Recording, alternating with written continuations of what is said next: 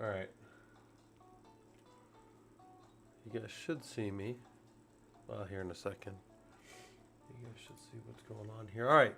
We are hanging out. I got a little bit different layout in front of me here today, so let's see if this works a little better and looks a little better. I didn't like how the thing was passing through me, but I think that this will work fine. I don't really care. You guys probably know a lot of this stuff.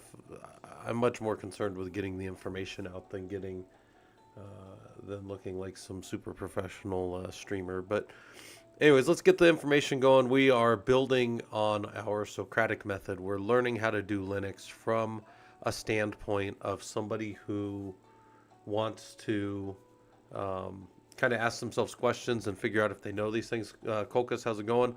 I also see your chat right in front of me now, so that should be a little easier for me to view.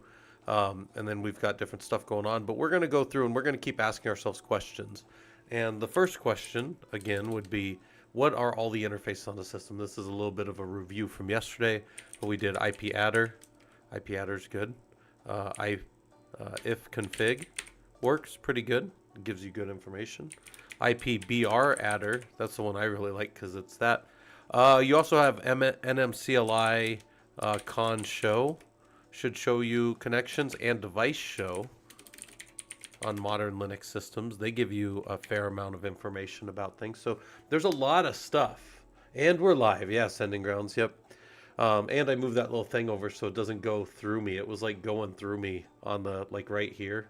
And it was just kind of annoying, probably distracting for some people. So I moved it over.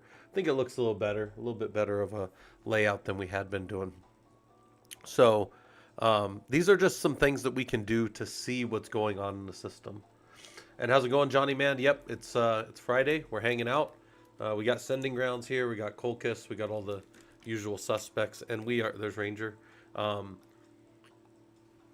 working through and we're asking ourselves questions. You know, can we show all the interfaces on a system? Why might I want to do that? Right? Maybe I've never been on the server before. Maybe I've never been in this environment, and I don't know what the networking is, and I don't know this, or maybe I'm building a machine for the first time and I expect it to be a certain way because of the settings. Maybe over here in Werewolf, right? Rocky 19 is supposed to build himself a certain way. He's supposed to have these IP addresses and these things, 192.168.200.69, right? Well, is that what we see over here?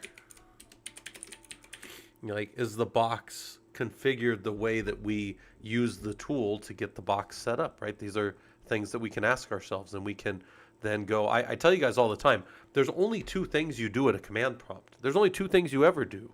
You set things in a system, and you check things in a system. Those are the only two things you do. From a computer science standpoint, you either do input and get output or errors, right? Those are the only computer science things. But at a command line, your tasks are setting things, that's one, or checking things. Those are the only two things you do in networking and Linux and anything that involves this type of command prompt. Those are the only two things you ever do. That's all you need to know how to do. Set things, check things. You say, that seems very, very reductionist. That's true. It's all you're doing. You're either setting a value or checking a value. Those are the only two things you do. Oh, yeah, there's different commands that do all kinds of things, but at the end of the day, that's all the two things they are. Setting values or checking values. All right, so can you show that an interface is connected physically? Now, we talked about this. We used ETH tool yesterday to look at ETH0 and see that the link is detected, yes. This right here in a physical machine would be analogous to a light being on in the back of that physical machine. But we don't always have physical machines anymore. Nowadays, often, we're at a system like this. You know, we're in Rocky 19 here. This link doesn't exist. There's no physical, this is existing in memory inside of a tool called XCPNG. You know, inside of an XCPNG server. That's it. There's no actual connection anymore. So at the OS level of the system, do we see the link connected as though we were at the back of a server in a server room with the light on? Yes, right here. Yep. So that's a good thing to know. Can you show that the interface is connected physically? Yes. Does the system see that it's got a connection to it? Good. All right. Can you determine the default route? We did this one yesterday a little bit. We said IP route. We did IPR. We did IP route show. Those are all different variations of the exact same command, right? They're just shortened versions of it for those of us that want to be, shorthand, right? Then we did route. Route gave us some cool stuff. Also, ARP-A kind of gave us at least what we think the gateway is, so that was kind of a cool little one. I had never thought to use ARP like that. I will caution this one thing. In systems that have a lot of other nodes, in a chatty environment, you may see thousands of nodes with ARP. So just know that ARP-A may be a cluttered thing in some systems. In my lab, it's not that cluttered because there's only 54, 55 systems in there right now, and only these two have talked to each other. So they're the only ones that it sees. If other devices were doing things, and maybe if I went over to like SSH to Rocky 18, and then I ping Rocky 19, right? So I just ping it a little bit.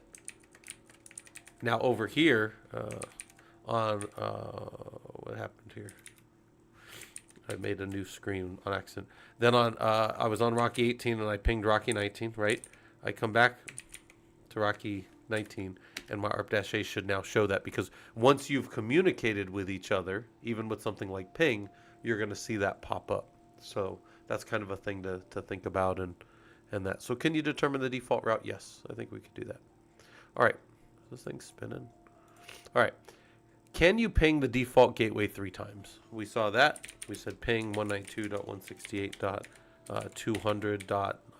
In this case, 1. We could ping it 1, 2, 3, 4, 5. Oh no, it's going to ping forever. So then we had to do something like -C3. Whoops. To only do it once, or to only ping 3 times, right? So yeah, we could do that. We could send traffic around however we want. Perfect. All right. Let me check something real quick here. Hold on. I need to make sure that this is... It is both looping and shuffling. Okay. My music was going in a linear fashion. I want it to jump around. All right. Anyway, so can you ping the default gateway 3 times? And then can you determine the maximum transmission unit of the network with ping? This was one we did yesterday. Some of you guys were here for it. We were saying, well, if you do if config, you'll see that your maximum transmission unit is 1500. But I said, could you prove that by taking a packet and trying to stuff a packet down into a frame and telling that layer 2 not to fragment it, and then making it too big? So yeah, we can do that. We can say ping, right, -C1, and then -M, which is the permutation of if you can fragment or not. Default is yes. We are going to say do set the don't fragment bit. I know it's a mouthful, but it's what we're doing. And then we're going to say size is 1400. And then we're going to ping 192.168.200.1, and that's going to work fine. And then we're going to try to go to our maximum transmission unit, but there's always a frame header, so that's going to say message too long, I couldn't send it. And then we found that we could drop this to like 14, I think it was like 72, and it would work. But if we went to like 1476, because of the header information, it was too long. So we talked a little bit about it yesterday, why that there's an implication there of why we would want a larger maximum transmission unit and those kind of things. So we could definitely check those things and make sure that those things are behaving the way that we kind of expect them to, right, in a system. So we can do that, and we can prove it with ping, but we could also just check it on the system and see, well, yeah, it is a maximum transmission unit of 1500, but then we could also check it. And you say, why would you check it? Well, because maybe along the path, you only see this one hop right here. You only see this one network right here. But maybe you've got to test it along a whole path, and it'll tell you if it's not able to fragment the whole way. So that's just something to think about as you kind of do this stuff. All right, I think that's about as far as we got yesterday before my wife came home. So now we're going to keep moving on. Can you properly identify all the IPv4 and IPv6 networks? So here's your devices, your connected systems, and can you see all of the IPv4 and IPv6 networks? And as a secondary type question, this is a Rocky 9.5 box, right? Which is basically very similar to a RHEL box. By default, I didn't change any defaults on the configuration of the network. Is this system... Hold on a second here. By the way, I don't know if any of my guys are still here, but can somebody ping me if you guys are here still? Because this is weird. I'm not seeing any... hopefully you guys are connected still. But anyways, we're over here, and this would be a question that you would ask from like a system. Yeah, okay, cool, because I saw that. Yeah, it was weird. I wasn't getting anything from anybody, so I wasn't sure. Real quick, but a question that we might ask, and then wonder about the default behavior of a network is: are these IPv4 or IPv6 networks, or are they both? Are they what we call a dual honed interface, so they can do either? And does it matter if we understand that? Does it matter to our system that we're listening on both of those? Does it matter that maybe sysctl has a bunch of settings for how IPv6 is going to behave on this network, and whether or not it's actually active in our device or not? We haven't disabled IPv6 for this network, so we're using IPv6. But we also see IPv6 configured right here on this network. There's an that's a valid IPv6 address for my network.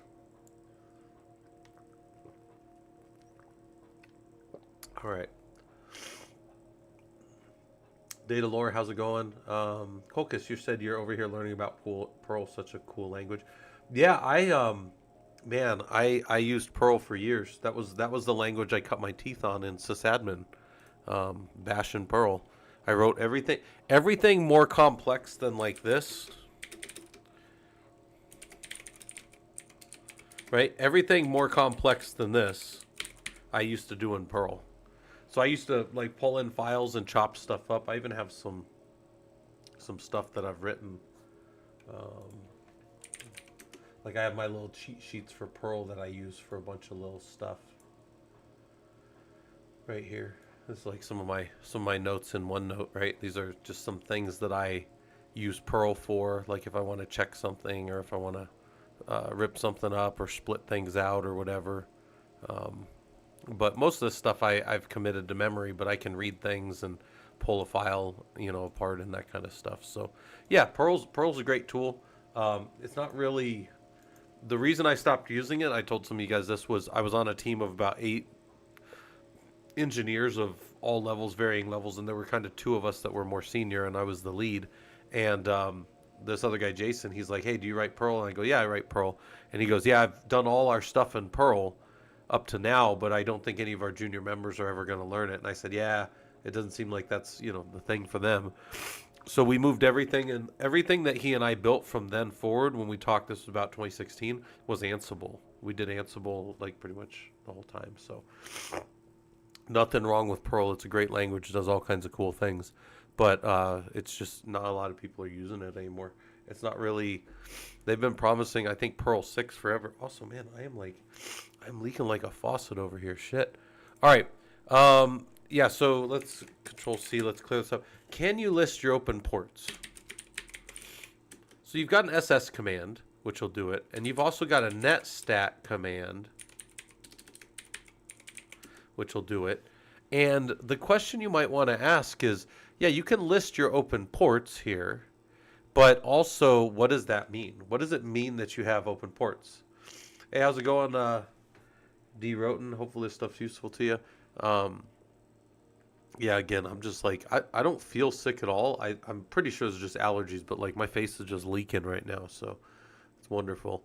All right, but can you list your open ports? Yeah, we can. We can see UDP and TCP connections that are open.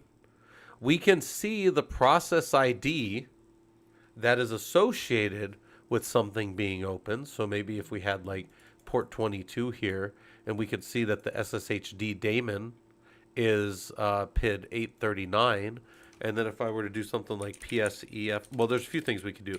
LSOF on the port for 22, and that would also show us that 839 is the one holding that open. There's also been spawned or forked SSHD daemon processes for my connections in there from Werewolf, right? So here's those ones, right? And those then have spawned underneath them bash. And if I were to take, like, let's just say real quick, my system, echo $$, I am on 3776. And if I were to do PSEF grep for 3776, I would see that my parent is 3775, which is that one right there. And that's my SSH connection into the system, right? And there's a bunch of ways to use LSOF to find different things that are happening in a system. And then PS to find both your process ID or your parent process ID of kind of what's happening in the system, right? And it is Friday, that's true. We don't work super hard on Friday, guys, but since we were kind of already in the middle of this series on kind of the Socratic method of learning, I decided to just kind of keep going with it. So we are just kind of running through all the system stuff that we kind of know, and we're asking ourselves questions. Can we list our open ports? Yeah. SS, NTULP, and then also the netstat, great tools. You have some other things that can help with this. You can system CTL status firewall D, make sure that firewall D is or isn't running. And if it is running, then you might do your firewall CMD commands to see a bunch of information about the firewall and what's being allowed in or out. So we can see up here.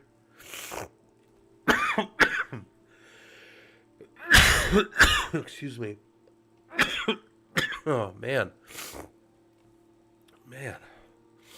I'm just like exploding over here. Again, I don't think I'm sick. It's just these allergies, man. And it wasn't that bad while I was sitting there watching Tokyo Ghoul, but I think it was, I'm like six episodes in, and I am absolutely not impressed with the show in any way. But I mean, they've got the one thing down that a lot of animes do, but I'm not going to spoil anything for anybody. But they got the one thing down that an anime will do. So let's get the active zones, right? So firewall CMD, get active zones. So I can see which zones are active. So public is on ETH0. So we're using public. And then I should be able to come up here and get zone info. So I could use a zone, and I can get info about a zone. So, right, I can say info, zone, and public. And I should see what's going on with public. So these are the things that are being allowed through ETH0 on this interface. So the services that are allowed are Cockpit, DHCP version 6 client, and then SSH. Those are the services that are defined. And then there's a special port that I opened, TCP 9100. Does anybody know what that's for? Colchis, it's a little known fact that Phoenix, Arizona is like one of the worst pollen places in the world. Like 40 years ago when everybody used to move out here, it was because there was, we were a great place to go for people that had, just wanted to get away from like the cities and the smogs and stuff. But now, yeah, 9100 is node exported. That's exactly right. Oh my gosh, man. But anyways, now because so many people brought trees, literally everything grows in Phoenix as long as you give it water. So, you can have any type of tree you want out here as long as you're willing to water it enough. And man, like an olive tree, I read a thing that said if there's an olive tree, anything within a 10 mile radius around that is affected. Everybody around that is affected by pollen within a 10 mile radius. So I never had a single allergy until my late 30s. I had no known allergies on all my military stuff, but now it's like, fuck, man. Every time this time of year, it just gets me. 0 Day, how's it going? Hopefully this stuff's useful to you guys. We're doing what's called the Socratic Method. Also, I'm trying to stay alive because I'm literally just pouring fluid out of me from allergies. And it wasn't bad until I started talking, and then it like started just I couldn't even live. Um, we're looking at the system. We're saying, can we list our open ports? But do we understand that there's something else in between us and those ports, and that's this firewall? And then you might say, well, how do you go get those services? What's that service definition? Well, there's actually a place. I think it's user lib. Let's go see firewall D, and then in here it's services, and here's all the XMLs for those. I wish I had an antihistamine, something to just dry me out or something. But let's do that other command real quick. Let's run this zone public. And what's open right now? So cockpit, whatever cockpit's for, that's that Red Hat tool that everybody wants to not use. Let's go look at cockpit. Here's the cockpit protocol, and it's on port 9090. By the way, that does affect Prometheus because Prometheus wants to run on 9090. Is that right? Yeah. Yeah. So you don't want to be running that in an environment that's doing Prometheus. Okay, so we could also look, we know SSH. So one of the things I might ask you, and I'm not going to make the guys do that this week in the security course. We are doing the Linux sysadmin course tomorrow, and then we're doing the security course, so I'm still prepping those. In fact, probably should be prepping those a little more right now, but that's what's going on right here. If you guys see, this is the prologue. We got a 16-week course that started last week, 2 weeks ago now, but Unit 2 is starting this week. And then we've got the security engineering course running as well. Those are both free. They're in our Discord. Oh my gosh. By the way, the wife makes fun of me for how loud I sneeze. But the wife makes fun of me for everything, so. Oh, thank you. Thank you. So, one of the things that I ask I have a different lab that's not really related to any of these labs that we do. And it says, could you take one of these and could you just define a new XML? And I think I kind of have this belief in humanity, let's say. I have this belief in people from having been maybe a college professor for a long time. I think that if you look at this for a few minutes and maybe somebody walks you through and go, hey, this is the tag to turn on the service. This is the tag to turn off the service. You could think of this as going in a room and then coming out of the room when you're done in there, if you want. This is how all markup languages work. Extensible markup language is no different than any other markup language in that you turn things on and then you turn them off. So the service definition inside of this is completely, it's completely held inside of this right here, right? The service. Then we say short. Here's the short name, SSH, and there's the end of the short name right there. So I think if I told you guys, hey, could you make a protocol, if I gave you this, and I said, could you make a protocol called Scott's Protocol? The description is Scott is so great that we can't let him on our servers.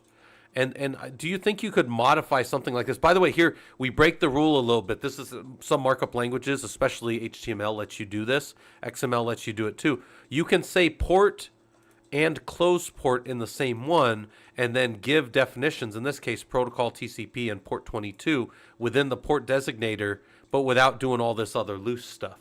It's almost like you just open a little, you open a little closet, work in the shelf, and then close the closet, right? As the example of me saying, like, this is like walking in a room and this is like leaving the room. So is this and this. So is this description and this description here. But we do something a little different here. And instead of saying port and closing it and then doing protocol and TCP and port 22 inside of there as their own individual things, we kind of shorthand it. This is a shorthand for like an XML type thing. Okay. Yeah, Jones, hopefully that stuff's useful to you, the Humble Bundle. I've been trying to get people, I tell people, there's bounties out there in our Discord for people that go and get some of those different certs that we have. And the reason is when you get it and everybody else sees oh, hey, that's how easy it is. Maybe they ask you some questions around, hey, because he got the Gremlin cert the other day, if you guys don't know. He went and passed his Gremlin cert. Gremlin's a free cert, and now he's just got it. Yeah, he's got it on his resume now. And he knows where to go reference and read a bunch of stuff. But that gremlin cert looks great if you're going for an SRE type role, right? But anyways, then what happens? This is what happens every time somebody does something like that. People go, "Oh, that's cool." Like, "Oh, I could go do that." "Oh, shoot, I need to go round out my resume a little bit." And next thing you know, you got like 3 or 4 other guys doing it. So I always like when people like post something like this and let us know that they've went and passed one of these certs, because it's very attainable for you guys. And if you got nothing else on your resume, it's going to help with something. Hey Amber, how's it going? I'm not trying to ignore you guys. I'm just like my face is exploding from some kind of I don't know, man, allergies or something. So Atticus now, thanks for being here. Yeah, you're always welcome. Look, I don't take attendance, but you guys are welcome to hang out here as much as you want or as little as you want. The only people I take attendance on are Sending Grounds when he's around, and all that. Yeah. So yeah, the intro Six Sigma is really basic, but it starts getting a little more challenging as you go. But Six Sigma is excellent. That's a great methodology. Six Sigma will open up a lot of paths for people that want to do process engineering. Maybe you don't want to do systems engineering, but you want to work for a company that does bigger types of engineering projects. Six Sigma will open those doors for you guys, for people that want to do that. Any of the TQM, total quality management type ideals, will do that. But Six Sigma is one of my favorites. It's one that I was trained on in college, and I really do enjoy it. And if any of you guys are like, "Oh, those things all sound fun, I want to learn more about them," in our Discord under the beginner start here, there's 6 certs that you can go get for free. So we were talking about the chaos engineering one, that's free, as are the Six Sigma ones there. So. All right, let me drop a Discord, and I'll throw this over on the YouTube side for anybody that does want to join our Discord and want to go hang out in there. Atticus, I don't think I have any antihistamines around here. My wife also makes fun of me on top of my loud sneezing. She makes fun of me for just white knuckling it and never taking any meds or anything. So I probably should do something about it, but I'm just gonna sit here and snot all over the place. So, if we know that these are the only ports we're leaving open, by the way, the definition of these ports, the reason I want to show you this is 9090 can be allowed, DHCP version 6 client, which is that should be 53, that's allowed, and SSH, which is 22, are allowed, as is 9100. So if we go SS NTULP, and somebody were to ask us what ports could be connected to on our system, the answer is not all of these technically. It's actually only the ones that are defined both here and, it's an anding process, the firewall D. So there's that. Like to sip on some hot sauce, get all the evil out. Yeah, Darth Vader, that's not a bad idea. My family, I grew up, well, long story, but I got kicked out at 17. Before I went in the Army, I lived with one of my cousins that was a Marine. He had been a Marine and he had gotten out. And if I ever had like a allergy or was not, I didn't really have allergies when I was a kid, but like if I got sick, he would make me drink a hot toddy. I don't know if you guys know what a hot toddy is. You can go look it up, but it's basically like hot apple cider with like a cinnamon stick in it, and I think it's a shot of vodka maybe. I'm not 100% sure. You guys can look it up and let me know. But Ops to Dev, how's it going? And Tech 0404. Hopefully this stuff's useful to you guys. Yeah, but it's called a hot toddy, and you just sip on that, and it really helps clear stuff up. I probably should make one of those, although I don't think I have any alcohol around here, because me and the wife don't really drink. So can you list your open ports? Yes. Can we also determine that there's other limiting factors? Yes. All right. Can you prove that DNS is working? All right. Well, that's a little bit more in depth. Yeah, you can't go wrong with hot sauce. You guys want to hear something funny? I grew up in Phoenix, but I never really got into the hot sauce scene until later on in life. Like, I do enjoy a good hot sauce, but I started using Tabasco when I was in the Army, because the MREs are just so freaking bland that little Tabasco, you just put it on anything so that you have some flavor other than this terrible meal that you're eating. And then when I got back, I started, when I got back from Iraq and stuff, I started like branching off into more hot sauces, and I'm a big fan of hot sauce and that kind of stuff. Techo 404, he said how Linux cluster works. I know in Kubernetes you can use Cube lit get nodes command. How would you set up multiple nodes connection? Yeah, so well, that's an involved question, but I can help out a little bit. So if you go to Kubernetes docs, right, and you go to the Kubernetes documentation, mainly when you install Kubernetes, there's a few different ways to install Kubernetes that work pretty well, and they have down here installing it. I use kubeadm, and the way that kubeadm works is you prep all your machines, however many machines you have. Then you run kubeadm on one of them to set that machine up to be the administrator, like the control plane node typically. And then that control plane node, you get a command within kubeadm and a key, it's a certificate key, to go to each of the other nodes and have them call back in and connect themselves. That's how it starts. After you set that up, everything in the cluster happens via certificate communications, and everything comes back to the API. Now, I don't have time to go into all of it. I do have a cluster in my home lab. We also don't have time to go into that. Well, we have all the time in the world, but I'm saying like we don't. I wasn't really talking about that stuff today. But that's kind of the start of it. That's kind of how you start it up. We do, if you want to set up. Let me show you guys a place to go if you want to get into some management stuff. Go to killercoda.com, which is like a free website, one of my favorite things on the web. Kim Woostekamp is the guy who runs this, and here's the CKA stuff. Excuse me. In some of these scenarios, I want to say maybe this one now. I'm going to go look through them. They actually have you doing upgrades. Can you have a Linux cluster without? Oh, yeah. I have all kinds of clusters that I've run without Kubernetes. Yeah. So in my home lab here, what's going on here? I have a Werewolf cluster. And Werewolf will allow you to build nodes that are then defined within the system. And when a node comes up, you have these stateless nodes, and they don't know who they are. They do a DHCP and an iPXE. They pull their configuration, and then they boot up to whatever you want them to do. So yeah, there's all kinds of clustering tools that are not Kubernetes. Kubernetes is a workload manager on top of Linux for containers. So when you do, like in some of these labs, right? Somebody here's probably got Docker. If you go in here and you learn Docker, right, and you learn how to build a Docker image, and then you go, okay, I can just do Docker. Actually, I have Podman on here. Podman run like HTTPD, right? Like I just run some system, and let's say I just run the Docker IO, and this would run that Docker container, right? And I didn't do anything else. I didn't make it persistent. I didn't give it an IP. Sorry, not an IP, but a port number. But the port mapping of Docker containers is absolutely a mess. Like, if I wanted to productionalize 30 of these on this one machine, I would be like, fuck, I got to do all these different commands, and I got to write a script, and I got to do... Kubernetes takes all the way and does all of that for you. It also does some of the software to networking. 0 day, but you use Windows as a host system. Yeah, I do use Windows on my home system. There's a very good reason for that, in fact. I don't want to tell you, but I will tell you I absolutely do use it, and it's very specific reason I use it now anyways. When I first started, it wasn't for that reason, but now it is for that reason.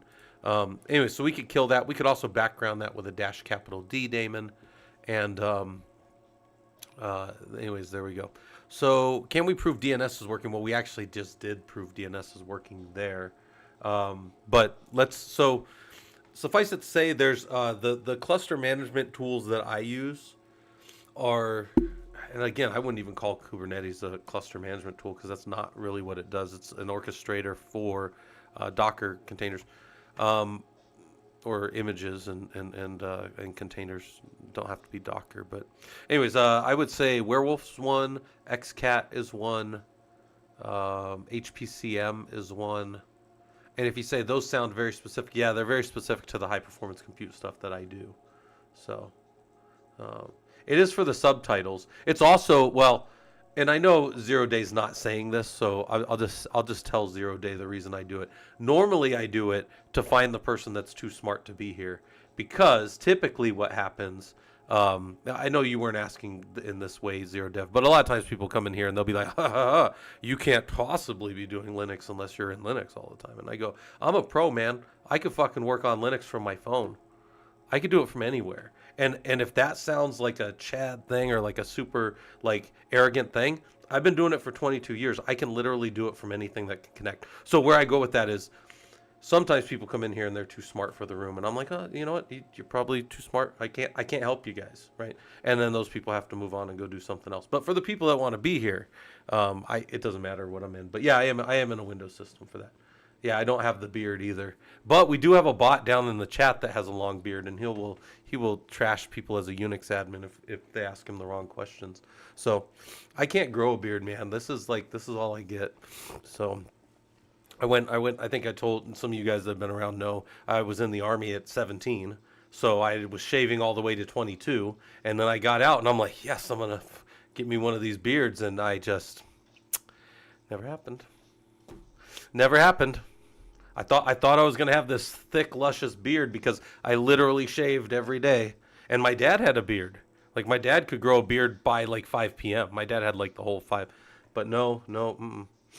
But there's 100%, like I'm convinced my friends from colder places get thicker beards, and I'm from Phoenix, so I don't really get that. But I know that's not 100% because I know guys from Phoenix that have good beards too. But I'm convinced people from cold use Rogaine. Yeah, I probably should do that. It's really just right here that it doesn't come in, but yeah, it makes it look terrible.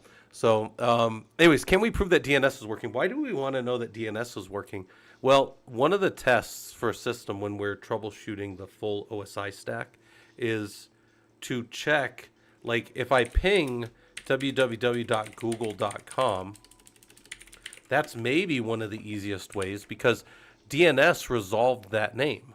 And you say, well, how do you know DNS resolved that name to that mapping there? And I go, well, the only other place it could have been was here. And I don't see it here. Oh, by the way, this is the other thing that a cluster manager does is it puts everything in here so that it's all in there. So yeah, so we got a response, and if I can get to a machine and I can ping out somewhere, that tells me all kinds of stuff. If this ping didn't work, but I didn't get a name resolution here, that is different than if I got a name resolution and the ping didn't work. Does that make sense? What I mean is, if I ping www.google.com and it both resolves and it pings out, but there's something else going on with my system, I can pretty much exonerate the network. I'm like 99% sure whatever the problem is not the network on this local machine, like this connection out. There may be a network in between and some type of firewall that I don't see, but right now, let's say something was working and I got called out in the middle of the night and this box cannot do what it was doing before, connecting or talking to a database or doing whatever. But I can resolve DNS here and get out of my network. There's probably something else going on, right? So, all right. Also, Chuck Norris jokes. Chuck Norris doesn't even have a chin under his beard. He just has another fist. So many of those. All right. I'm a big fan of Killer Coda. I'm going to leave that up because I really think you guys should use Killer Coda if you don't. Best place to just get hands-on and get in the system. So can I also prove, so how else could I prove that DNS was working? I could cat etsy resolve.conf and maybe in my home lab environment, I knew that this was going to work. By the way, 8.8.8.8, does everybody here know what that is? That's a very common, very, very common DNS. Does everybody know what that is right there? Why is that important to know? 8.8.8.8. And also this, that is Google DNS. Good answer, Colchis. But what if I couldn't resolve something that I knew was local now? Well, and I come here and I look at this and I go, well, I don't have a local DNS resolver here, guys. That's absolutely Google. That's Google's OpenDNS. There's also 1.1.1.1 and a 4.4.4.4. They don't run all of them, though. But I think they run the 8s and the 4s, I think they run. But real quick, I don't have a local DNS resolver for my system internally. I don't have one set. If I do have one, I don't have it set in the system. And then that might make you ask, well, where does that get defined? Oh, shoot. Well, Werewolf feeds it here, but there's also another place that can be fed in through DHCP. And just go to Etsy and then cat dhcpd.conf. Yeah. And here's my internal DHCP. Here's the DHCP that's happening. And I don't have in here defined any type of, I don't have anything in here that's defined to give DNS. But you can do that inside of DHCP if you want. But we're not doing that here. So anyways, can I prove DNS is working? There's a bunch of other ways. NSLookup, www.google.com. That would show me that I was going to there and I got an authoritative. Well, they're saying it's non-authoritative, but that's fine because it's local. That is, to me, proof that my DNS is working. I can also dig it. I can dig, and that would also give me an address, and it would tell me that it's a type A record. And if I needed an IPv6 address, I think I can also, I think there's like a dig 6. Is that right? There might not be.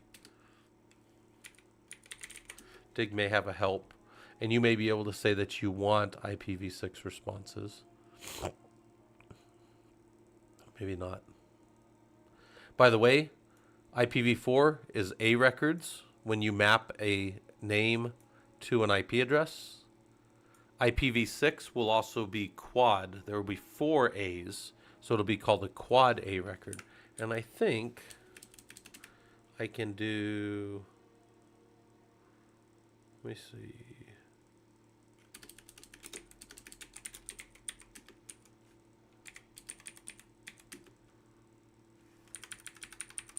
-T type, unless the X option is applied. Zone transfer. Let's do dig. Let's do -T. There's an IPv6 address there for that same system. So if I needed to get to Google and I didn't have routable IPv4 because maybe my external network, my internal network is allowing IPv4, but then maybe when I route out, I require my clients maybe to use IPv6, that would be a way to go query that in the system. And my system would be able to do that as long as I had that set up properly in my networking, right?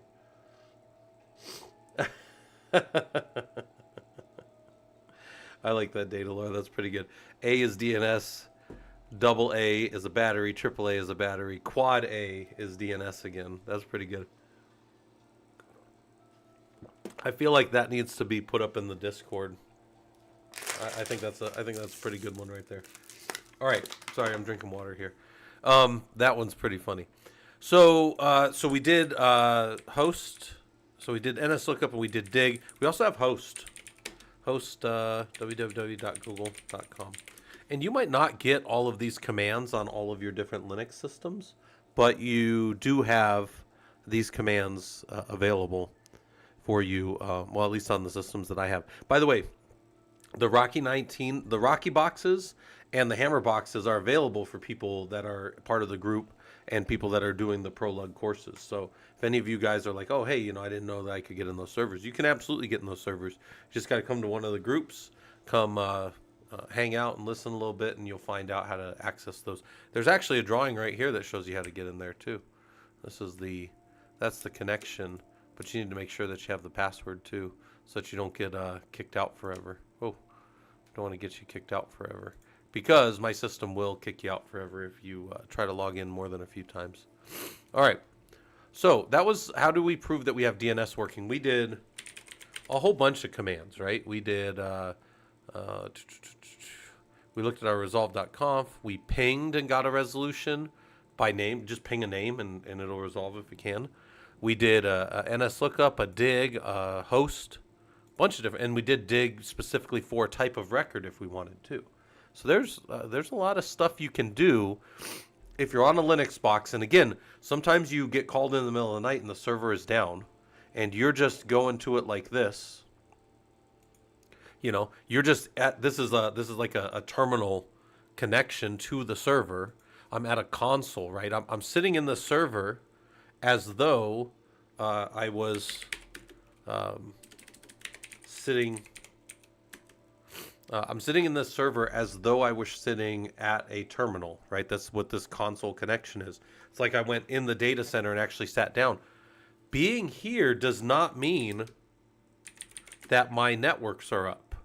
This typically, if I'm having to go all the way here, all the way into, this would be in your work scenario, this would either be like your IPMI interface tool to get to an IPMI and a console in a box, or in a virtual world, this would be like you going into VMware vCenter, and then inside of vCenter you would see your hosts, right? ESXi hosts in that case. Mine are a little different because they're actually PNG, and then I would get console to a machine and I would drop in. And everything could be busted. Everything could be busted. This could be sitting at a down. This could be a completely down server right now. And then I have to go figure out what happened to it. Did something... Yeah, NS lookup, dig, and host are the three that I'll use. But I'll use any one. I'll use any one. You can also, again, ping is a perfectly... If I just have to get to a server and quickly start figuring out, like, what can I do, what can't I do? I'm constantly, like, this is one thing that I think has helped me in troubleshooting. I'm constantly thinking, I'm like building a list in my head as I go of what I know is or isn't true about a server all the time. So, like, let's say I've never been in, you guys give me a call and Rocky 19 is, you say Rocky 19 is down. SSH to Rocky 19. All right, Rocky 19 is up. The server's up. It's got network, at least to layer 3, because I was able to resolve and get over to it. It's responding. The two things I always do, uptime and last. So uptime tells me how long it's been up. Did it just reboot? It rebooted in the last day. That's not good on a production system. And then who's been in the box. Those are things that I care about, big time. Other things I might do, let's say I try to SSH and I don't connect. Well, depending on how that connection closes is going to inform my next moves, right? If I go to connect to SSH and it's just sitting there for a while, then I'm going to do this. I'm going to hit Control-C, and I'm going to go like this. I'm going to add some V's to it. And I'm going to see, where did it break? Did it break right up here, right at the top, right after I went? My system's going to go right here, and it's going to find that node. Where is it at? It's going to say, oh, right here. I found him, right? I found his IP address and I connected to him. And if it sits here for a while and spins, if it closed immediately or it said no route to host, that's very obvious that the IP is down. But if you sit here for a while trying to connect, that likely means that port's at least up and something's happening. So what I would immediately do is I would no longer be trying to get in over IP. I would switch to my backup method of getting in. You always want a backup method of getting into a server you're working on. It's a good admin. It's a good engineering thing too, but it's a good admin thing. I would immediately come over here and go, why is this server not up? And now I would start doing my IP adder. I would probably do another uptime and make sure I'm on the same system. This is the same system. And then I would start looking for things. And again, I've got a checklist in my head all the time. What do I know? What don't I know? And like, what do I have to prove to myself to be able to continue moving on, right? This is like quick admin stuff. All right. So anyway, so we're doing this, right? I'm obviously on that box, so I'm just going to exit. And we'll take those V's off because those V's will be real verbose, and we don't care for that. And so wait, can we prove that DNS is working? Absolutely. And that's a huge thing to be able to troubleshoot a system. So again, the Socratic method, for people that got here a little late, is us asking ourselves questions and then walking through on a system. A lot of times I give you guys the commands, like I go drop them down in the Discord later. So if you guys need some of these commands, let me know. But it's also great to take notes as we're doing this, right? What file do we edit to change the service to port number mapping? Does anybody know that one? That one's fun. We've done this one before, so some people might know this already. But where do we go to change? Like when I do an ss-ntulp on a box, I see this port here. But if I switch it and I don't force the port number, nope, sorry. I don't force the number, that's the N. Then I get SSH instead of 22. And where is that mapping? If you've never seen this before, this is very valuable. This is everything that your Linux box knows. So where is it? Where's that at? Does anybody know? It's definitely edit service. Oh yeah, you can edit it. Look, Colchis, you are in charge of a Linux box if you're root. If you see that little pound sign and you say ID and you see root, you can do whatever you want. Yeah, we can edit services. So watch this. I'm a VI Etsy services, and I'm going to go to 22. And right here, I'm going to change this from SSH to Colchis.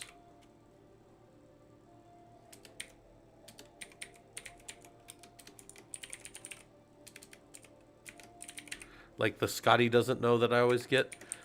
All right, and then now I'm going to go rerun my SS. And now that is Colchis doesn't know. If anybody here doesn't know, my name is Scott. And the bane of my existence has been Scotty doesn't know that Fiona and me do it. If you guys don't know, she just died like 3 weeks ago too.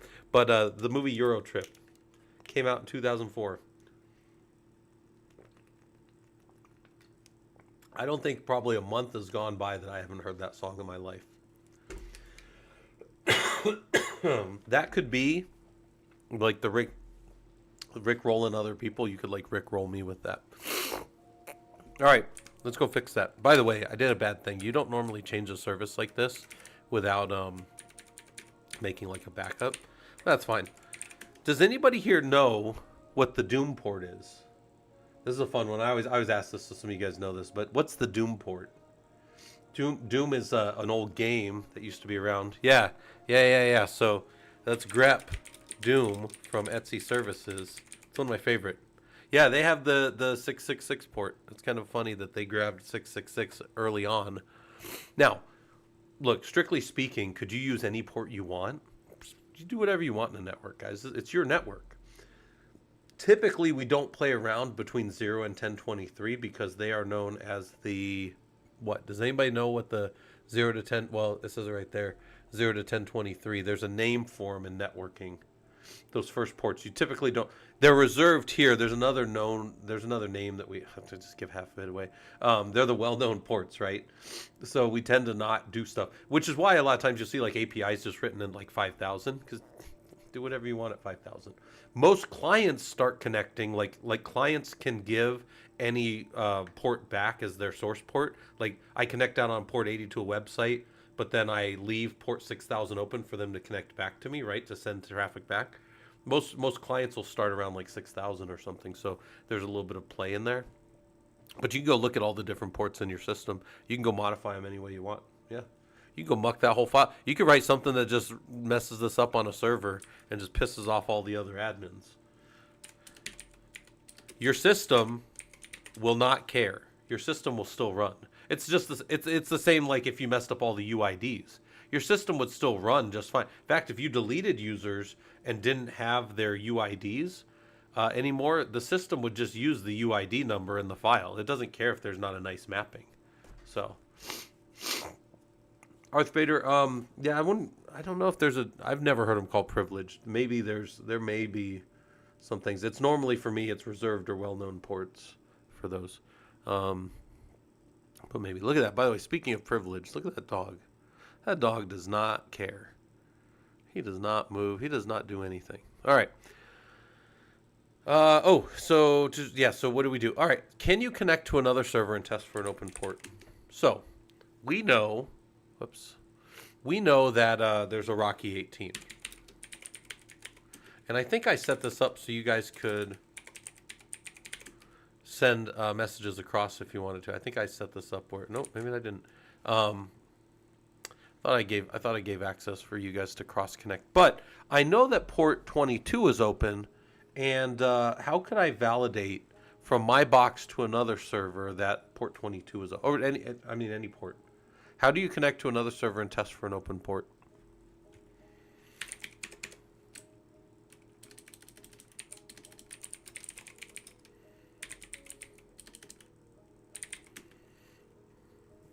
Who knows? How would you guys do it? What are a few ways to do it?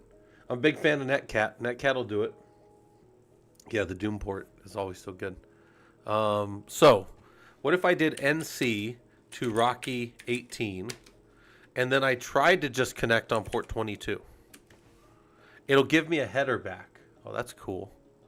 But maybe I just was doing a bunch of servers, so I might do something like -VZ or something, and that'll just tell me that I connected. And different versions of Netcat on different systems I found behave differently, but typically on Red Hat you can get away with like a VZ, and maybe just a Z. Maybe that'll just do it now.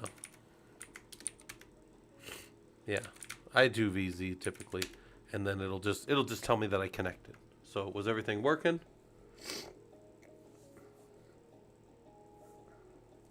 So if my service is running on port 80, my box can listen to any other port for that service.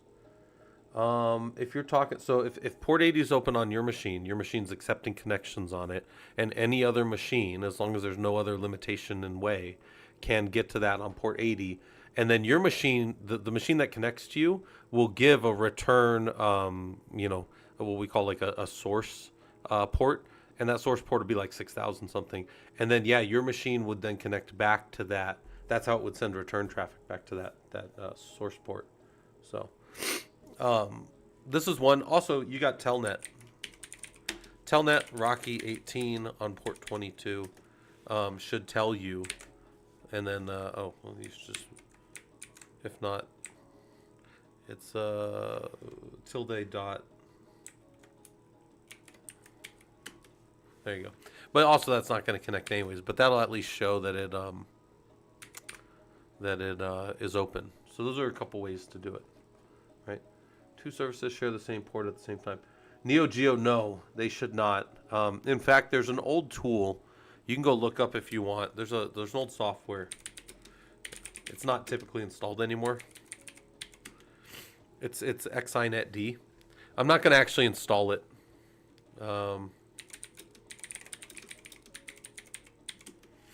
XINetD used to. Yeah, look at TCP report. So that's what it used to do. Was what XINetD would do is you would turn on like a set of services, and then XINetD could sit in front of them and allow different connections to come in, and it could send them off to the different services. So then it could control and allow things to connect. But it's considered very. I mean, like it's bad security practice to have it on, and I haven't seen anybody run it in over 9 years now. I haven't seen it on. Could you still turn XINetD on and get it running? Sure. Apparently I can't install it from here though. I probably have to go get it from somewhere else. Probably have to go look up where it comes from or that. Like a reverse proxy. It's not exactly a reverse proxy, no. But it's on your machine and it's doing like port proxy almost. If you want to think of it like that. It's behaving the same way as like a reverse proxy would to devices, sure. For sure. That would be fair. So, but at a simplest thing, could we connect to a machine and test for an open port? Absolutely. Yep. Now, you guys, oh, well, there's Nmap too, right? You can Nmap and scan. But here's the thing too. I tell this to people often because people be like, well, Scott, why don't you use Nmap more? Like, I'm root, guys. I don't have to ever use N. If I can get to a machine, I can do SS or NTULP. When you're privileged, you don't ever need to Nmap anything. If you're not privileged or you can't get into a box, that's when you Nmap. That's when you scan. But if I'm in a system and I'm root, that would be like the king going outside, taking his crown off, walking outside to like the pauper's gate and knocking on the door until somebody came and opened for it. Why the fuck would I do that? I'm the king, right? I'm the root on the system. Why would I ask what's open on the system? I'm in charge. So yeah. So like Nmap, if you're scanning a system, my point is, why would you ever scan a system from the outside if you have permissions on the inside? Doesn't make any sense. So I don't use Nmap a lot as an admin because I'm always root. If I was doing more, pen testing, I've done some red teaming in the past. You guys know that. I ran the red team for my company when I worked over at AAA, and like that's fine. If you're doing that kind of stuff, but at the end of the day, we're admins. We have way more power than that because we already, I tell you guys all the time. It's the same thing when you come in our systems for the Prolog stuff. There's no reason to mess around in there. You already have root. You can do whatever you want with the boxes, and then just reboot them or kill them, and then they'll come back. All right. Anyways, can you connect to another server and test for an open port? Yeah. Yep. You could scan if you wanted to as well. But I'm just thinking connect over and make sure some port we expect to be open is open. All right. Can you connect to another server via SSH and show debug? So, can you, we try to come into Rocky 19 and maybe it doesn't work correctly, or maybe something doesn't happen the way we expect. So now we got to troubleshoot how that connection's happening. Do you guys know how to add more debug onto an SSH connection? I did a little while ago, so if you were around, you probably saw it.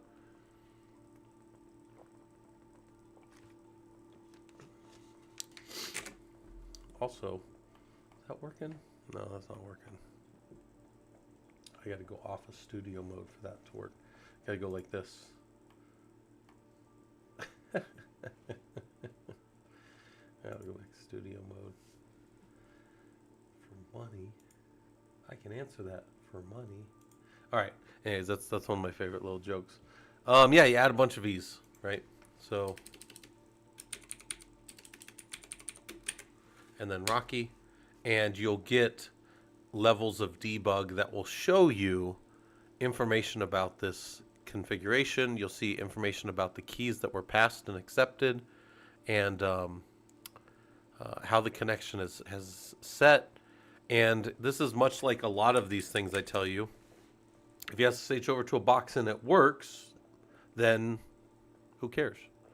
If you SSH over to a box and it doesn't work, or your key, right, you have a key and you expect that key to get you in and it doesn't, then we have to do the -VVV and see, or -V. 1V is typically how I start. And you just keep going. And then you'll find out what's actually happening to the connection. If it's actually going to accept this key or not. This is the key that we use in the cluster. The root.ssh cluster is the right key. So then there we go. All right. So that's how we do it. Can you prove on my system,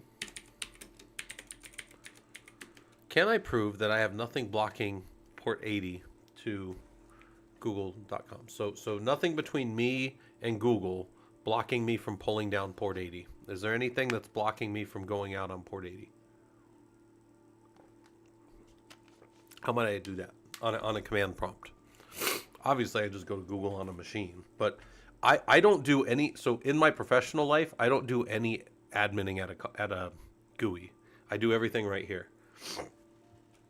So curl www.google.com. That'll do it. That'll give me Google. How about wget? Can I get connected over there? Yeah. And that also saved an index, which is exactly what we got from the other thing too. Okay. Those are the two main ones that I would do. wget and curl. You can probably do, if you really wanted to, netcat on port 80, but you might get some weird behavior. But there we can at least see that we connected, so that's good. We connected to some address. By the way, that also did DNS resolution for us, so that's cool. But yeah, is our connection there good? Yeah, SS would be good if we were trying to share out a port for sure. But we want to see if I can go out and get something back. And all those tests would work right there. So the curl, the wget, and the netcat, I would do like this, so it just connects real quick and disconnects. If there was something in the way, some port or if I had some kind of firewall that blocked port 80 out, then that wouldn't go out. That wouldn't work. So, all right. So we did that. Prove that. Can you copy a file to a remote server? This is important. This is really important. I'm on here. I've got some file. Some file's just sitting there. Can I copy some file to a remote server? Do I understand how SCP works? This is a skill. I mean, this is a skill you gotta learn as an admin, right? Yeah. How do I take a file from here and copy it there? Now we are keyed, so we don't need a password, but SCP, some file, over to, strictly speaking, root at, or -l root, that's our old way of doing it, Rocky 19, and then the path I want to drop it in, right? Let's call it some file 1 over there. Boom. SCP some file. Oh, well, fuck it. We'll just go like this. Maybe it doesn't allow us to do that anymore. That's the way we used to do it, was the -l. All right, boom. We copied it over. Now, could we pull that file back? Could we pull that file back? We just turn it around. Right? Some file 3. I don't care. Oh, what? Failed to download temp. CP root from there to here. What? Did I? Oh, guys, you guys stop me. I dropped it over there.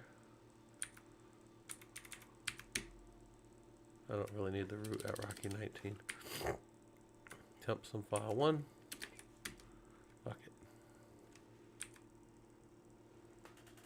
What's going on there?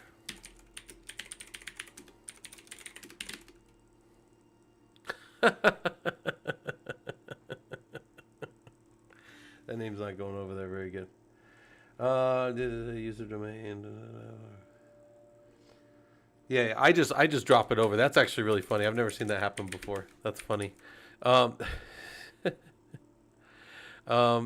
just fuck it. Let's just do it like this. Let's copy that over. I don't know why.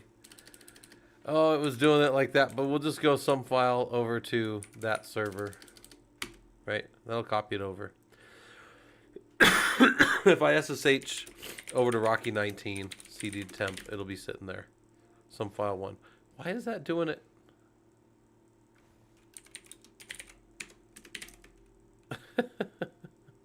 All right, screw it. Who knows, guys? Tried to do it as a as a directory. So maybe I already had a directory in there. I don't know. Who knows? Who knows why, guys? But anyways, we copy it over, some file 1. We go look at it. That's funny. There it is. And then we try to pull it back. It's fucking ridiculous. So we pull it back right here.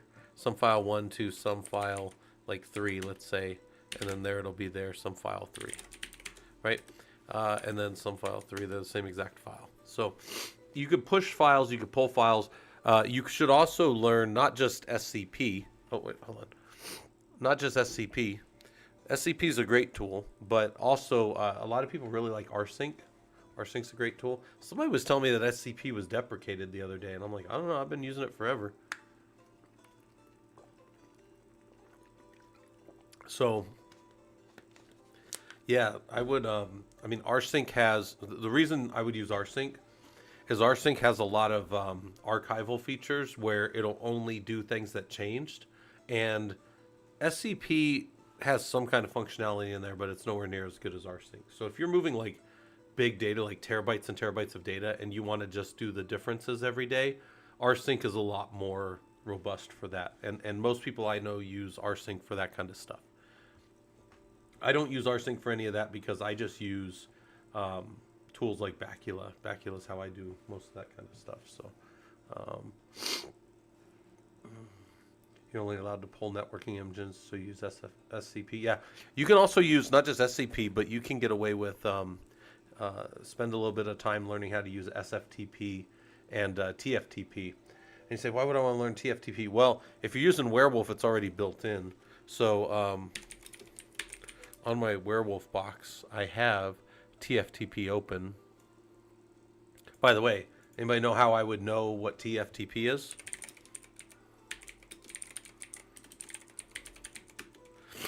Also, for the little teenage boy in all of us, and by the way, I say that knowing that 99.8% of all people that watch me are male, which is absolutely fucking hilarious to me and my wife. I'm like, yeah, women don't watch me do streams. It's just men. It's all dudes. If you didn't know that, that's what YouTube tells me. It's 90. It was 99.5 at first, but now it's 99.8. So we're like pushing that all the way up. But anyways, the 19-year or the little teenage boy in us all can remember TFTP real easy, right?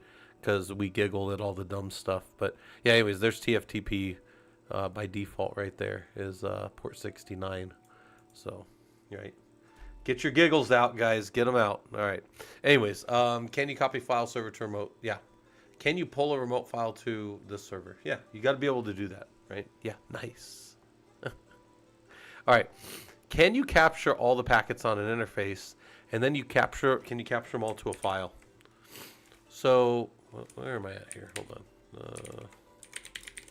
Let's just get out of there. And let's go back to Rocky.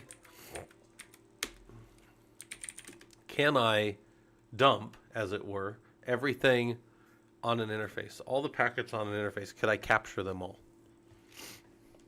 Do we know how to do that? This is, again, guys, none of the things I'm showing you right now are trick questions at all. They're just, do I know how to do them? Right? It's one of these things where we're an admin, and we want to know that we can admin a system, and in the middle of the night, if we're called on to do something, we should be able to do it. Yeah. We can TCP dump. Do we know the whole command, though? How about -I eth0? Oh, I don't have TCP dump. This is a pretty minimal image, so. We need to be ready. We need to be as ready as we can. So, TCP dump right here. -I eth0. Blow the screen up. Now, there are ways to filter this down where we can say, right here, we can do, if we do an N, it's only going to show N names. It's not going to go do DNS queries to try to figure out who things are. So I actually prefer that on the system because I don't want extra noise. We can also set the size of the packets. And the size can be up to like 65,534, which is 16 bytes. Or I like to set it to 0, and it just sets it to the whole size of the packet that it gets. And you can set a certain number of like 1,000. So let's just run this for a little bit, and we'll just capture 1,000 of these. Colcus, I think I have a lab on this. I think I have a lab that shows you guys how to use this. Pretty sure I do. If I don't, I'll write one. I need to write more labs this month anyways. So, uh-oh, the wife's messaging me. What's she saying? Hold on. Hold on. And then I go to look at the messages, and it says messages is being updated. I'm like, thanks, phone. Thanks, phone. I was trying to talk to my wife.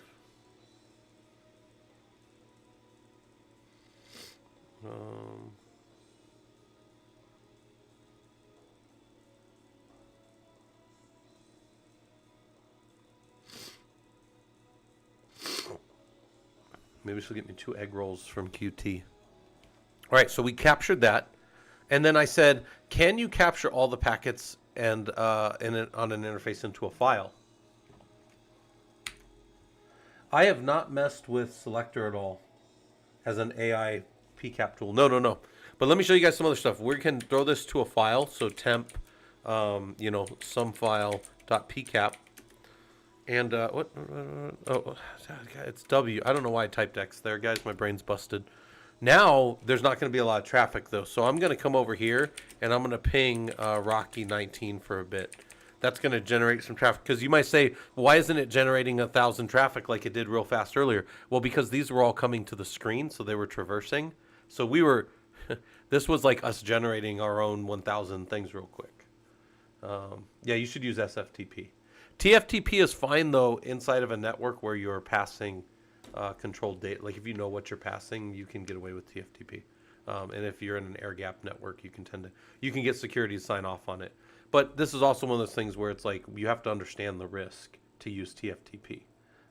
TFTP, by the way, the official admin stance is TFTP is an insecure protocol, just like Telnet, just like FTP.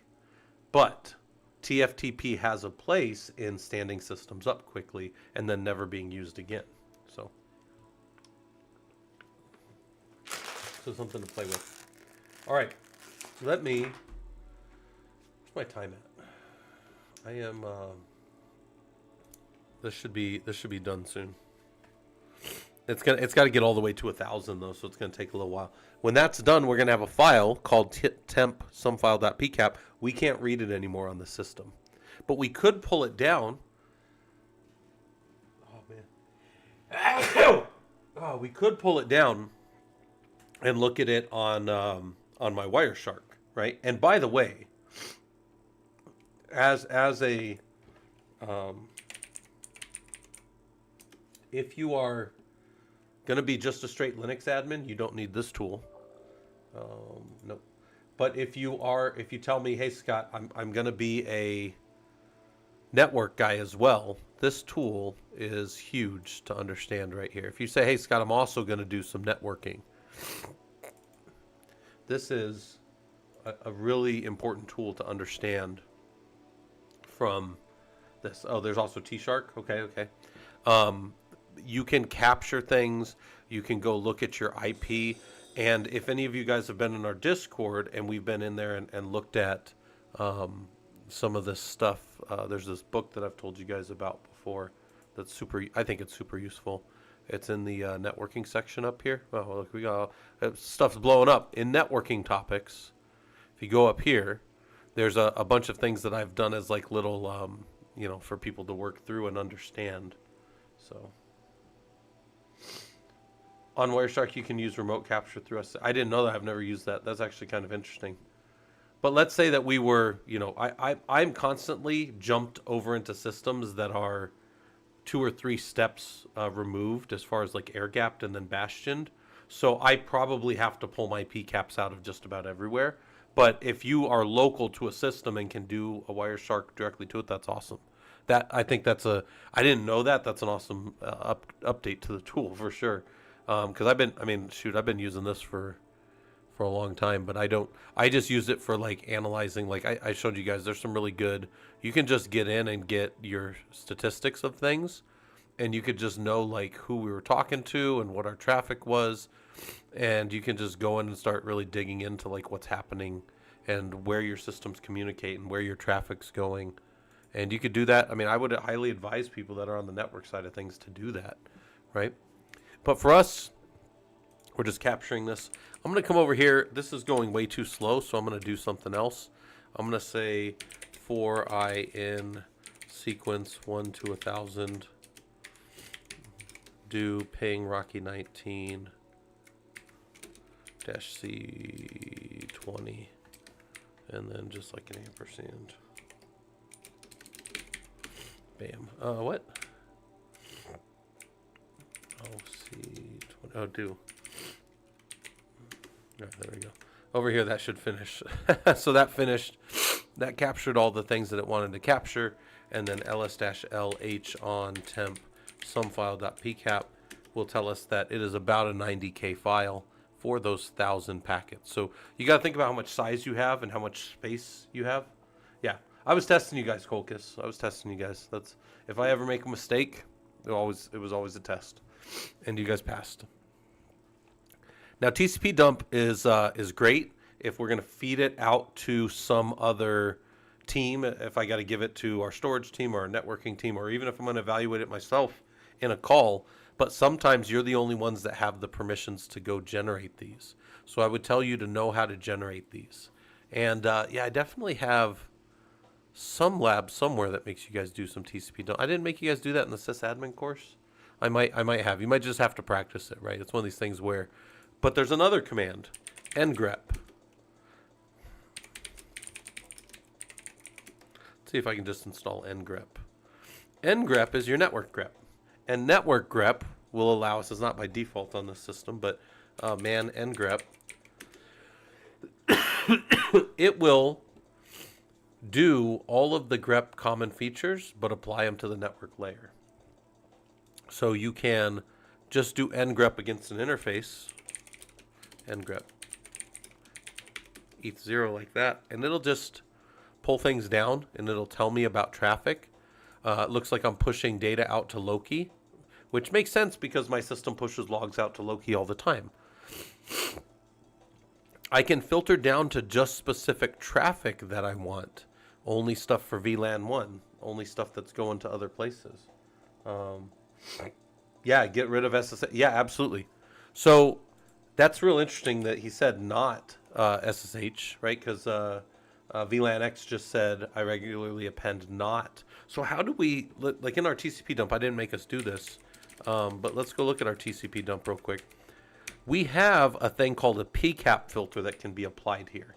And I want to show you guys the reason I'm calling this a PCAP filter and being what you guys might be like, oh, Scott's being a super chat over here and being no, there's a reason I'm being technical. Watch this. If we man TCP dump, it'll tell you, excuse me, that you can filter. It'll say there's a way to filter right here. Watch. Where's it at? There's a way to filter right in here. Actually, it'll be right at the end where it shows us how to do it. And it'll say you can do, oh, look, here's all these cool filters.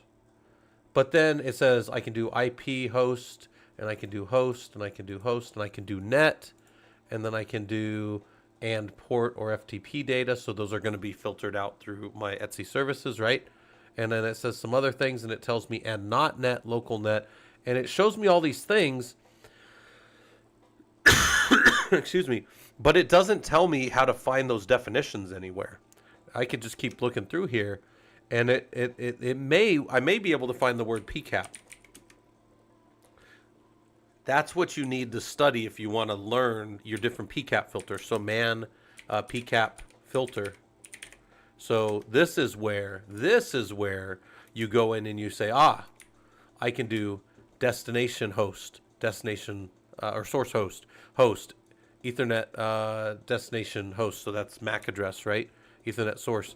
So this is a way to filter down. So if you struggle with the source and the destination, and my point in showing you that is TCP dump gives you some examples, but doesn't give you the full meal.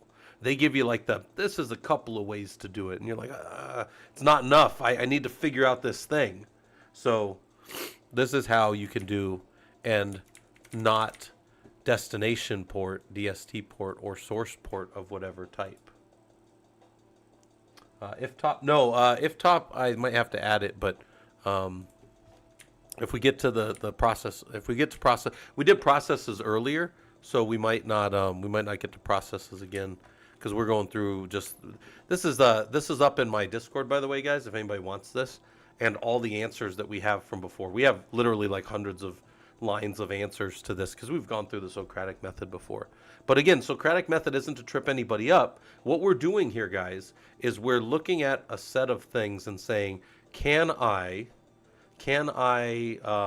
do this? Can I do this admin type task that I might run into? And if I don't know how, then I take notes and I go figure it out, right? Or you ask down in the Discord and you say, hey, Scott, what was that thing you did?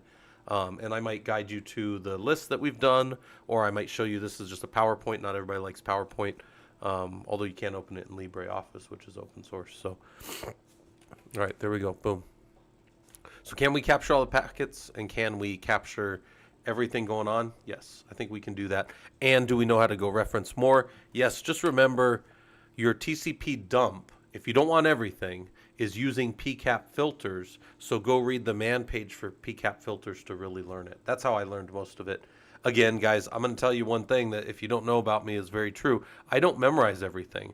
I constantly reference things. I just know how to reference them quickly. And a lot of times, if you weren't seeing my hands or hearing me type on a meeting, you would be like, how does this guy have all this stuff? No, I'm looking stuff up as we're talking, as we're doing things.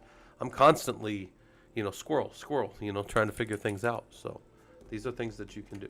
How's it going, Malvi? We are just messing around doing the Socratic method. So what's our next one here? Can you show all the hops between your server and google.com? So we saw earlier that we can ping Google. We resolve a name with DNS. We know all those things. But could I also see all the hops between here and there? Is there a command that'll do that for me?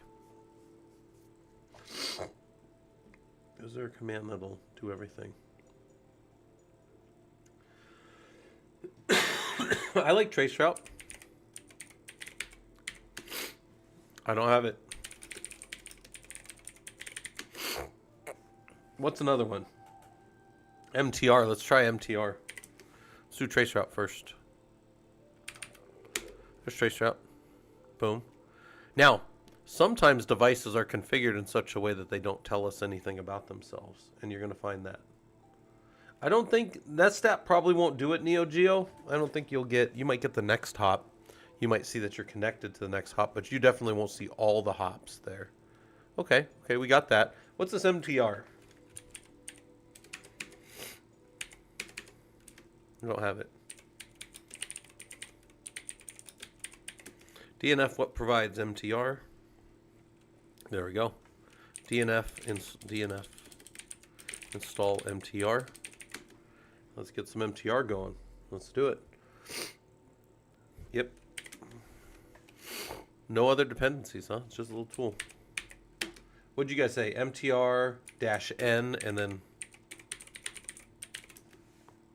Ah, look at that little guy. Look at that. Never played with that before. Is tracepath one? I've never used tracepath.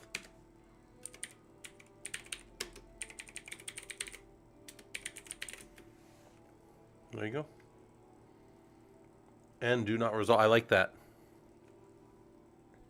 Maybe do it without the -N and with the -N and see the differences, but that's good. So there are three right there that I've only really ever used traceroute. But tracepath giving us something. MTR. Yeah, that MTR was active too, Amber. I don't know if you saw it. It kept updating. It was almost like an interactive. Lots of things not answering here. Bunch of jerks. Some devices don't do it. I'll do MTR again in a second. I had to put MTR on the system.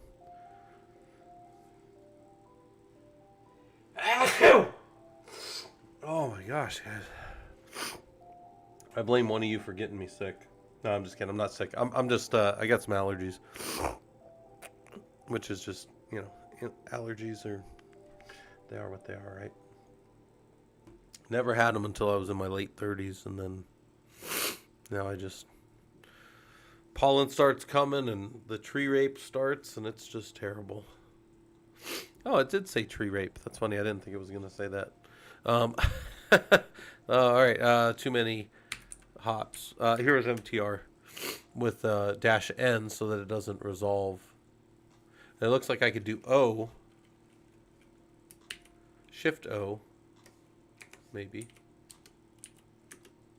To set the order of fields. Huh. I can hit R to restart statistics. I can do D to go to display mode.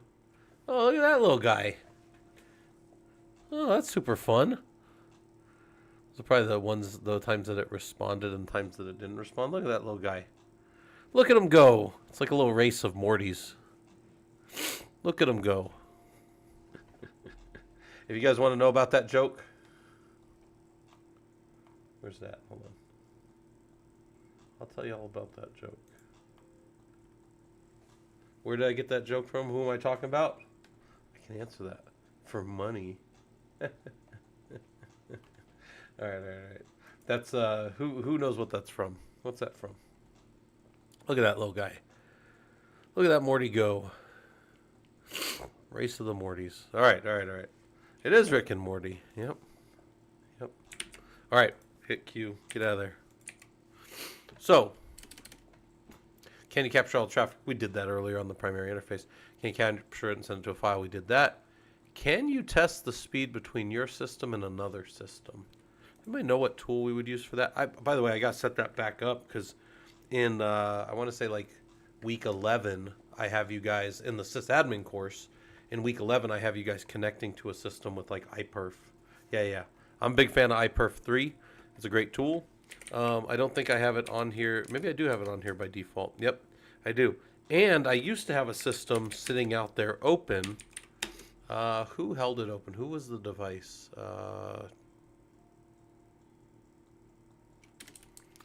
Who was the one that they were all talking to? I might have to come over here. I might have to go to this book and put it in print mode so that it's all one big giant thing, and then look for... Oh, no, don't print. Don't print. I just want to look for iPerf 3. And then I want to see where I told it to connect to in the lab. In the lab, I said to go connect to iPerf 3 101. So who the heck was 101?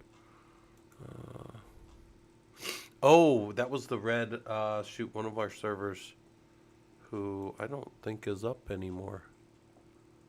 Did I delete them? Oh, I think I did. Oh, shoot. Well, here we go, guys. I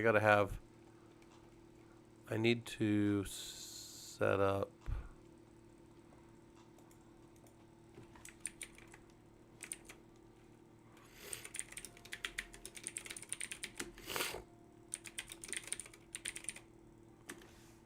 Hold on, guys. 200 101 doesn't exist. I need to make, so by the time we get there, I need to set up a box that has iPerf 3 on it so that we could do testing to them, right? Yeah. So this was part of our network speed testing. But anyways, it would look like this if you were to do it. This is also in the lab book. So we have a lab book out there that's huge, and you guys could, it's all the book stuff. All this is free. If you need it, here's the link to the one book. This is the lab for all the professional Linux user group. I think they're still working on it a little bit. And then this one, they're definitely still working on the security book. But these are free. We update them as the course goes. So the guys are constantly working on, they're now on Sundays they're working. But if you guys want to get involved, by the way, if you're like, oh, hey, I want to get involved with something like that, that sounds like fun. There's an event coming up this Sunday. Yeah, it's the writer's room. And there's tends to be more than 7 people in there, but that's what they have right now. Also, Linux sysadmin course, we're only in week 2. You still got time to catch up. Well, tomorrow starts week 2. For people that want to do it, we have 118 people doing it. It's free. It's just, it's like what I'm doing here, but like very focused. Right here, I'm working through and we're just asking questions. And it's very focused with like doing Linux sysadmin work for a company. We meet for an hour, and then you do about, 8 to 10 hours worth of work each week. And I tell you how to do it, and I give you lab systems to do it on. There's security engineering course, which is the exact opposite of that. It's just a bunch of security stuff and stuff that amuses me, but it's all security. And then down here, we've got a couple of conferences. We have a conference every year, and we are doing the annual conference in August 9th and 10th for people that want to come to that. That only says 7 people right now. That gets up to the, that was like a few hundred people last year, and we have 3,000 more people in the server than we did last. Well, we got about 2,000 more people in the server than we did when we did this last year. So we'll probably have hundreds of people in there. But it's fun. It's good. I have a bunch of guest speakers coming. They're guys that are just either experts in our community or people that do different stuff. Yeah. Just download. Yep, that'll work. Yeah, that would do it for the network, wouldn't it? There we go. All right. So, oh, the wife's here. Oh, the wife's here. I didn't even realize you were here. You snuck up on me. You caught me monologuing. The wife caught me monologuing, guys. All right, here's what I got to do, guys. I got to eat these, I got these little egg rolls. I don't know if you guys can see those. Yeah, they're little egg rolls from QT. I'm going to do that not on camera because everybody will leave. But here's what we'll do. That's also a phone call. Let's go to, I'm going to leave it right here for a bit. And then, can't test the speed between our systems. We could. How about this one? Can you show all the TCP IP errors on a system? I'm going to go to Hourglass. So if you guys have never seen my little Hourglass, take a break and think about the topic. And you guys can speak among yourselves. I need to go, well, I don't need a drink. I can just eat these. I'm just going to sit here and munch on these real quick while my timer's on.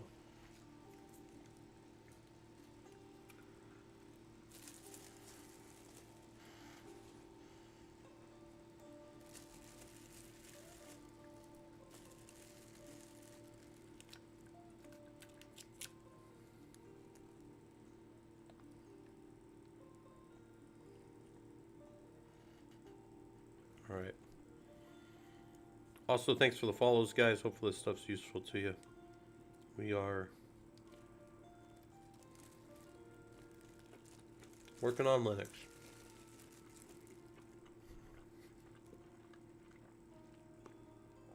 And I'm munching on egg rolls.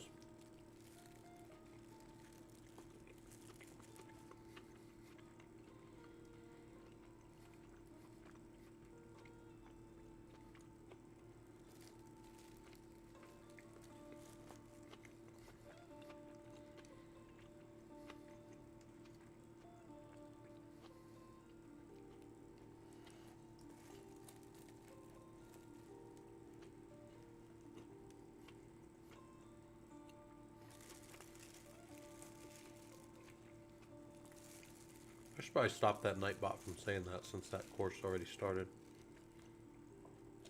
But we are still in Unit 1 until tomorrow, so gives you guys a little time to start it if you wanted to.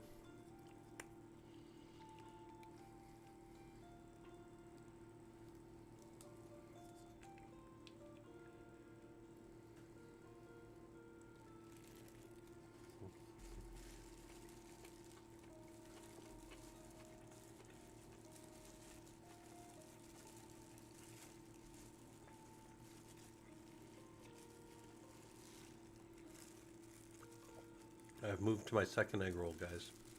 I'm sure that's not as amusing to you as it is to me.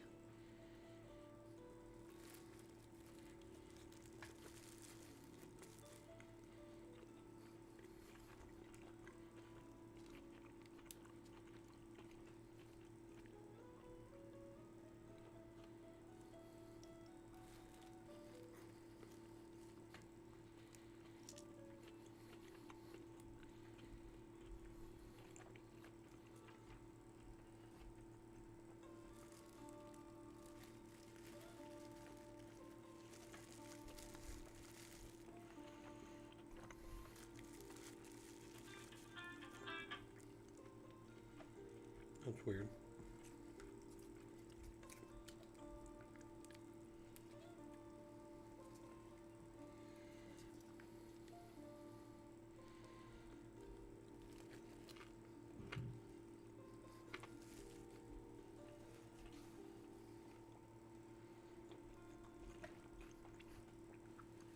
Alright guys, keep taking your break.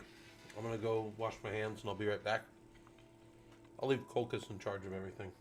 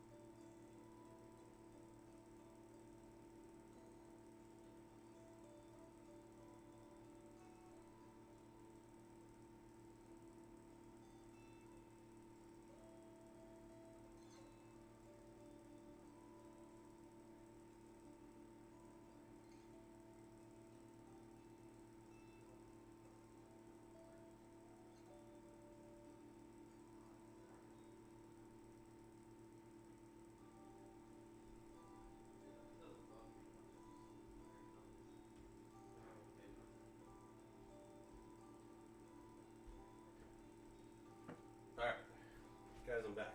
Well, I'm getting back anyways. I'm gonna grab 2 more water.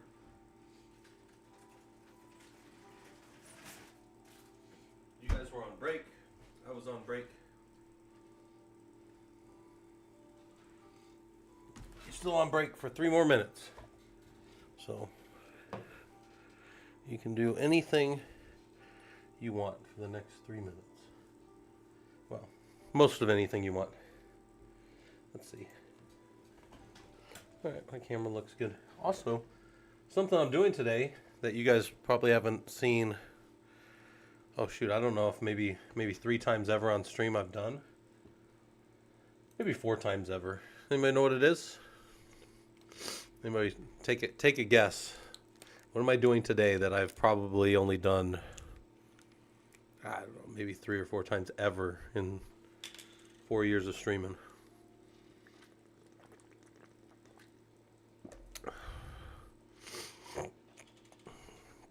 Yeah, Azure does think it's cold kiss, which is really funny. Just a cold kiss here and there. No, not raiding. I've raided hundreds of people. No, no, I'm not raiding out anywhere. I'm gonna stay on for a bit. Actually, I don't even know what time it is. Oh shoot, I dropped my phone somewhere. I don't have my phone on me. Nope, I do raid pretty regularly. No. The thing that I did, or the thing that I'm still actively doing right now, hot tub. No, never done a hot tub stream. I've been asked quite a bit by you guys, which is awkward, but don't stop. No, I'm wearing a collared shirt. Like actually wearing like a collared shirt and not just some kind of, like, because I was actually in a data center earlier today. I was in a data center and I was on an army base today, so. Orstotsky, yeah. I was wearing pants today and normal shoes. Like, I train Brazilian Jiu-Jitsu. I'm almost always in sandals. Like, to be ready to fight, all I got to do is kick my sandals off and sit down, right? That's a joke in the... Anyways. All right, let's do it. No, I've only ever worn a polo on stream a few times ever. Yep. All right. So we're almost done. We're almost done with this little break. So we'll get back to thinking like admins. Thinking about systems. Made a mistake. I make mistakes on stream hundreds of times a day. Darth Vader. In fact, I think one of my things that I think I said Darth Vader. I said Arth. Anyways, no. One of the things actually that I think is a good engineering trait is to be able to recover quickly from errors, because we make mistakes all the time when we're building stuff, but we gotta quick get back to the build process, fail, get back, like we call it fail rapidly. Some people in like economic sense call it fail inexpensively. That's a good way to think of it too. But you're gonna make mistakes, you're gonna do things, but don't do things that cost you too much, right? Like too much time. Fail quickly so that you can get over that next hurdle, right? We're not doing that today. We're talking specifically about some of these things, but that'll be the next question. We're starting up in 20 seconds here, so I'll just stop this and say, can you show me all the TCP IP errors on an interface over 1 minute? How would you guys do that?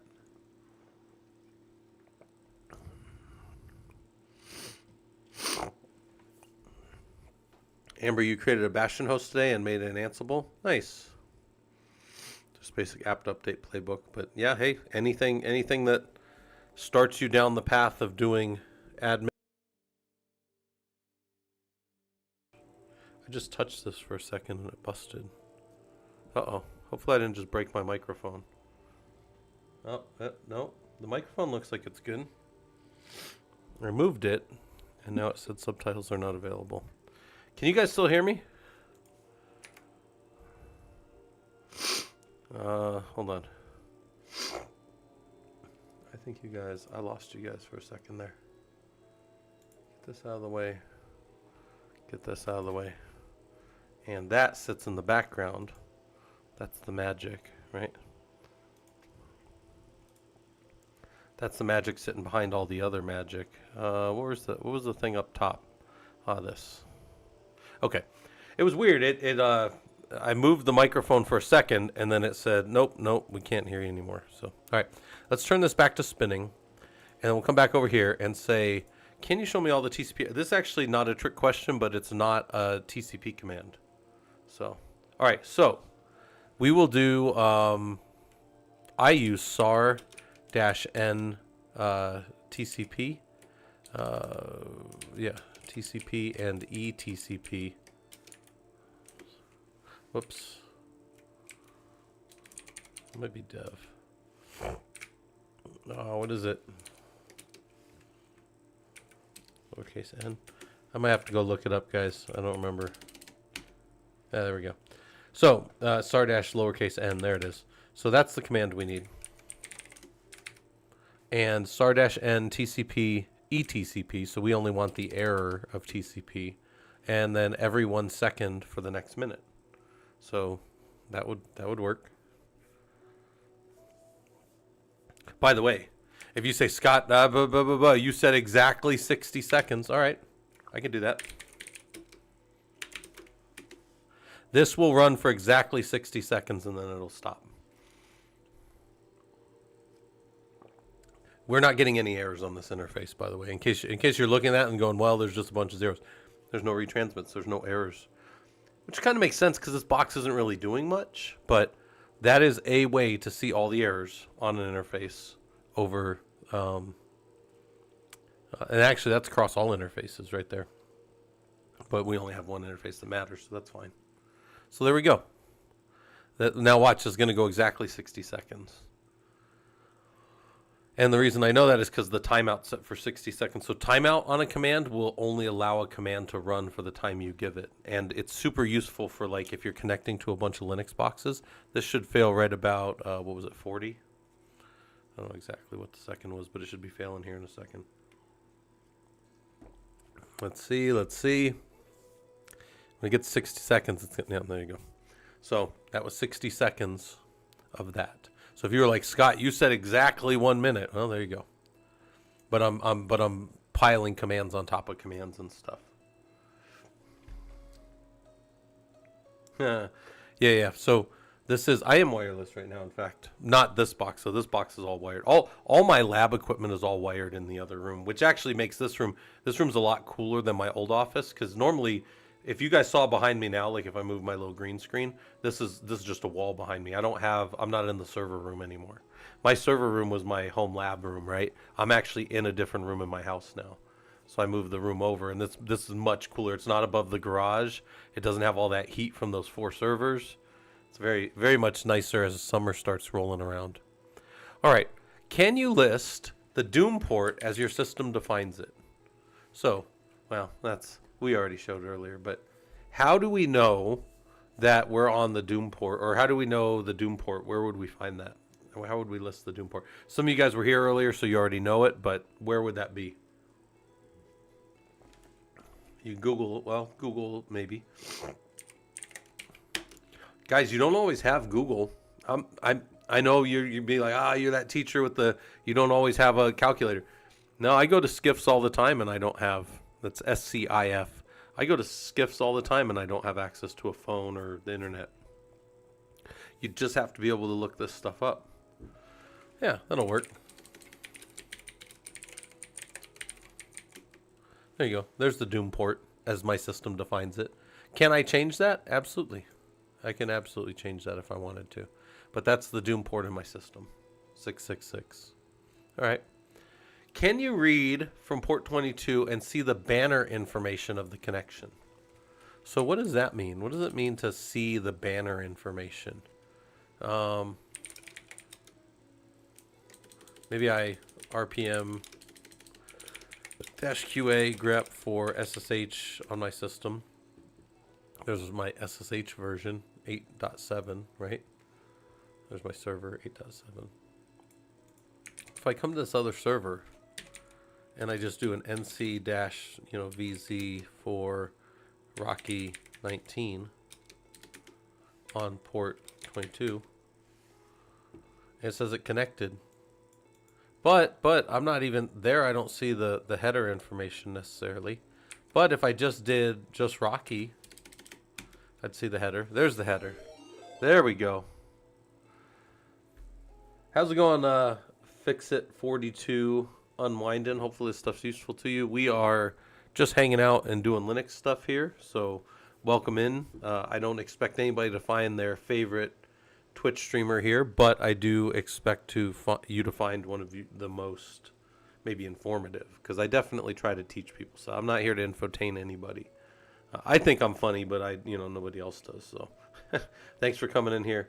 What was the thing I hadn't done in years? Oh, I don't know. Darth Vader, I can't remember any of that stuff. I don't know. What's the thing I hadn't done in years? I don't remember. It's my Game of Stuff channel. I've been here before. Nice. Yeah. Darth Vader, you missed it. It was wear a polo. I'm wearing a collared shirt. You guys have only very few times ever seen me wear a collared shirt in all the times that I've done streaming.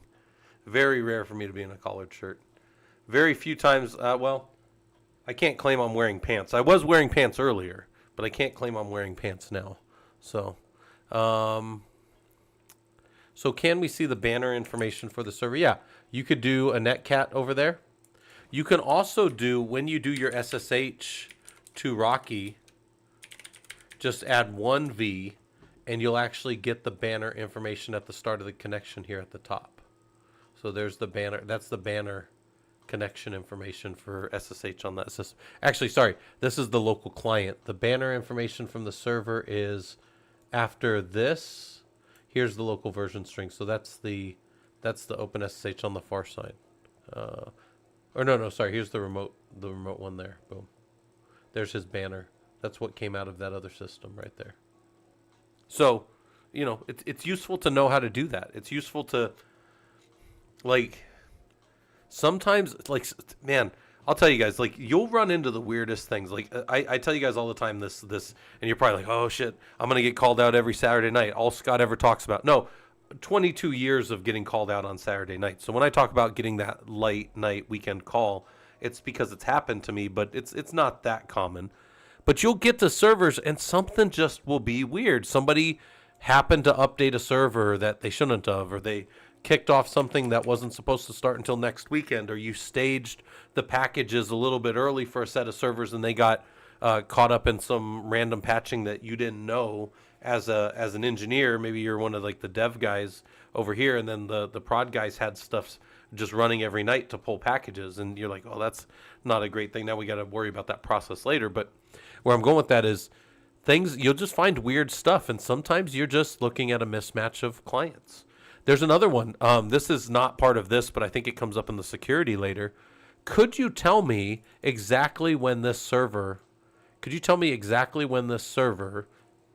was added to this machine? Do you know when this software was added? Does anybody know how to do that? This is an important thing. We'll go to disk topics next, but this is the last one about this. But since we're talking about connecting to a machine, OpenSSH server, do I know when this software was added to this machine? I know that it's in Red Hat Package Manager. I know it was installed through a package manager tool. It wasn't built some other way. I know that by its header, right? Although I guess somebody could spoof the header, but I don't think any engineers would. Engineers will do the laziest shit they can. Your engineers are going to do some weird stuff. Other engineers will do weird stuff, but you won't find them purposely messing stuff up like this. Maybe but look, if you say, well, what about a hacker? Well, if a hacker got this far in your system that they're just installing their own SSH, you were already owned a long time ago. You're already up. You already got free web backups for life on your data. Your data's already out there, backed up forever. Don't worry about that. You can't lose your data ever again. But now, yeah, you got owned, or PWNED as we used to say, right? Pwned. Yeah, do I know? Yeah, RPM-QI. Watch this. If you guys have never seen this, this is super useful. Look at all that. I know exactly when this software got updated. And if that's outside of a change window, the hell was somebody doing? Yeah. Well, it's a free internet backup, isn't it? Isn't that what it is when when we call that a free internet backup? When you get owned and all your shit's out on the internet, you're like, well, backup solution's done. You just check the backup off the disaster recovery. You also probably, update your resume with your last few minutes before you get kicked off the network, because all the cybersecurity guys get cut after that shit. So, where was that company? I was talking to somebody. Somebody wanted to. Oh, that's what it was. Somebody reached out to me a few weeks back. And by the way, guys, this is one of the reasons I tell you guys to get involved with the Discord, is because I have a fair amount of people that reach out to me and are like, hey, do you have a Linux guy? Do you have a whoever? And the more like I know people and the more they're involved, the more I can recommend them to people. But I get a fair amount of calls each month on like, hey, this and this. And somebody messaged me and said, well, he called me and he said, hey, do you know this Jason guy? One of the guys in our Discord named Jason. He goes, do you know Jason? Like, I'm looking at him for this position. And then he gave me like a 30-minute rundown of what had happened. And this company had this information security guy for like 30 years. And then they got popped really bad. And they found out that they weren't ready for any of this. So they wanted kind of like a more modern guy. And I was like, well, yeah, this guy Jason was, 15 years over at a big, I don't want to tell you guys the exact thing because you might know which Jason I'm talking about. But he was at like a big card company doing systems audit of 70,000 plus machines and just doing all this stuff. And he'd have been great for what they were kind of asking for. But anyways, yeah. Kithro had to use it the other day. Bork their own machine, following some instructions they claimed, and they renamed bin bash. That's pretty funny. Yeah, I would really be careful what I downloaded and just ran live off the internet, because, man, you just never know what's going to happen there. But I can definitely learn a lot about a system quickly if I know how to use my commands. RPM QI. So look, I did an RPM QA to query all packages, found a list of packages, found out exactly when some of those packages got installed, and then, there we go. You may do, there's other things. DNF history is a great tool for kind of seeing what's happened on the system. Look, we put all these things in today when we were trying to be cool and, update or do whatever. We did those updates, but we didn't actually update any packages on those. We didn't actually run these today. I did run these before, though, but not right now. These are the ones for today right here, yeah. So we can see what's happened. We've seen when it happened. And we can validate that. We could probably also, I might be able to get away with something like this. I might be able to do something like RPM QA, and I'll just dump everything, right? And then I might be able to get away with like, for package in that, and there may be an easier way. Actually, there probably is an easier way to do that, but let's just do it like this. Do RPM QI, and then grep for like install, right? And then maybe say done real quick. And could I just get all of the RPM QI and then $sign package? I wasn't thinking. And then so that should give me all of those, right? So here's all my install dates, right? And then maybe I do all that. The hell's this other thing? Hold on. Maybe we just grep like this. Grep-i install date, right? Like that. And then that'll give us just those, right? And then maybe, yeah, fix it. Thanks for coming by. What if we did this? Watch this. Then we'll sort them, and then unique dash C. Let's do that real quick. Let's see what that does to it all. Oh. There's a problem with that.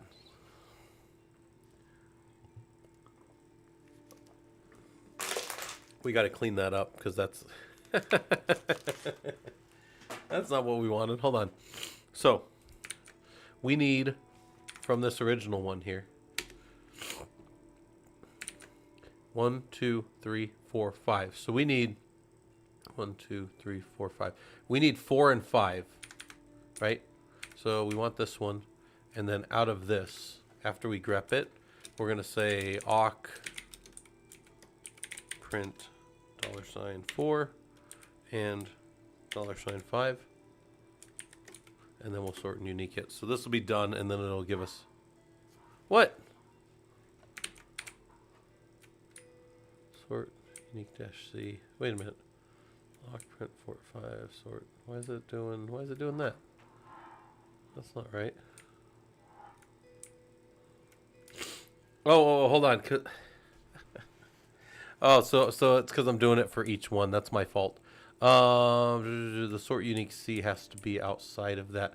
So we might just throw it all to a file and then grab it after, but that's fine.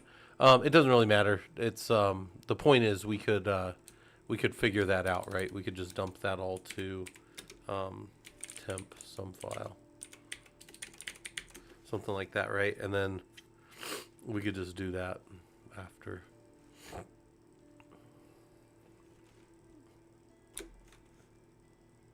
It won't take long. CP, yeah, this is all recorded on YouTube. Yeah. This is just, I just call it whatever the day is. Or, sorry, it's got the same title as this, but it's just a live stream. I don't have, I only have a few actual, like, recorded videos for this stuff. And this one I've never went around and done. So if we cat temp some file now, we'd have all those, and then we can sort, and then unique dash C. And then if you said, well, what is that? That is all of the days that there were installs done on the system and how many packages were installed on that day. So that's that. All right. So let's do some disk stuff. So we're on the system. We're on Rocky 19. All the Rocky boxes have multiple disks. And how do we know that? How do you check how many disks you have in a system? Does anybody know that? How do we check the number of disks on a box? And it kind of ties into the next one, which is how many disk partitions you have. But how do you check that? What's our tool as a admin? I come to a server. I expect a certain number of things. I expect things to be mounted too, but that's separate. This is more like when I'm building a server. I get the server up for the first time. Maybe I've partitioned it, and then I expected something to be added. How do I know that those disks are there? You know, maybe I'm, 10,000 miles away from the data center, and I'm never going to get my hands in that data center. This happens to me. I'm not always there. DU will show you in the directory you're in. It will show you the usage. How about LSBLK? How about block ID? How about one of my favorites, fdisk-l grep for XVD in this case. Those are the ones that I go to. LS block ID, and fdisk-l. Those are huge. Now the fdisk-l will dump weight, so do fdisk-l without it and just watch it, blow your screen up because there's too much information.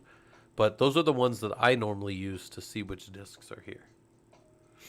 Yeah, df-h is good, but what's the limitation of df-h? There's a limitation when it comes to disks for df-h. This doesn't tell you. So look at this right here. I'm on tempfs and I have some NFS mounts, but I'm not using any of these disks. There are 4 disks in this system. I'm not using any of them, so they don't show up down here. So you might say, why are you not using them? I don't know. Maybe they got added later. They got added by maybe because I've told you guys, like, I'm like the Linux engineer. I'm the Linux guy, and then over here maybe we have some virtualization guys and disk storage guys that they will add stuff as they're requested, maybe, and then they'll move a ticket over to us. Typically, this will be an automated process, but let's say it's some older legacy systems and you're not there yet. So yeah, we have a bunch of disks in this box that we can use. Now, how do you check how many disks you have? There you go.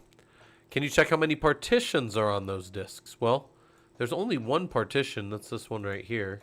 But it would still be ls block that would do it. And it would also be fdisk that would do it. So number of disks, number of partitions, very easy to find. But you do have to know how to use your tools a little bit, right? So how about this? How do you check what file systems are on those partitions? So you've got a partition. This is my block ID typically. Block ID will tell me that these are all RAID members. They all think they're part of a RAID. They all think they're part of, in fact, an MD0 RAID.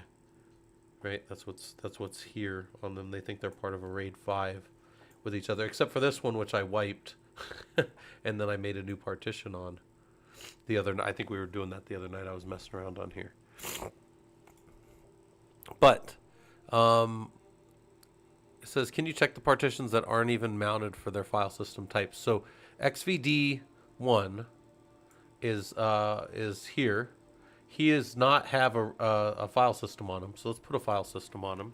We'll just make fs.ext4 on dev xvde1.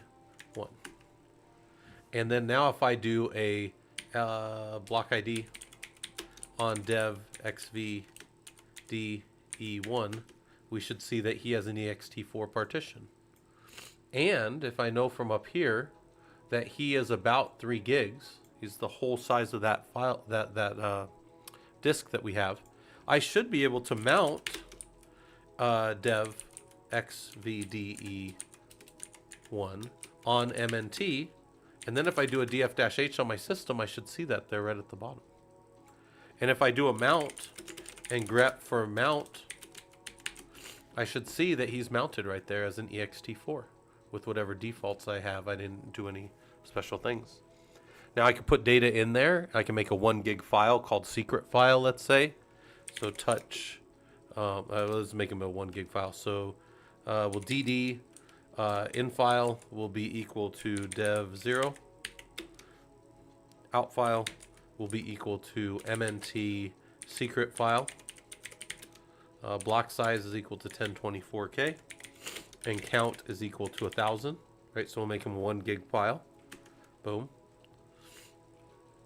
If we do a df-h on MNT, he's now using about 1/3 of his space.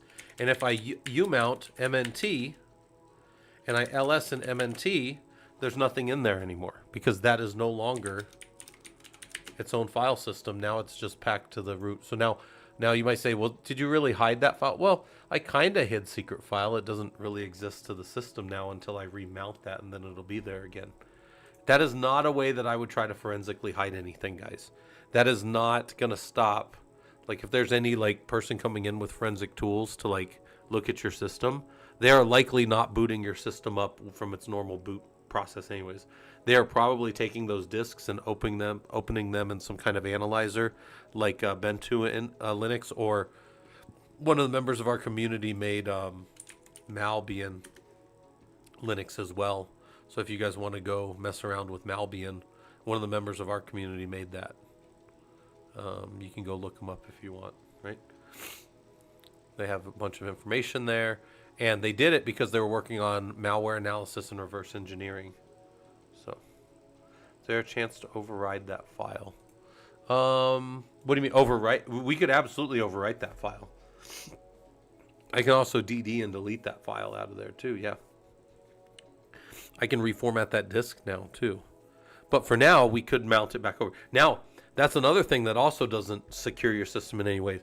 If I were to go to mount right now, let's cd to mount, and I were to touch some file, you know, .secret, let's say, and then I cd back out of there, and I redo that mount from earlier, right? I just where's he at? Where's that mount? Right there. And then I cd to mount, and I ls. I only have secret file, ls-lh. I only have that 1 gig secret file, but that file, somefile.secret, has now been squashed underneath. He is still taking up whatever small space he's taking up. He's an empty file, so he's taking up almost no space, but he's still taking up space on the original system, but the system can't access him anymore. This is also not a way that you protect things. This is also not a way that you, like, stop people from doing stuff. This is not a good, like, hiding. I gotta sneeze again.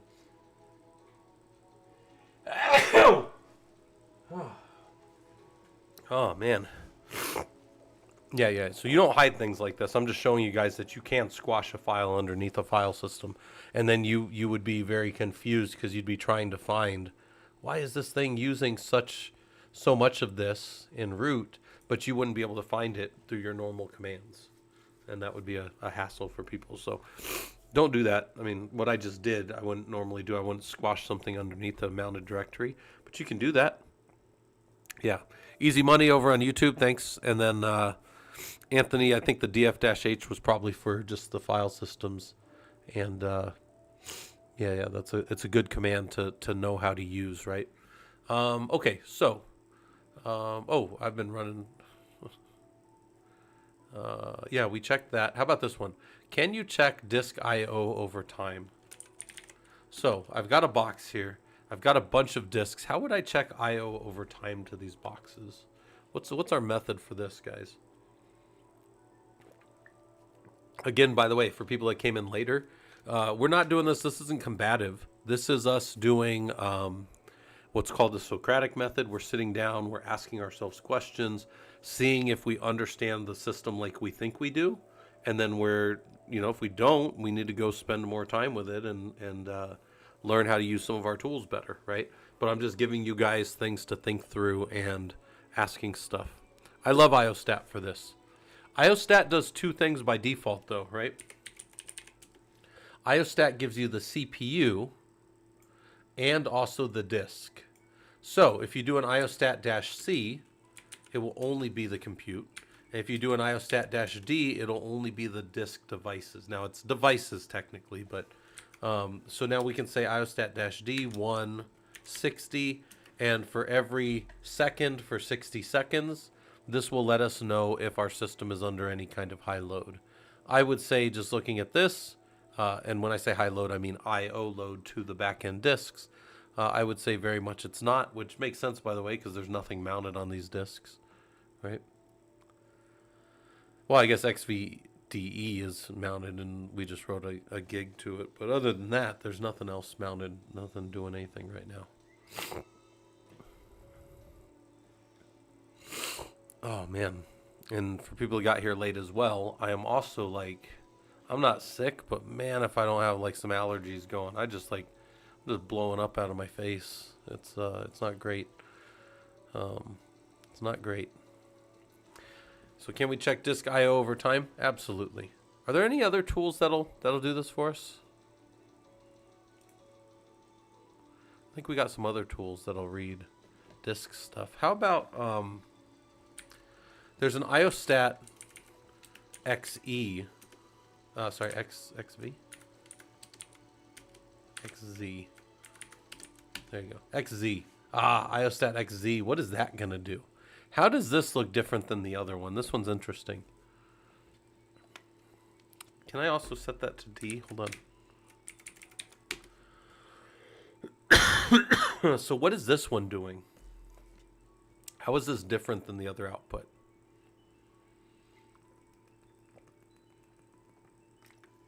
Let me see if I have IO top.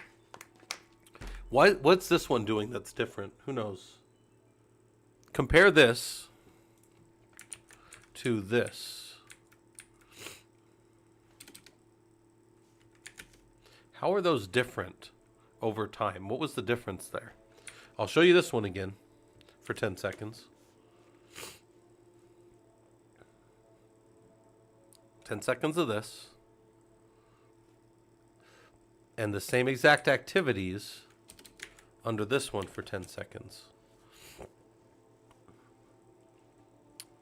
There's a few differences. Obviously, there's more things here. But what is it? I really like this one a lot. The difference here is very, very important. This one's going to output even if it's 0, even if there's nothing. This is a formatted output. It's always going to be there. This other one, if there's no change or no writes, doesn't show up.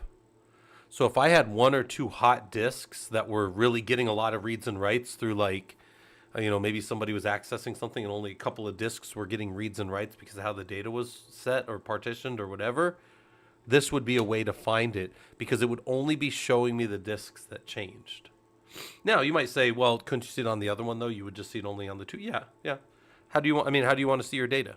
I'm not going to tell you guys how to make biscuits in your own kitchen, right? Like, this is just another tool, another way to view data. So you guys have to decide how you want to look at stuff, right? I don't know if I have IO top. Nope. So what provides IOTOP? If it's a command, where does it come from? IOTOP.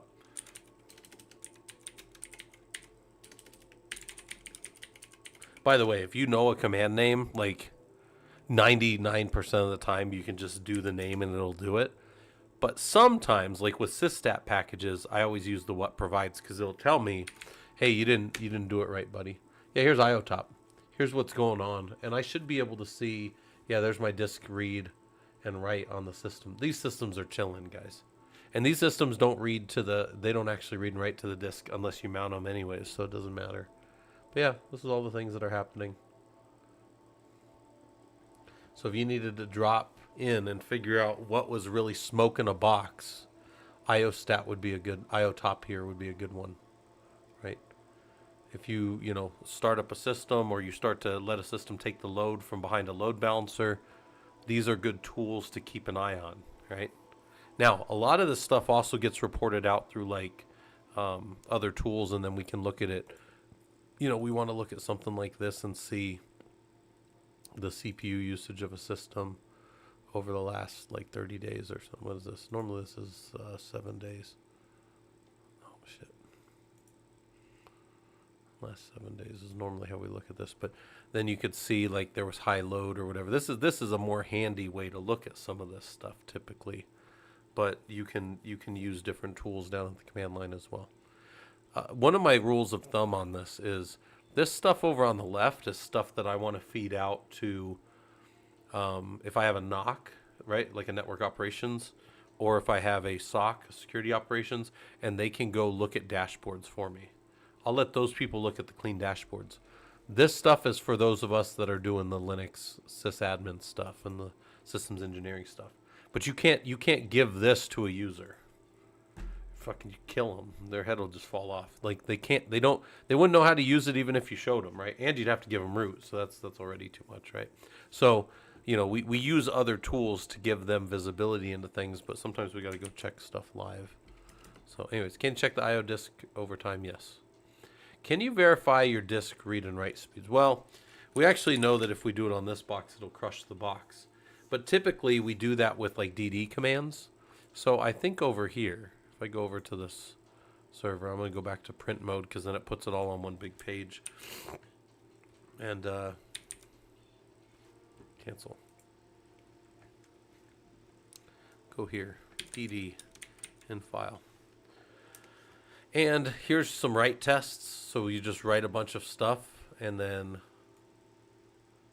throw it out for your LVM. So this was after you guys made these big in the labs, in lab 3 in fact. So week 3, you guys will make these disks that you have into in fact, I have you guys wipe them as well first because you might have to wipe them to make sure nobody's in there.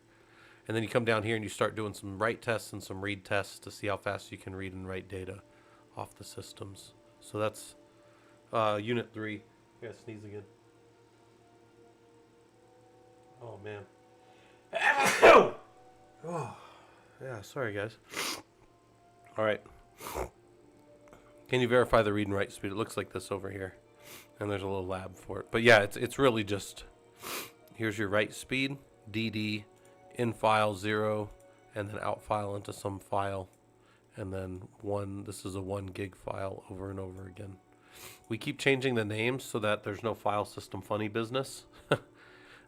You'll find some SANs are optimized, so if you use the same name with just a bunch of zeros, it'll say it's writing faster than it really is. So sometimes on those you have to either generate a file first and then send it over, but also you always have to give it a new name, always. So you'll find that as you do this over time. All right, can you verify the read and write speed? Yes, right there. By the way, the book is free. You guys just have to log in and. Or it's not even login, sorry. It's just right up on this GitHub page. All right. So next we're going to security stuff, right? So security stuff, very important, especially as an admin. You're going to get weird tickets in your career, and you need to know where to go look for what's going on with your users and that kind of stuff. What's our time at? We're at 2.5 hours. What is our time? I don't even know where my phone is. 4 4:31. Okay, I'll go a little bit longer, and then we'll probably call it a night because I got a lot of stuff to do. But let's do a little security stuff. So, what users have logged into the system in the last 24 hours? You guys know how to do that? Last will tell you logins. If we man last, there's a way to look at just the last 24 hours.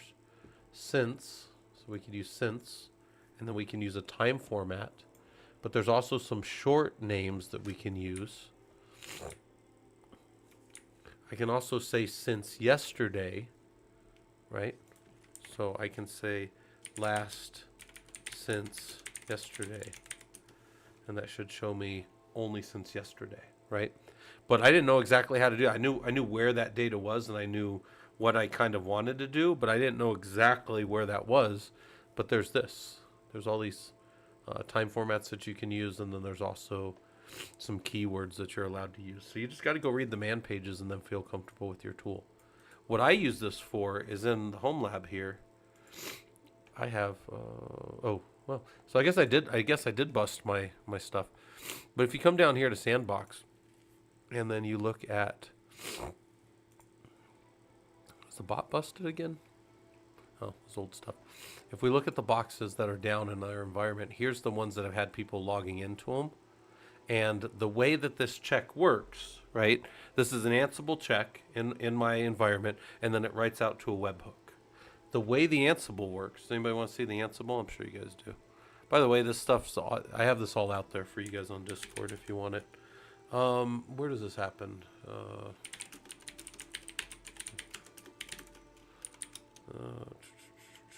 Is it in here or is it over there?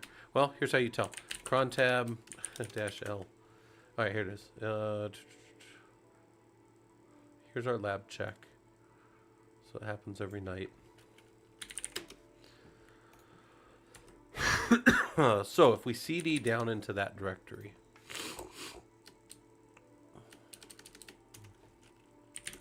and we go to our roles where that's inheriting this role, then we cd to daily prolog lab check, right? For the professional Linux user group. In here, we have a whole bunch of stuff.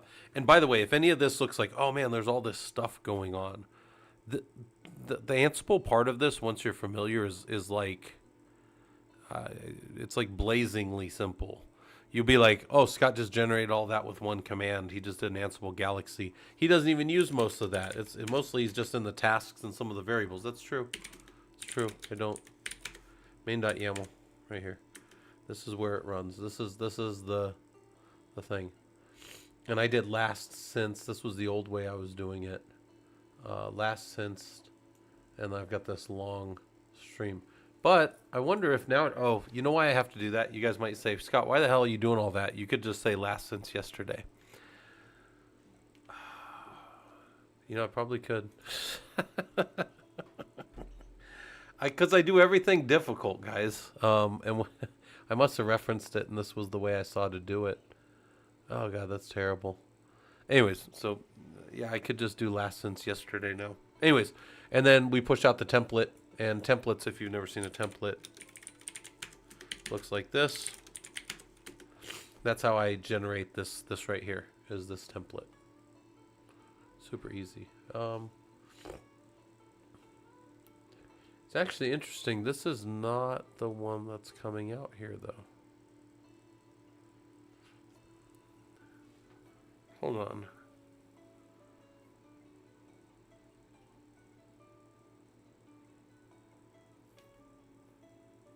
Oh, wait a minute. That's for sure.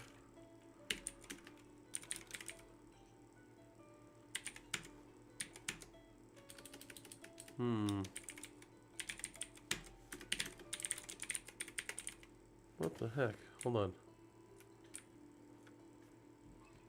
Where's it getting this from? Templates daily prolog check.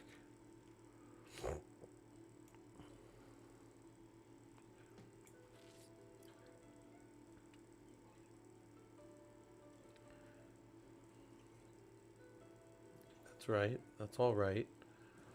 But how is that not? This doesn't make any sense. 24-hour user logins.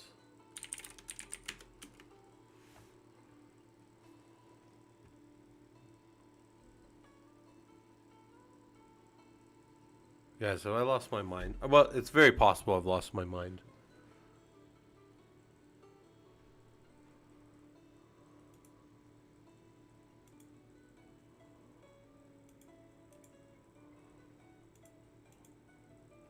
I'm definitely losing my mind. These are all different, so it's definitely... That's weird. This is not the message.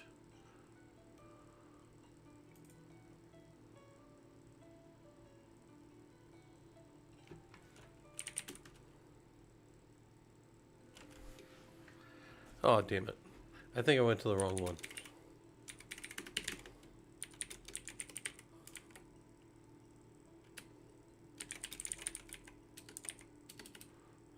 Cron tab -L. I'm losing my mind. Where was I just at? Yeah, okay.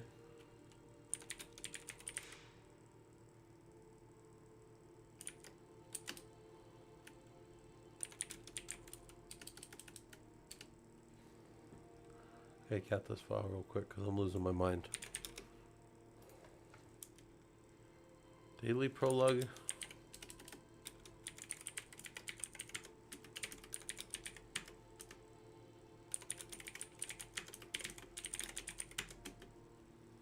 That's...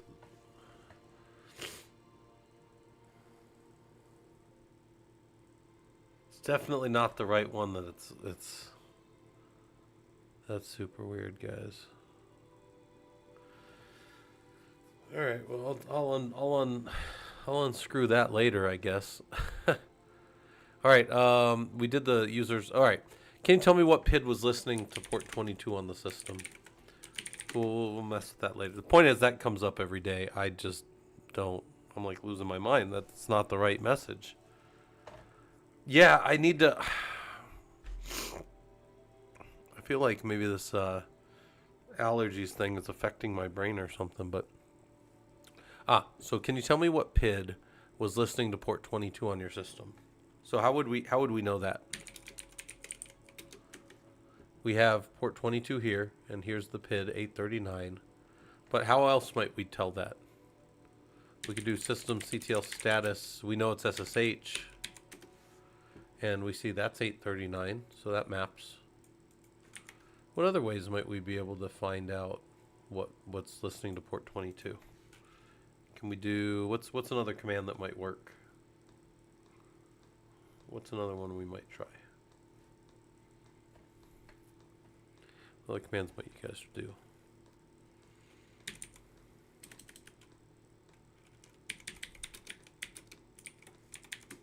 How about that LSOF-I22? Shows all the connections. Yeah, that's a good one. Versed corn.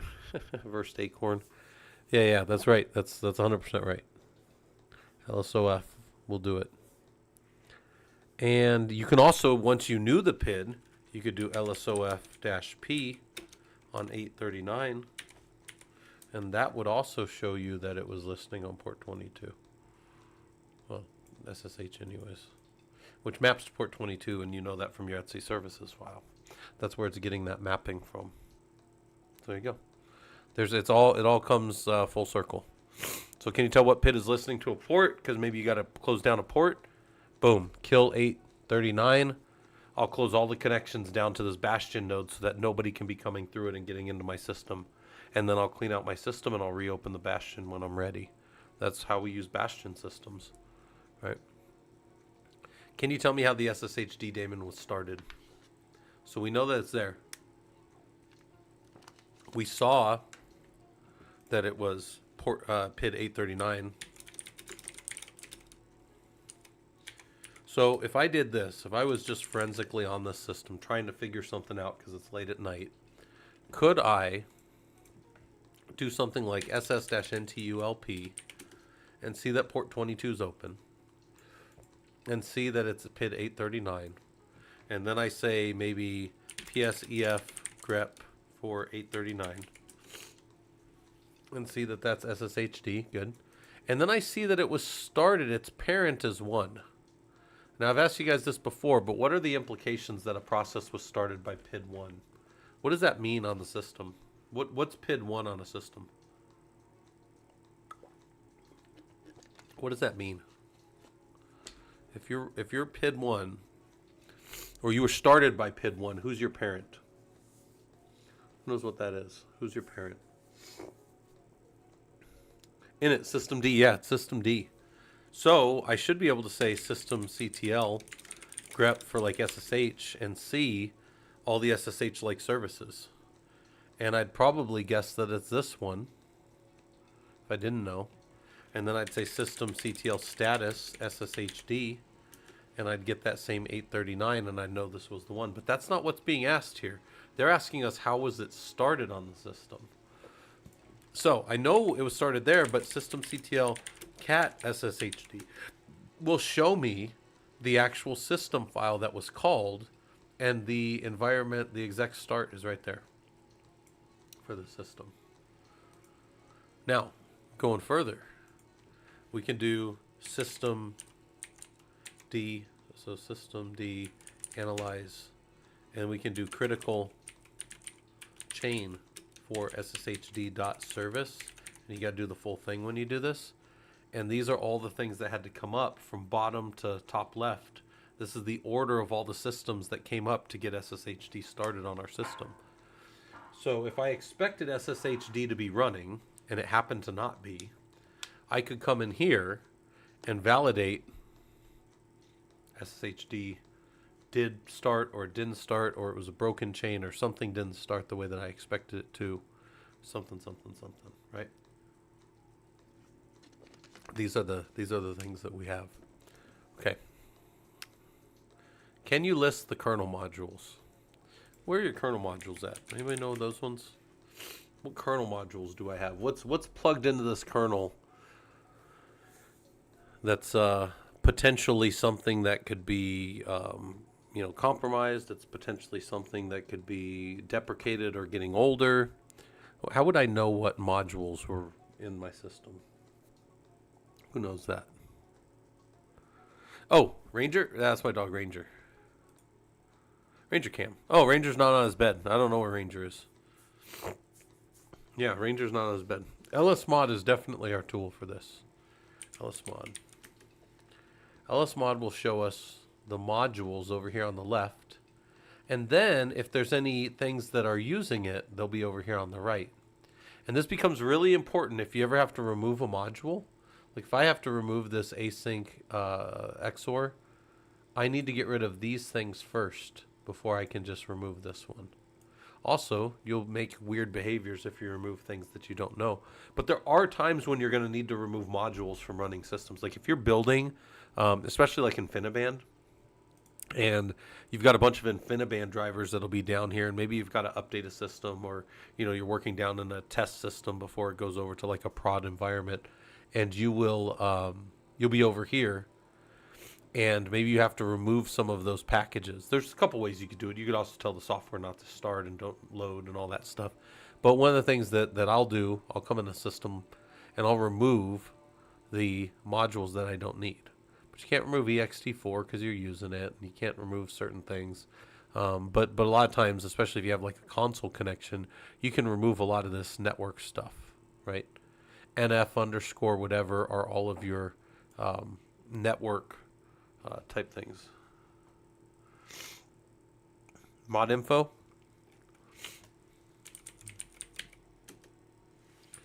And then like RF kill. There you go. Yeah, so you do mod info and then go look at that. I haven't used that one in a long time. There you go. There's the actual file where it was, and then some info about it. That's pretty nice. I haven't used mod info in a long time. That's a good one. But then you can also verify that the module has these things in it that you expect, and that it's doing the types of things that you expect, right?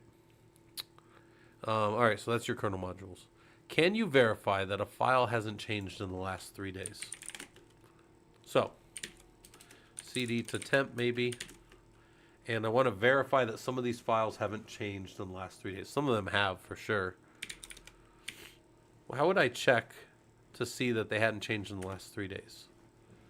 What would tell me that? Like if I wanted to know that this Scott file here hadn't changed, how might I do that? Audit logs are useful. So there's a tool called Audit D, but the problem with it, sorry, not Audit D. Audit D is a tool, but no, AID. Sorry, AID, AIDE, and AID is this tool.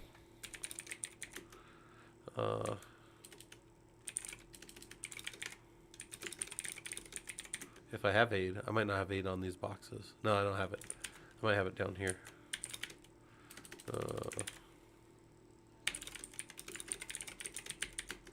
Let's go. AID. Let's see if I have it over here. No.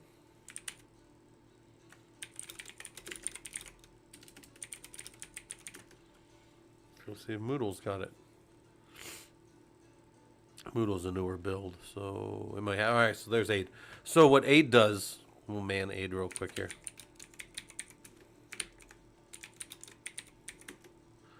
It's the Advanced Intrusion Detection Environment, and what it does is it sends out tripwires a lot like the old tripwire tool. But here's the thing, this is not super useful in my cluster. And the reason is because for AID to work, it checks the integrity of the files and builds a database.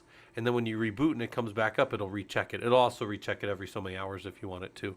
But here's the thing, this is not useful in an environment where I'm taking the servers down and they're coming up clean again, because the database would have to be regenerated and there's nothing to compare the past changes to. So in a static environment, AID is much less useful, let's say. And then wait, so you were asking though, are audit logs helpful with user? Oh yeah. Audit logs are super useful. You can really dig in on how much a user has done. And especially if you only give sudo permissions for users and then they have to sudo, each sudo thing is always tracked. So can you verify that a file hasn't changed in the last 3 days? Yeah, so let me go back over here because this is the question. Can we verify that something hasn't changed? This is the last modified date right here, but if we wanted to validate that, we can stat a file. Here's Scott file. We can see the last time it was accessed, last time it was modified, last time it was changed, so all when it was first created. And then there's also a thing here called birth, which birth isn't always controlled or always known on all file systems, so it's not something that we would normally deal with. A lot of times in SAN systems, we talk about modification time, M time, and A time, which is access time. And then we use the M time, modified time, and the access time in like GPFS and other file systems that are big storage area networks. We use those to move data between the tiers. So typically we have a fast hot tier, a slower mid tier, which is still pretty fast, and then a slow maybe tape. And then if your M time, your modification time is maybe over 30 days, you move back into like the mid tier. You could still be accessed pretty quickly if you needed. And then if maybe after 90 days you have no access or modification time, then we move you down into like a tape tier. And then tape may take, up to 3 hours to return, but nobody's needed that data for 30 days or 90 days at that time. So we move you down to like the slower stuff. And this is a very common, what we call a hot, like a hot, warm, cold tier of file systems. Very common in big storage. You're talking exabytes and petabytes at that point nowadays. But back in the day, it was terabytes and petabytes, right? So, but can we validate that something hasn't changed? Absolutely. We can tell that nothing's changed that file. This tells me, but then also this validates it. There's our last modification right there. Can you verify the hash of a file before and after you copy it over to another server? So let's go back over here. And we had this temp file, some file. Can I do cat some file real quick? There's all this data in some file. So how would I validate that that's the same file when I copy it somewhere else? Well, I can use a bunch of different checksumming. I can do checksum on some file. I can do MD5 sum on some file. I can do all kinds of SHA. Look at all these. SHA-1 sum is no longer an acceptable hashing protocol, but it's perfectly fine for something like this, SHA-1.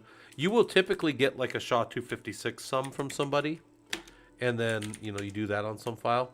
SHA-256 sum on something, and then you'll get that. And these values right here, if I were to SCP some file right here over to Rocky 19 temp, and then we'll just call it like some file, I don't know, 100. So there's some file 100. I should be able to checksum the some file 100. I should be able to MD5 sum it, and I should be able to SHA-256 sum it. And when I go over here, those values should be the same. So 3553, 3553. Those should be the same. They are. This MD5 sum right here, 220312, 220312, and then you can end BA3C5, BA3C5, boom. And then the SHA would be 49C82D, 49C82D, and over here, FC80C6, FC80C6, boom. The file did not change in transit is the point. The encryption, not encryption, the hashing is not encryption. The hashing did not change between the two, and neither did the file. So they're the exact same values output. How about using find C time for creating all? Yeah, but I wanted to know if they'd been modified. I wanted to know if they, right here, I wanted to know that they hadn't changed in the last 3 days. You could tell if they'd been created in the last 3 days, sure. Yeah. So there, yeah, you have a bunch of different find times for sure, 100%. You guys are, yes, 100% right about that. Your phone. You just have to think about what your use case is, and if you know find, and then you know that you can man and find all the different values, you can find whatever you want. Yes, but be very careful, because here's the thing. There's actually one thing that I've seen people do. They'll do a find, and it'll be the slicky Ricky find that fucking goes and does all these things, and then they'll just delete. And you're like, I'm going to get a call from some users later because some admin just deleted half the shit on the SAN. I will never, guys, this is a policy I've taken from very early on in my career. I will never delete a user's data. I will show them how to do it. I will let them do it while I'm sitting there. I will not delete a user's data. If it's, watch this. If it's not root, I'm not deleting it. In fact, if it's root, I'm probably not deleting it either, because probably some other person needs it. But I'm telling you right now, users will ask you to delete something, and then the next day put in a ticket for somebody deleted their shit. I will not delete anybody's stuff ever. I'll let that ticket not have my name on it, unless thing on it is Scott wouldn't delete my data. Users data, yeah. We're data custodians on a system from when we talk about separation of privileges. When you're root, you are a data custodian of all data in your company that passes through your Linux boxes. Because you're root, you can take any of it. So you are a custodian of data, but you are almost never, in fact, in my career, I've never been the owner of data. Never. I'm always the custodian, though. I push it around in carts, and I do all this stuff with it, and I make sure it's safe. Keep it secret, keep it safe. I pack it up. I put a little, I kiss it on the forehead and put it in bed and stuff. I do not own the data, though. It's not my data. It's like my grandkid. My grandkid is not my kid. I can give him back, right? Love the little guy. He's fun. Throw him in his little. I throw him in his little beanbag chair over here all the time. But I'd give him back at the end of the trip. Keep that day. Yeah. I'm the same way. Now, I understand that I'm an owner, or I understand that I'm a custodian of data, though, very much. Like, I understand what that is. Like, I understand my responsibilities as a sysadmin, right? We have to be good. But anyways, yeah, just, I don't delete users' data. Salty, how's it going, man? It's been a while. Can you verify the hash of a file? Yeah, so we did that. Can you encrypt a file using VI? So I want a VI, right? So ls. I want a VI new file, so encrypted file, right? I want to VI it and I want to encrypt it in real time. Do you know how to do that? It's just a man page to read about it, but how would we encrypt a VI file? And fun fact, it'll tell you, but what's the algorithm? It's one of my favorite algorithms in all the systems world. Yeah, well, Salty, you're welcome to hang out here. We don't take attendance. You're welcome to hang out as much as you want. But yeah. Hopefully the grind wasn't too bad for AWS. It's a lot of work, I'm sure.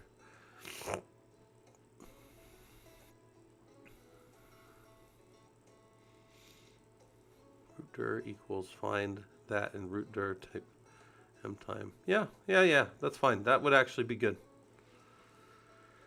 I like that. Throw any trash away so we don't see trash, and then just get that list and take that list. Z-Love. This is what I would tend to do. Is I'd take that list and then I could keep that list and compare it, or keep that list and send it to the users, and then say, yeah, maybe this automated process is going to delete it in like a month or something. But I don't delete any user's data ever. That's one of my things. So can you encrypt a file? You do a -X. And then it'll ask you for your encryption key, and we're going to say Scott rocks. And then now, this is my file that you all can't read. And then we cat encrypted file, and you can't read it. But it does tell us that's Vim Crypto 3, which is by Blowfish 2. And I always tell you guys when we talk about Blowfish, go read the history of that. That's a really cool little history there with the Blowfish algorithm.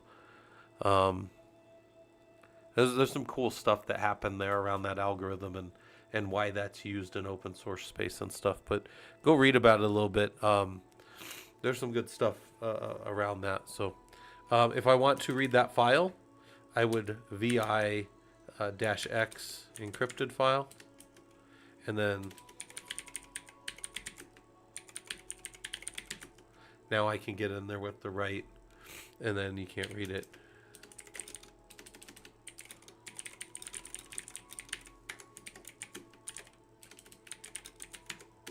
So I could leave a file out there in plain space and you can't read it. You can't cat it, you can't nothing. You have to have my information to get in there. So kind of fun, right? Kind of fun little thing. How's it going to say? Hopefully this stuff's useful to you guys. We're just working through like the Socratic method, and do we understand these things in the systems world. We're doing a little bit of security stuff right now. For any user, can you determine their pseudo permissions? So this is a fun one. Maybe we have a user, some user Scott2 that happens to exist here. Can I tell what his pseudo permissions are on this system? How would I find his pseudo permissions? How would I do them in one command? Does anybody know that? Right. Again, not a trick. Just do you know how to do it? Essay. This isn't necessarily a lab. This is up in Discord though for people that want it, as are all the answers. This is much more just we're just going through right now, talking. This is just us talking through. So I mean, it's like a lab, I guess, but I advise people to take notes. Your farm said, "Is this about pseudo group?" Well, no, not directly. If the answer is yes or no, I answer yes. So I'm going to show you guys what I mean here. We could go and try to guess his group and then go into other stuff, but there's a sudo -L-U Scott2, and well, no, sudo's not on my machine. DNF install sudo. Apparently, I don't even have sudo on. How do I not have sudo on these? I'm an embarrassment. Now,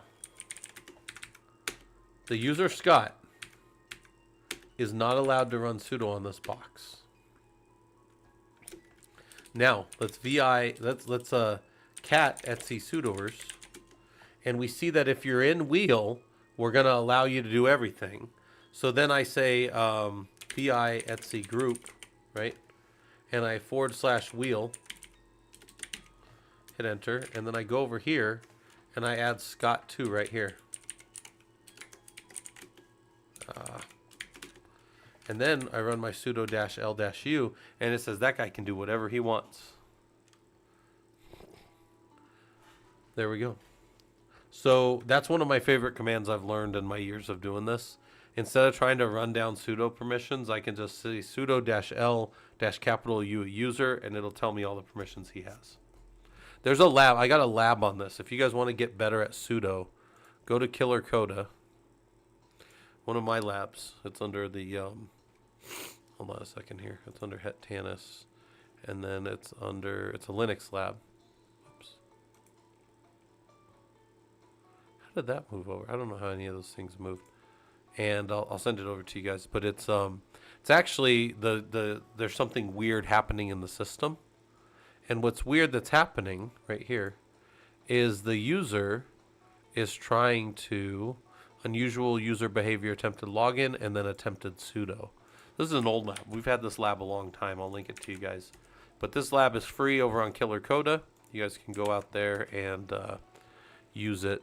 And really, you're just trying to figure out, in that case, you've got a bunch of sudo attempts, and you're trying to figure out how to, make them work. And I kind of walk you through the process of that.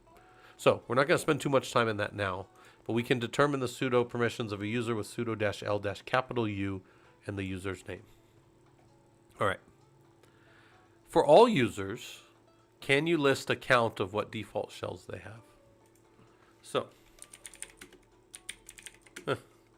So you take all the users. Where do we find the shell? There's a few parts to this.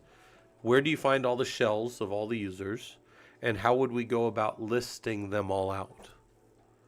And then maybe I wanted to count up all the shells in the system. How would I do that? This is going to require a little bit of Linux, right? A little bit of Linux finagling. But we've done some of this already.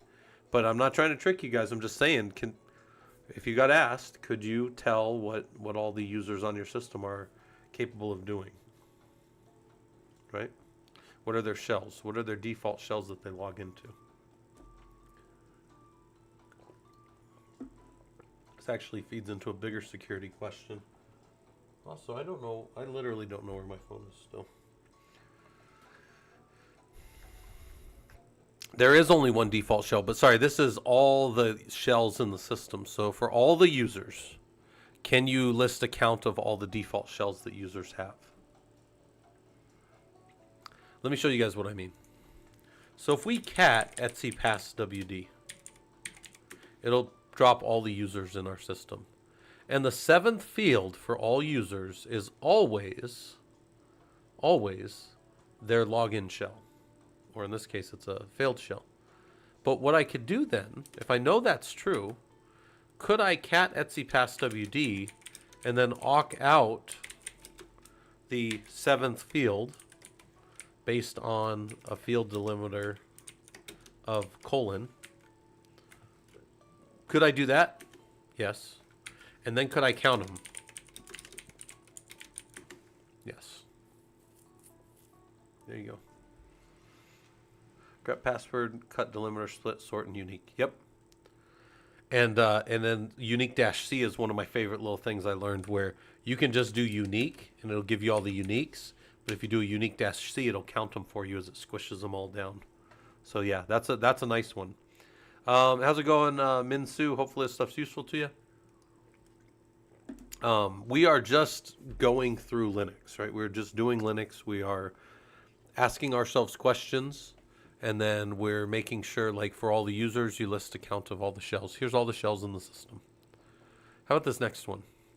Can you verify an individual user's limit of open files, and do you know where to change this? So how do we limit the number of open files that a user has? And while you guys think about that, I'm going to go find my phone and take a break real quick. So let me pull up. Let me do this real quick. Studio mode. Turn that on. I'm going to leave that up for a little bit. Put my little hourglass up, and I'm going to put this right over there so it's right over it. And then say, take a break. And around, and we'll just do 8 minutes. 8-minute break, guys. I'll be back. You guys are in charge. I'll be back. Gotta get me some more water too. And yep, don't know where my phone is. Put it down somewhere.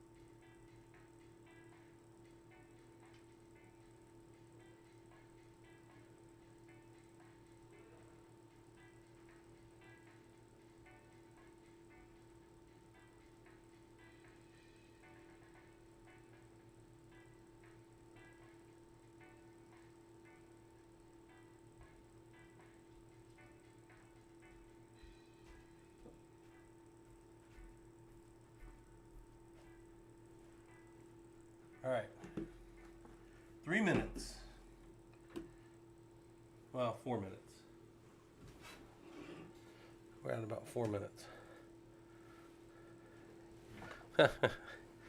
Z-Love, it's funny you say that, because I don't actually 100% know if I'm actually wearing any pants right now.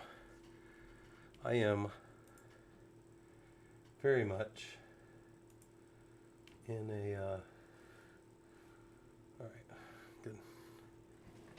All right, 3.5 minutes. Take a break. My problem with this new office I'm in is oh man, the other bad thing about this like allergies and stuff is it's like giving me like congestion, so it's just like hard to breathe walking upstairs. Checking on Ranger. If you guys saw that, Ranger was just laying back down a minute ago, so he should be back there. Nope, not there yet. All right, just landed. Oh, nice, Killa. You're doing a networking internship. What are you? Where you? If you don't mind, where's that? You don't have to give us specifics, but that's awesome. That's awesome. What I would tell you is make sure you're getting in your GNS. Was it yeah, GNS 3? Get in there and go and play around. Yeah, well, if you're where I think you are, I probably know which power company it is, because if it's out in that area by where you live, because I know you're over on the yeah, we were talking about that the other day. You got the whole home lab. You're out in the right side of town for the place that I can think of, which is one of the big ones out here in the valley. So that's good. That's awesome. See, and you guys think I don't know everybody in the community. I definitely don't, but I know Killa because he's local. Well, I don't know him directly, but I know him because he's in the general area as me. So that's awesome. That's definitely what we call a kings to you moment. And kings to you moments are ones where it's like, you know, king for a day, right? You got the cool, you had the cool thing happen to you today, so we always give you props. I used to make little awards down in the Discord, king for a day. And then one of our guys, actually, I need to ask King Buns if he ever finished that, because I know that's a funny name, but that's his name, King Buns. He had a cool little bot that used to do some, it would draw your AWS certs on a jacket for you, because you would get parts of like the golden jacket. But yeah, GNS is awesome, guys. Yeah, if you haven't played with GNS, it's a free tool. And you can just download it, and then you can run networks. You can build your own networks. In fact, my college students learn on this. In Azure, my college builds virtualized environments that they can jump into, and they just run these labs. That's what they do. So, yeah, you have to get images or build your own images. I say it's very much like a packet tracer. Very, very much. Very similar. Yeah, but it's not Cisco specific. You can run virtual machines in it, and they're not like full, like let's be real, they're not full virtual machines. But if you wanted a machine to sit there and like act like it was a web server, it'll do that. You can get web traffic over, and you can, so it's more than just playing with a network. You're doing other things on there too. Yeah, no, that's awesome. Yeah, I say that is one of the best things you could pick up if you want to be a network person and you don't want to pay Cisco. In fact, I'm teaching a class next quarter. I just signed my, I get these contracts for the college, and I just signed my new contracts today for the next 2 courses. And I'm teaching the 191. I've taught 191 like 100 times. And then 260. And 260 is the basic intro to Cisco. So I had a CCNA 22 years ago or something. So when did I pass? I passed my CCNA in 2002. That's when I passed my CCNA. So. Yeah. And it's all that stuff, man. It's just good. It's good for your career. I tell you guys, you don't have to be like some expert in networking as a Linux engineer, but you don't hurt your career in any way by being good at networking. If like, let's say you say, yeah, Scott, you know what? I want to be a security engineer. You know, I just want to do security engineering. I'm going, probably benefit a little bit, because like I could pull up. Well, I can show you guys this right now. I'll pull something up. It'll be a little bright, and I apologize for that, but watch this. I'll pull something up real quick for you guys here. Unrelated to what we're doing here, but just for fun. This is the STIG viewer, right? STIG is the Security Technical Implementation Guidelines. Let me pull this up. I want my STIG viewer for... This is just my generic 2.17 STIG viewer. It's going to be bright. I think... Oh... It's super bright. It's on the other screen. Hold on. Oh, God. I don't know if you guys just saw. I walked into the sun for a second there. All right, I'll make it a little small. Oh, whoops. That's not right. Pull that up. Stepped into the sun for a second there. All right, I'm going to pull it over here. I'll show you guys this real quick. Come on. Oh, here we go. All right. So, DSTIG viewer. Let's go to like just a layer 2 switch recommendation. It would behoove you, as it were. I'm just kidding. To know there's 31 of these STIGs for a layer 2 switch. And it would be good if you were telling me, like, I want to be a security engineer and I want to know this stuff. Well, part of your security engineering, especially if you're doing government stuff, is to adhere to these things. So when I harden layer 2, I harden layer 2 and 3 devices and all the way up to layer 7 networking devices sometimes, I use these different STIG standards here. So I got 112 here for a network device. This is a layer 3 device, layer 3, and then and then a layer 2 device as well. But sometimes I do all the way up through layer 7, right? Depending. Anyways, you can go get the STIGs. They're free. You download them. I show you guys how to do that in the security course. So, all right. How do we know? So, ulimit dash A will tell us the ulimits of the system. But did you know you could also do for the user? So if the user had different, and this user does not have anything defined that I see here different than the other system.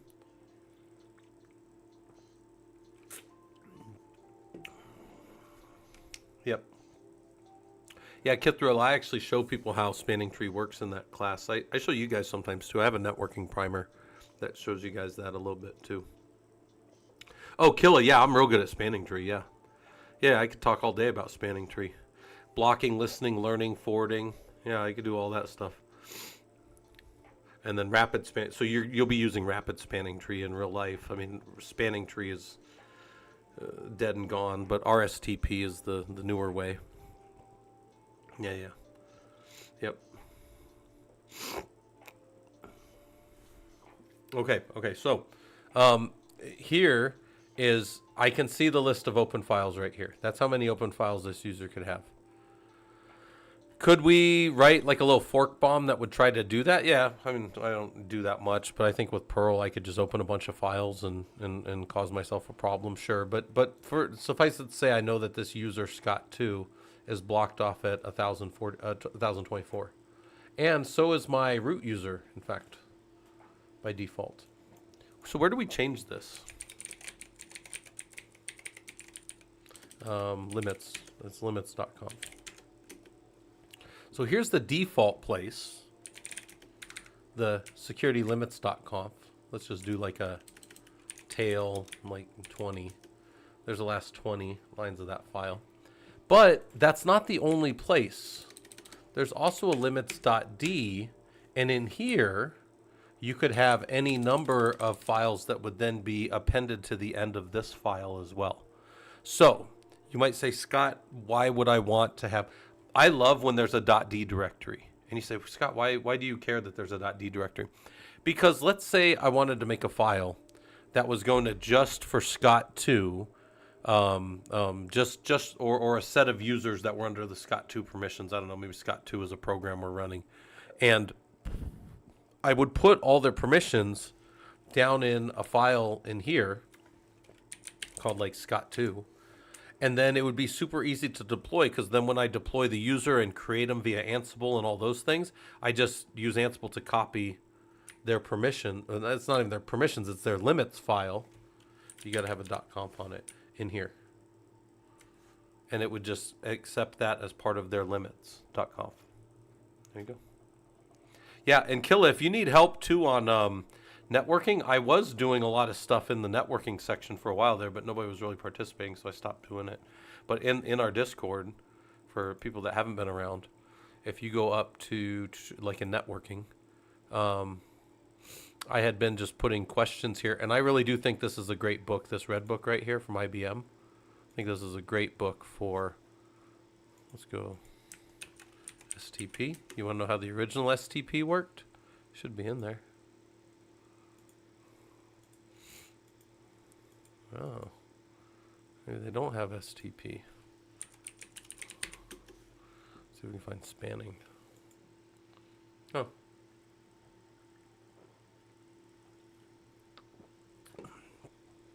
They should talk about spanning tree in here.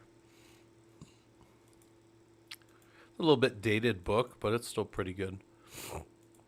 Yeah, I actually have some slides on spanning tree for some of you guys that are interested in that. But anyways, I think this is a great book to start if people want to know more about it. Plus, it's free. That's one of the best prices around. It's a little dated, but it's free.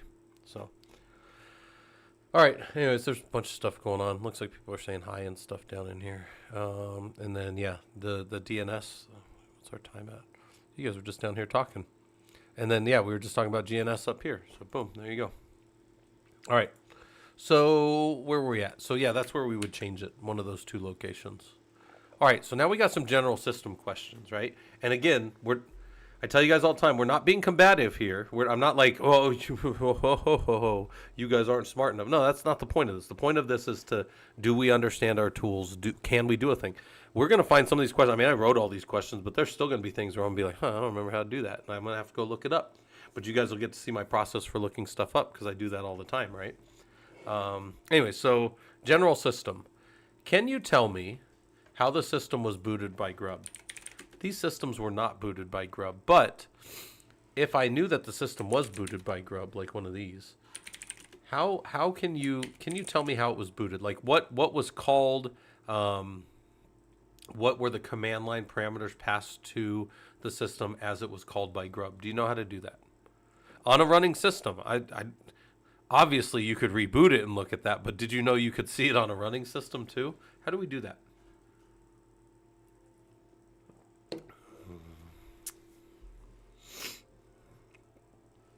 I don't know what INE is. INE is a great platform for learning networking. Nice. I think most of you guys, I mean, if you're going to pay anybody, I mean, Cisco's good. I'm not telling you guys not to do Cisco. I'm just telling you, you got to pay a little bit for Packet Tracer. INE, I don't know.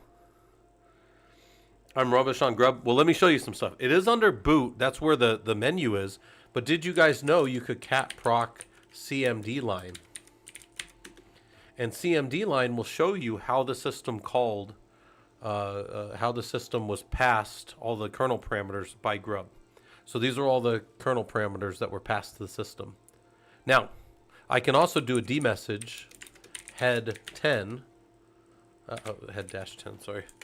And that'll show me that as the system was called, here is the same, oh, here's the command line boot right there. But proc command line will do it for you. As will this right here. Here's your command line. Boom, boom, boom, boom. Oh, INE is all the instructor led. Nice, nice, nice. But that, where do you get that from though? Where do you find, like, is that on YouTube or is that like a paid for site? I don't know what INE is. That just the name of it?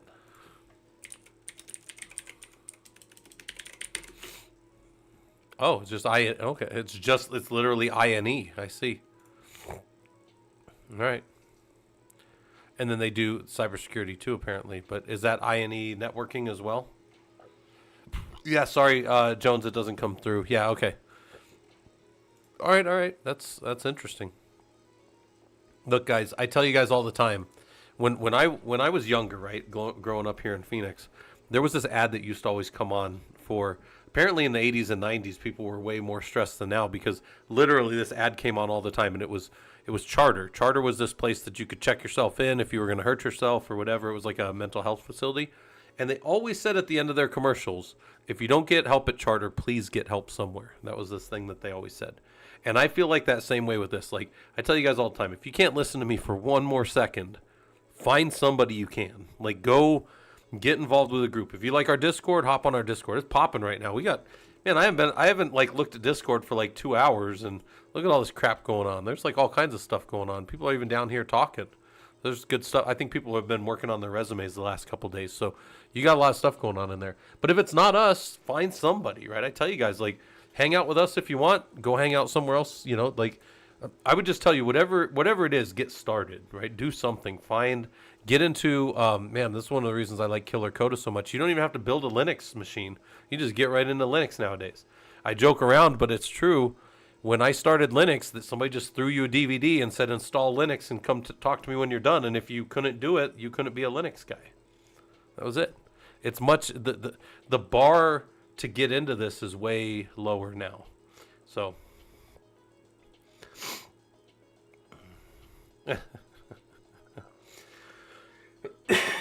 All right. So, hold on. So, can you tell me that the system was booted by Grub? Ah, yeah. So that's how it was called, and we know that we were called by Grub, right?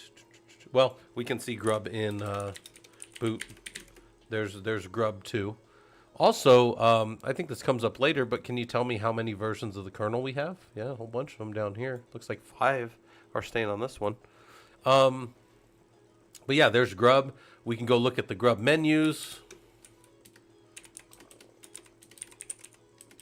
Grub 2. And then down in here is typically grub.cfg. And then this is our actual menus in our system if we were to boot it. And watch, here's the menus. And then we could go and modify these now, or we could modify them on the splash screen as the system came up. So there you go. Corey, how's it going? We do have a fair amount of AWS guys down in our Discord as well. I have 5 AWS certs. One of our guys has 8 of them or so. We have a couple people that work at AWS, so you can get some advice there if you want. We do have sections for DevOps and that kind of stuff as well. If I wasn't all high-performance compute again right now, I would probably be working heavily in the cloud. But fun fact, I do work with clouds because I still work at NOAA, which is National Oceanographic Atmospheric Agency. But I am also right now not doing anything. I don't work directly with the cloud, but I do work with clouds. So I think I'm clever and funny. But anyways, all right. So can you show everything connected to the PCI bus of this system? That's a fun one. How would you know if something, so let's say I went and I took 5 machines down in my data center and I installed something on them, some like an X5 InfiniBand card, and then I go in and 4 of them have it and 1 of them don't. How would I know? Obviously, like the driver's not going to come up and some other stuff, but how would I know in the Linux system if it's connected right? By the way, I might have just fat fingered it and not put it in there all the way, but how would I know if I boot them all back up and they all start? How would I go look here? Yeah, all right, so let me show you guys this real quick. I'm going to think about this question, but I'm going to pull up the Discord real quick. If you guys are interested in the Discord course, right, there's a course running right now. You go up to the events and you say, you just say you're interested in the course. The courses run on Saturdays. They're free. Don't charge anything for them. Linux sysadmin course is tomorrow at 3 p.m. my time, so you got to look at that in your time on Discord. It'll be different. It'll show it in your time. Then there's a security engineering course. This is not a basic course. This is not a beginner's course. This is very challenging, right? This one is moving.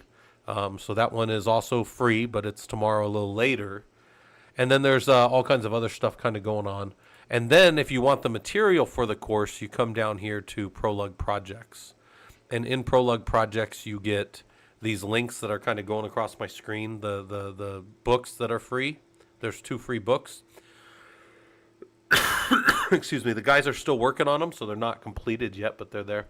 Yeah, the course, I'll show you guys real quick. The courses are recorded, yes. And then you come in here and you start working on the discussions. I would say the main number one thing, if you're going to be involved with the course, is you have to do the discussion. You have to do everything in the course if you want to get the little certificate at the end, but you must participate in the discussions. And look, guys, I don't make you guys, and I think a lot of you will figure this out when you start doing it. I don't make you guys do the discussions for me. I don't sit around, like when you guys aren't on, I don't sit around like this and go, 34 people talked today. I mean, I am amused by how many people talk, but no, this is for you guys because you get in here and you see how other people think and you find information that's useful around. Like, this is a self-rating, so this isn't as important as that other stuff. But down here, a job that's important to you and interesting to you, and what do you hope to learn from the course, and all of these things, right? And then down here, if you're doing the security, we're talking about security and what is the relationship between authority, will, and force, which is a very important thing if you're talking security. If I start talking about the control types, and I tell you that I put this cool banner message up, and I'm like, look at this cool banner message over here. Nobody will ever mess with my system now because now they know it's a dev system and nobody messes with dev systems. Somebody that doesn't, or what if it's like a government system and it says all the government thing, like this is a government system, and what if you're just like, I don't give a shit about what you tell me. I'm going to do whatever I want on there. I own the box, right? So my point in telling you guys that isn't to directly be combative. It's just to tell you that understanding these things will help you understand if you're doing a technical control or an administrative control, right? There's these different types of controls that we do. Anyway, so how do we know what's connected to the PCI bus in a system? Well, LS PCI will show us all the things that are connected. Now, this is a virtual machine, but even though it's a virtual machine, it does have those things on there. Oh, one other thing. There was another question. Hold on. The question was, is the stuff recorded? So the Linux sysadmin stuff is all already recorded from the last time we did it. So if you go to any of the worksheets and you scroll down, you'll get linked to the actual recording that I did back in September or whatever. And I tried to stick to tasks as I did those, so there's not a lot of me. I mean, I did them live on stream here, but there. So banner is like a banner message of the day. That's a banner. Or a banner message that says, you are entering a government system, you better respect things, everything can be recorded, you know, that kind of thing. If it does. I walked into that. I deserve that. I thought that Hayes Anderson was asking an honest question. I walked into that. That was my fault. My fault. I deserved it.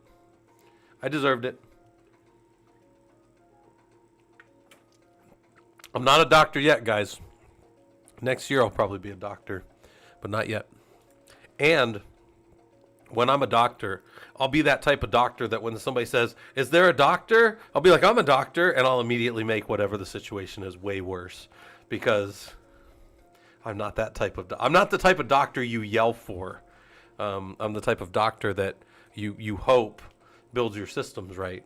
Anyways, so could we verify everything that's connected to our PCI? Yes. Could we also maybe do a dmessage grep-i for PCI? Yeah, there's some good information there. As our system walked its PCI bus, like on airplane, yeah.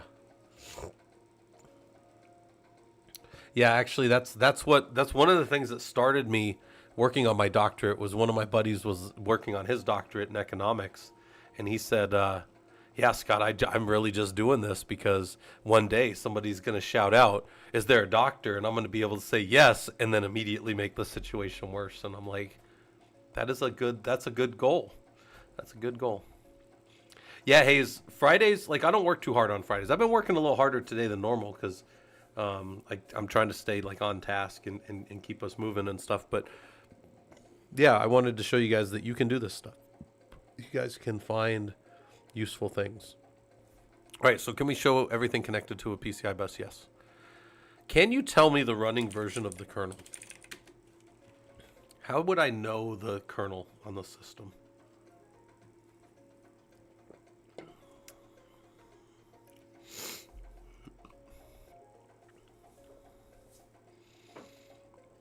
Killa, I would tell you, you got to look at it like this. And no, I mean, take my advice with a grain of salt. But if you're already working somewhere and you know, and it's an internship and you know you're going somewhere else, I'm pretty sure the intern, the company's not going to care if you leave a little early, especially. But here's the thing that I will say is an overriding. It didn't take me 22 years in engineering to learn this, but I learned it pretty quick. But I didn't learn it the first couple years. You must always do what's best for you, and you're still kind of younger, Killa, if I recall. I know you're definitely younger than me. This will become more apparent as you have like a wife and kids and other people that are responsible for you. 100% of the time, like if you've got a good job and they're paying you well and stuff, but another company comes along and they're like, hey, they reach out to you and go, hey, we'll pay you 30% more. You gotta really think, like, is the quality of life, this kind of stuff. And there's going to come a point, I've talked to you guys about, there's a point of diminishing returns on that too.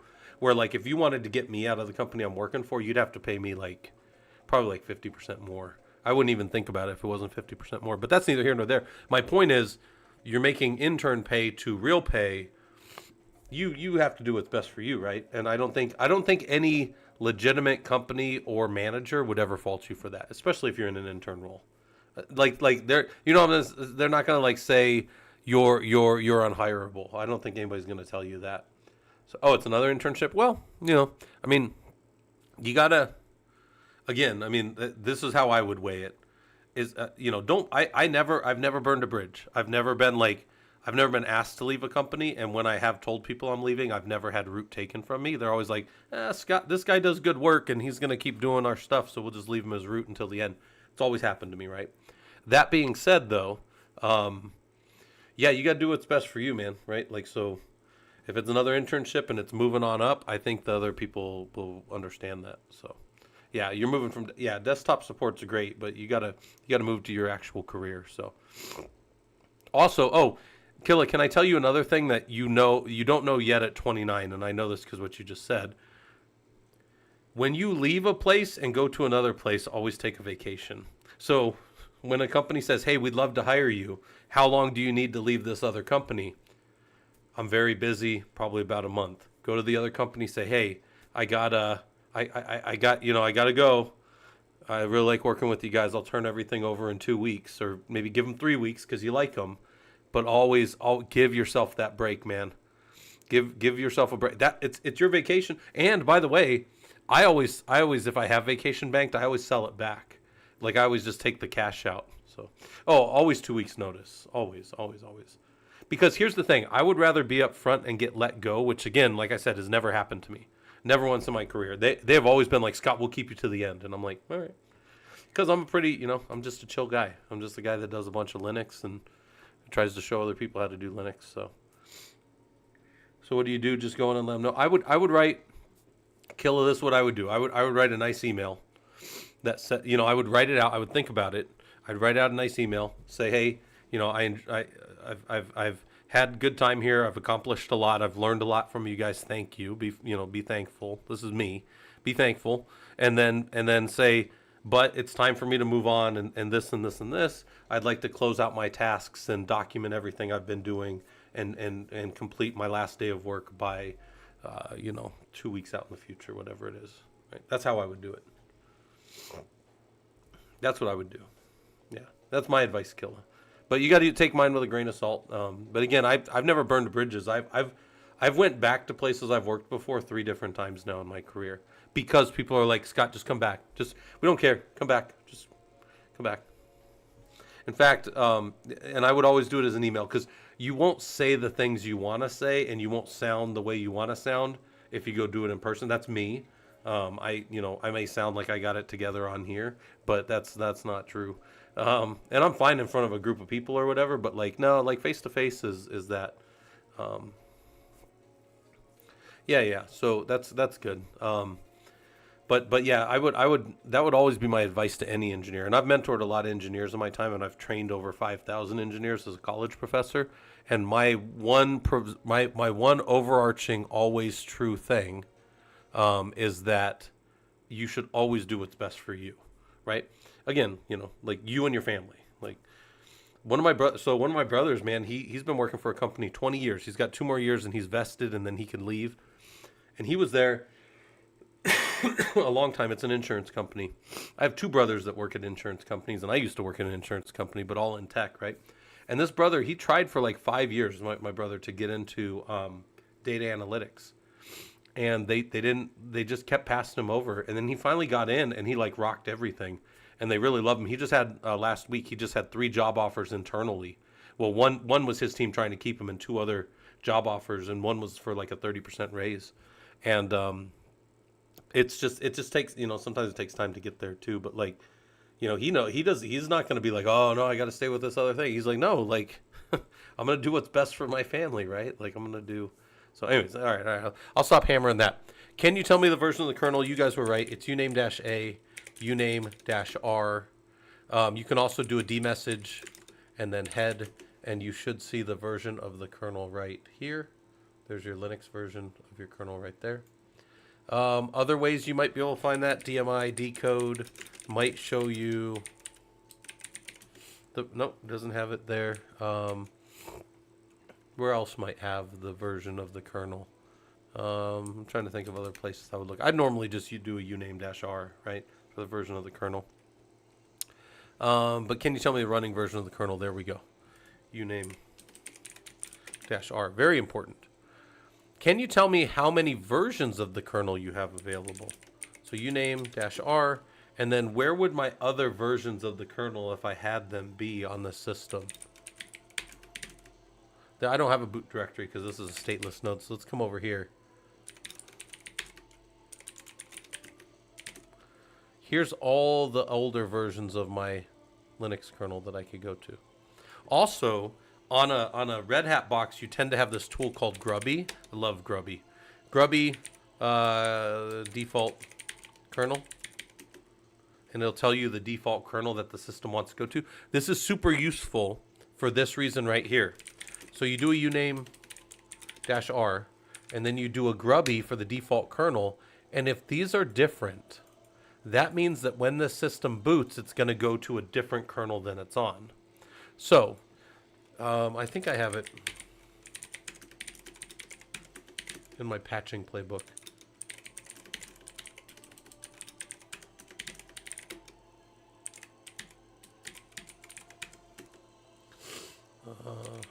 CD into tasks. Here's my reboot servers. Hold on. So check out what I do on my little reboot. This is an Ansible playbook for you guys that aren't super familiar. It's Ansible playbooks are just super simple little declarative things. And you might say, oh, it's not simple. It's simple when you get into using them. I promise you, it's as simple as playing with Play-Doh or Legos. You probably don't do that much, but if you've ever done Legos and designed stuff, and I have family members that do that, this is not much more complex. You're just learning the way that we do things. So here's an arbitrary name. Set a variable to false for the reboot needed. So I say reboot is needed is set to false from the beginning against any node that comes in here, any nodes that are assigned to run this. And then I run that grubby default kernel check that I just did up there. And I find out what the default kernel is that my system thinks it's going to boot to next time. And then I look in Ansible kernel, which is a variable that Ansible gathers when it first does a gather facts, or if you do setup later on a box. And I look for that kernel to not be in the result of this. So if the kernels are different, set that the reboot is needed in my playbook. And then come down here and reboot the node only if it's set to true. So I set a variable to false. I check two values and compare them. And if the values are not the same, the system needs a reboot because it went to a newer kernel. It could only have gone to a newer kernel. It literally couldn't have done anything else. Then the system needs a reboot. That's it. That's my logic that I've used. Tens of thousands of servers have gotten this to them over the years.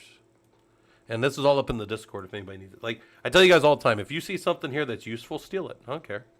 Yeah, it was stolen when I got a hold of it.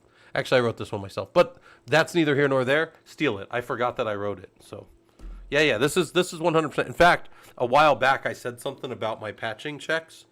And the guys asked me for them, and I wrote a whole bunch of patching. So, Scott pre-check. I think I did this. So how? By the way, if you're ever, let me tell you an admin thing that you won't find out until you're doing it, or if you're the guy. I'm always the lead, right? So fuck, man. Worst thing ever is to touch 1,000 servers and have like 19 servers down still at the end of the night and be like, were those up already? Or were those really up? Shit, weren't some of those decommed already? And you don't remember. So what I do is I always in my pre-checks in here, that's actually interesting. More group by. In here, I group all my servers up and I pull. These are variables that are assigned to the servers. They bring their own facts. They kind of like run in. My server, I kind of think of servers coming into a play as like being dropped into a Plinko machine. But the servers kind of run in with like their variables that they know. And then I take those and I group them by those variables. That's what these things are. And I think I have that. I don't know where I have it. Anyways, the point is that's my pre-check stuff. So if you guys ever need any of that stuff, that's all up in the Discord. If you ever need me to explain it, just let me know and I'll go through it. Like down in the Discord or whatever when we're doing stuff. So can you tell me how many versions of the kernel you have available? Yeah. Cat ls boot. There's all our versions of the kernel that we can go back to. And we could use Grubby to set default to one of these other versions of the kernel if I wanted to. Right? And then I could say grubby, let's just do this. And it would be to that. See how it's set to this older one that I have? I don't want to do that though. So I'm going to set the default back to the one that we're currently using, which I think is this one. Let's just set it to this guy. Boom, right? That should be one of them.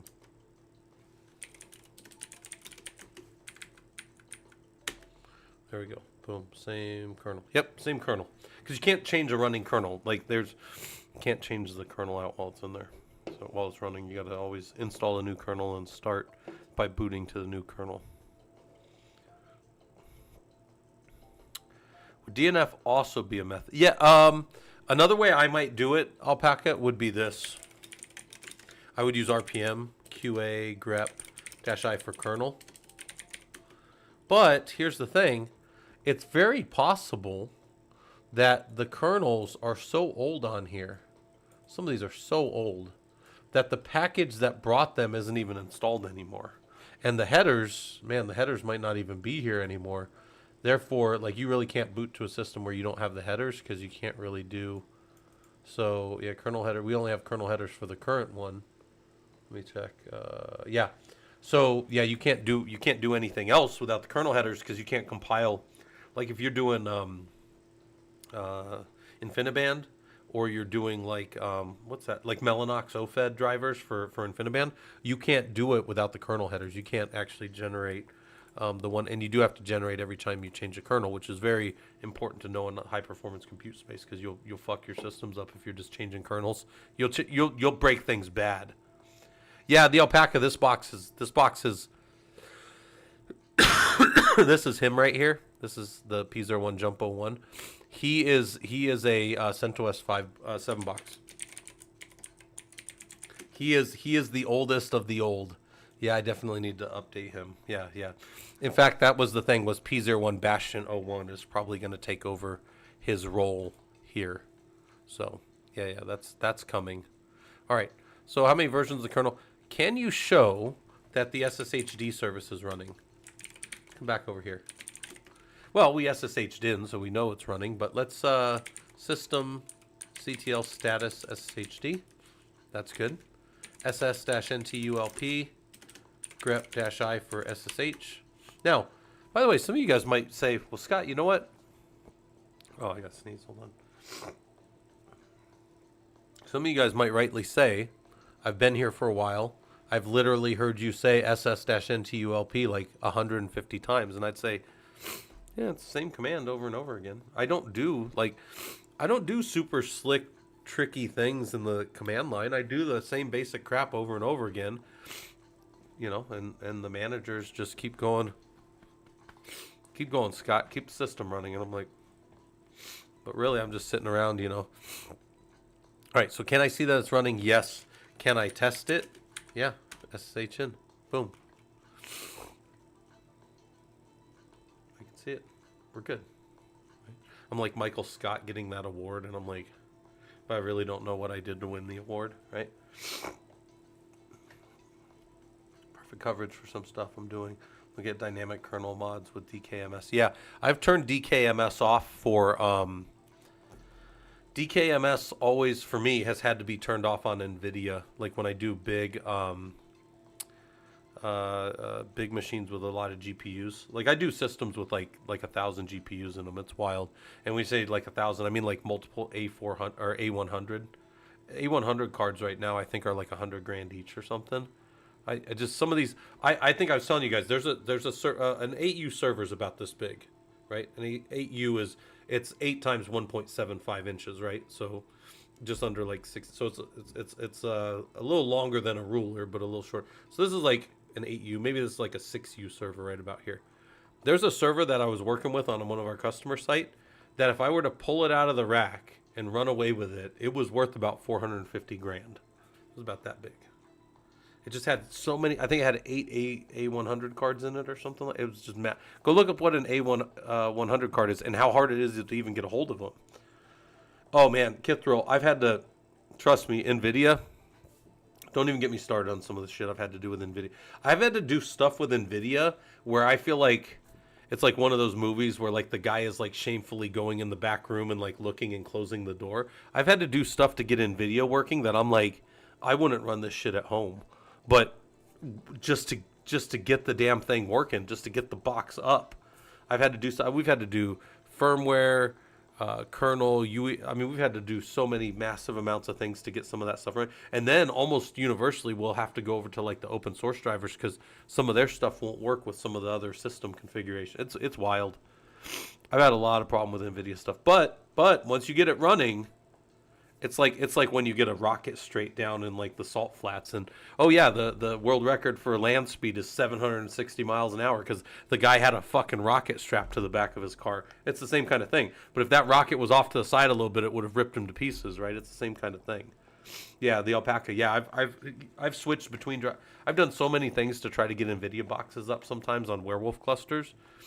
Oh man, I have like, I wouldn't say like nightmares, but I'm like flashbacks to like weeks and weeks of like 20-hour days working with some of the guys on that stuff.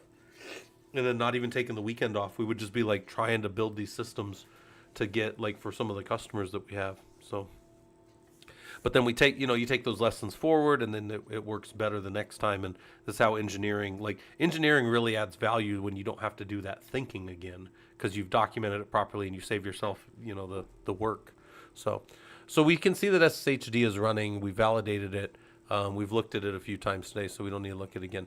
Can you see how it started and what its parent process is? So that's a good one. So we did the status. We see that it's 839. We can just grep 839. And we see that its parent was system D. We knew that because it's controlled by system CTL.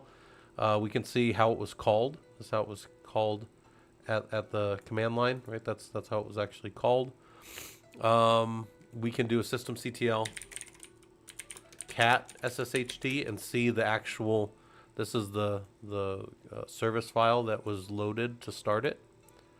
And then I showed you guys earlier, you can do system D analyze critical dash chain for SSHD dot service, and that'll show you all the things that had to come up for the system to start, right?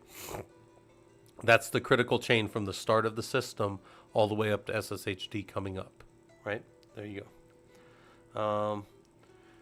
Yeah, we're gonna, if I haven't mentioned in a while, we're gonna be getting a hold of one of those little, the alpaca, that little NVIDIA box that they have coming out?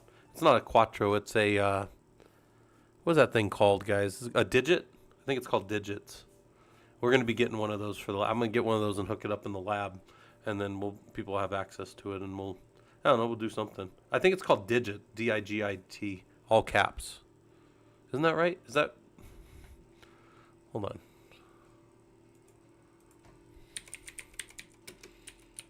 I thought it was a Digits box. Yeah, it's like almost 4K. Hey, I already got the wife to approve it. The wife already approved it. I said, hey, I'm making all this money streaming, right? Making all this money off the book, selling the book.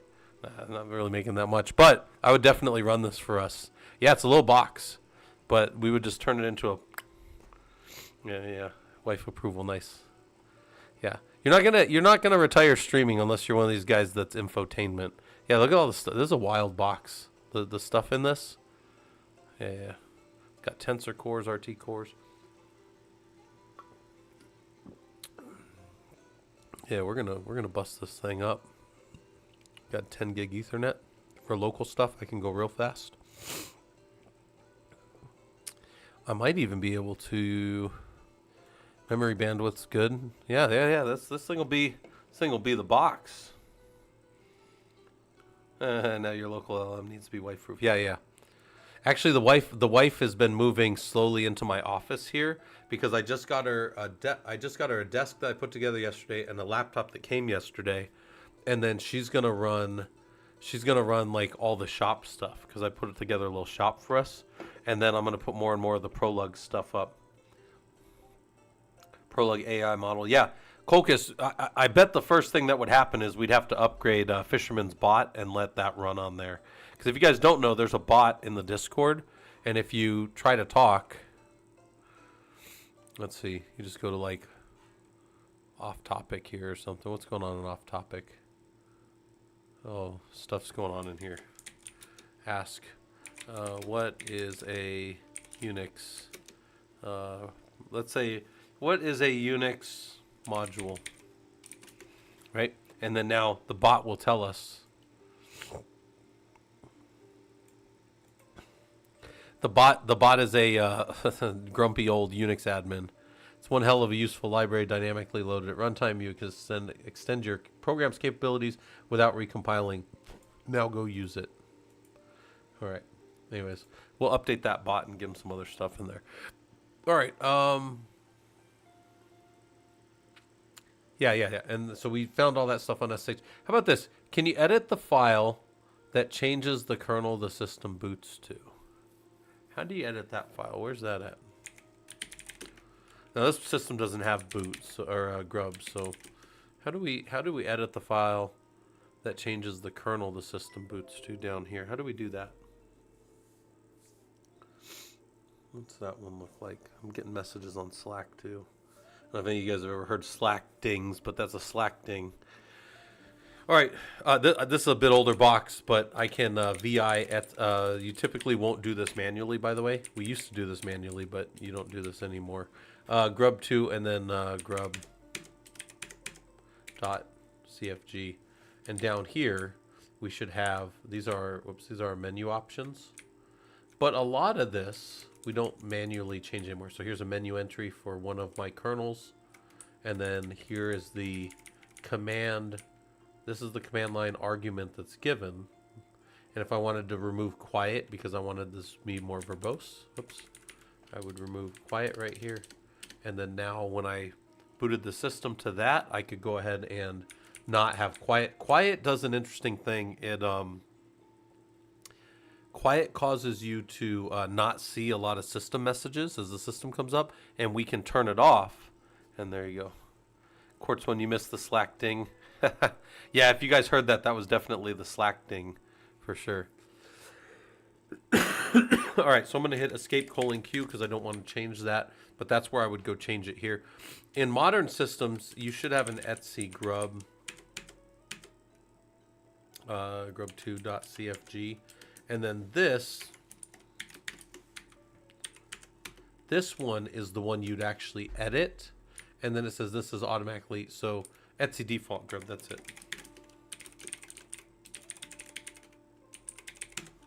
So this is the one that you could actually change if you wanted to affect any of these in a little bit older Linux.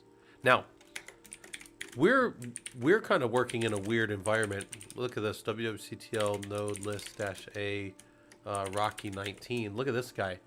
Here's his Rocky kernel. Here's his Linux kernel. And then his kernel comes from his container. But I could actually override that and give... I could make this load a different kernel than what's in the container if I wanted to. Gotta know what you're doing to do that, guys. But you can do that with Werewolf. I can override what's in the kernel or what's in the container. And you might say, well, what's in the container? Is it different than this? Yeah, well, we can go check.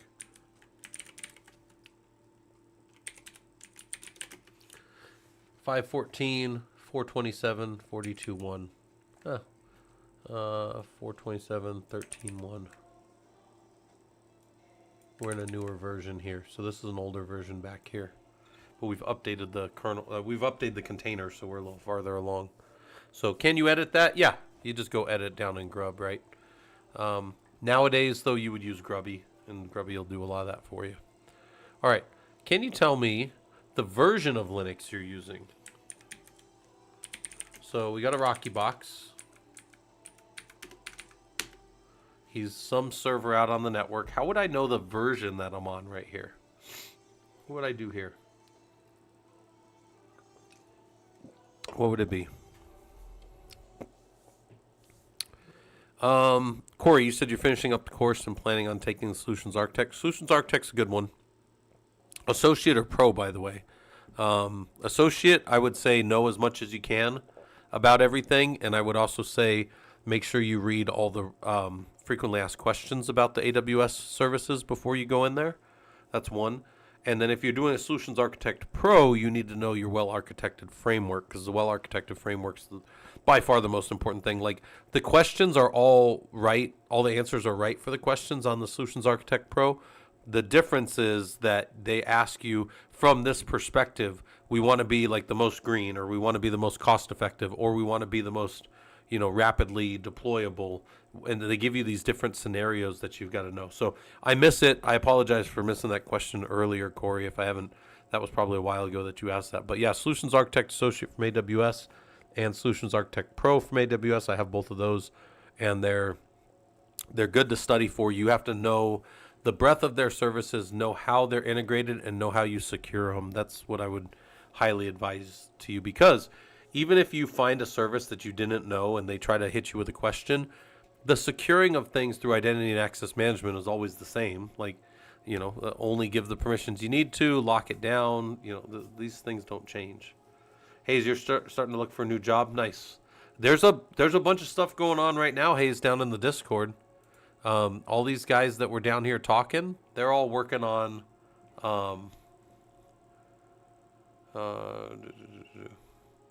so yeah, Hayes, they're working on resume writing and job hunting, so that's what those guys are doing. And then also something with food. All right. Let me go look at. I'm just gonna go sit in a general channel, but then I'll get out of here. All right. So can you tell me the version of Linux you're using? That's actually an easy one. That's the easiest way to see the version. I'm on Rocky 9.5. Too many answers to the last question about choosing the boot kernel. What's the context? Velis, for me, the boot kernel, how would you change it with Grub? That was it. So you just go and pick the one that you want to be on. I've only been here All right. So that's how you can tell the version of Linux you're using at a high level.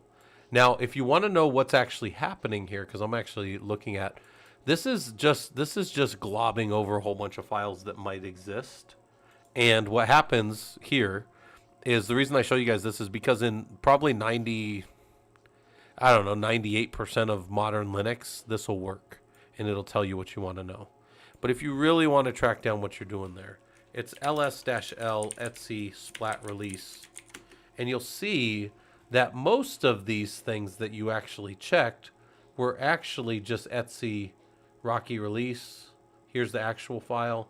Here's another one, and here's another one that just point back to it. So etc Red Hat release, Rocky release, and system release just point back to this.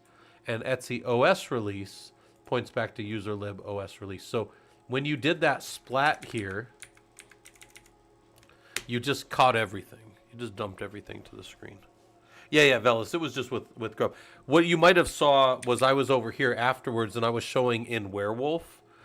This is a little bit more like cluster managey, but in Werewolf you get whatever the containers got, but then you can override from Werewolf a kernel. But I was highly advising against that, because it's just, you have to be like a very, like, even more expertise than I would claim, because you would have to have such a specific use case to do that I really couldn't justify doing that. I would rather build my stuff and then just have it running out of the container. But you can override container images kernels in Werewolf if you want to, because this is the definition of a Werewolf node right here. So you can set your kernel args here, because you don't have Grub anymore, right? Like this box, which is one of the nodes, he doesn't have. Doesn't even have a boot. Doesn't even have it. So, all right. So, what version of Linux are you running? Here you go. Boom. Cat etc splat release. That's the best way I know of. Can you describe? This one's important. Can you describe the 7 fields of etc pass WD? So, if we just grep like Scott 2 from etc pass WD, this user has 7 fields here. Do you know what the 7 fields are? And again, not trying to trick anybody. I just think that these are the things that you need to understand to do sysadmin work. Also, oh yeah, I scrolled up somehow over there on the over there. So, all right. Hopefully I answered the questions over on the YouTube side of things. So what's going on here? What are the values? There's 7 fields here. Anybody, maybe there's a good infographic or something, right? So 7 fields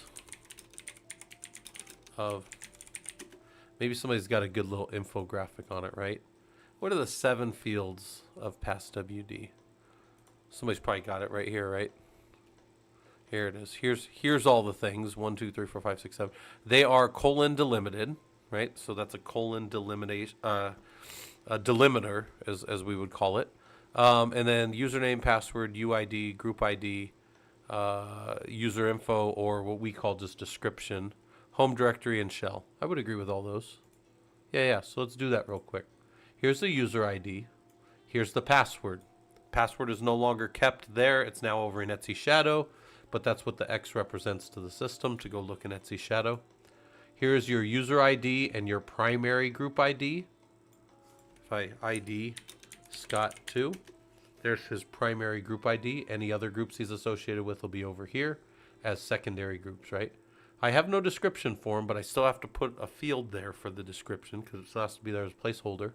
Here's my home directory, typically home, and then Scott2, named to name with the user, right? But it can be different. It can absolutely be different on systems. I've seen this be all kinds of different things. But one thing that's never correct is if I say, well, this is my college professor and me teaching so many thousands of people Linux over the years, home is never your home directory. If home was your home directory, home is more like the street you live on. It's home / your username or whatever. If somebody tells me home, in my head I'm thinking, so you just like live like right inside of the sidewalk on your you're just sitting out there watching TV or whatever as people walk by. That's super weird because that's what that would be like if home was your actual home. That's the street. This is your actual home directory. And then the last one is the 7th field is your shell, your default shell. You can change that. You don't have to be in bin bash if you want. You can change all kinds of shells. You can load up in bin bash and then go move into T shell or C shell if it's on your system. K shell is a common one too in old Unix guys. A lot of old Unix guys are there.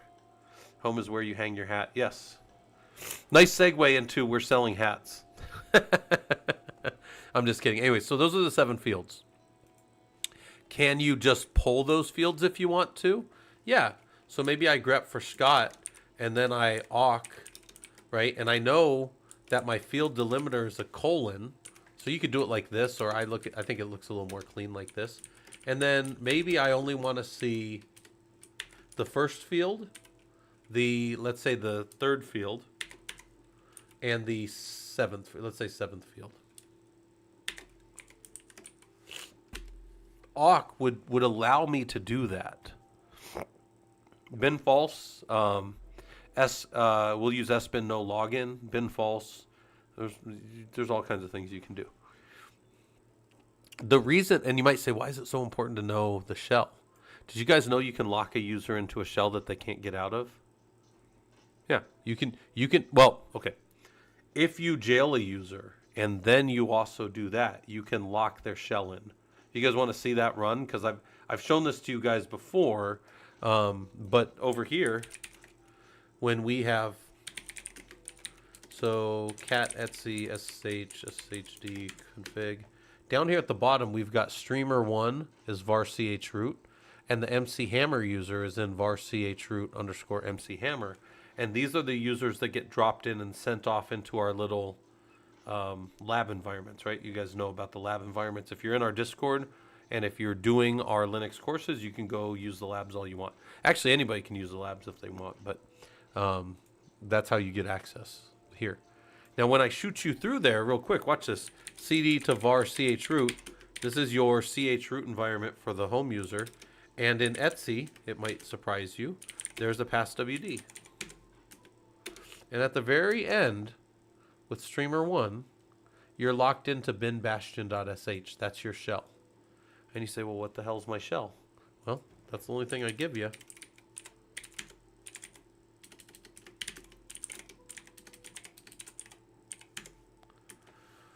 Here's what happens. You get dropped into a shell. It's bin bash. I give you 10 seconds to read through and make a selection from the 19 Rocky nodes. And then I just send you to one of the different Rocky nodes as root with the cluster key. And if you don't do it in time, it kicks you out. And if you don't have, if you don't do a valid input, it kicks you out. If you say you want to leave, it kicks you out. Anything else kicks you out. And then I used to have it tell a joke too from a joke API, but I don't do that right now anymore. So people didn't think it was as funny as I did. So there you go. Boom.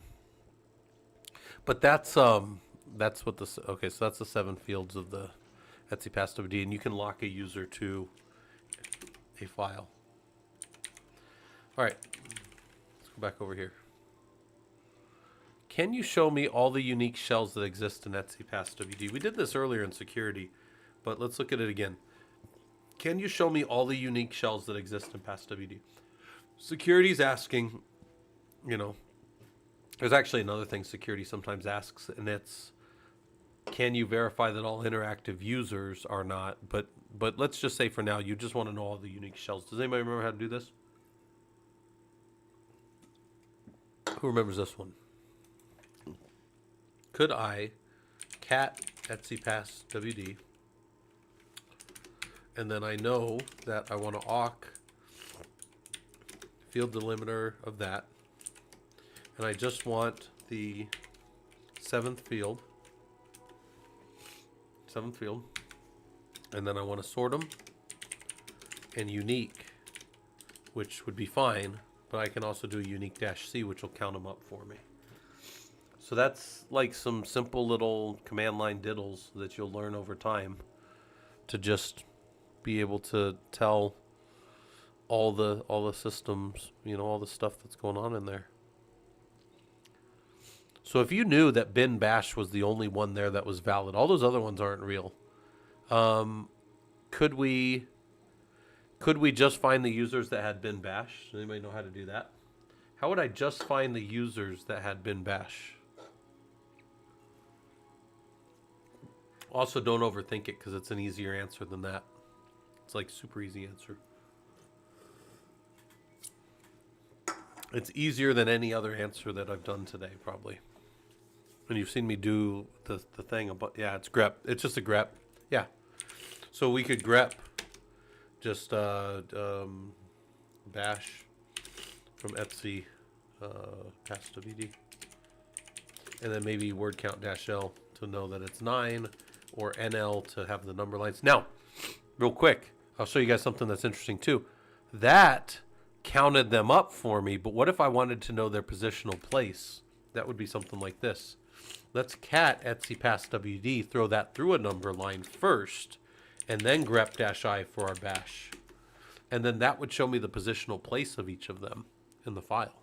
Because the file got a number line first, and then we carved for what we wanted to search.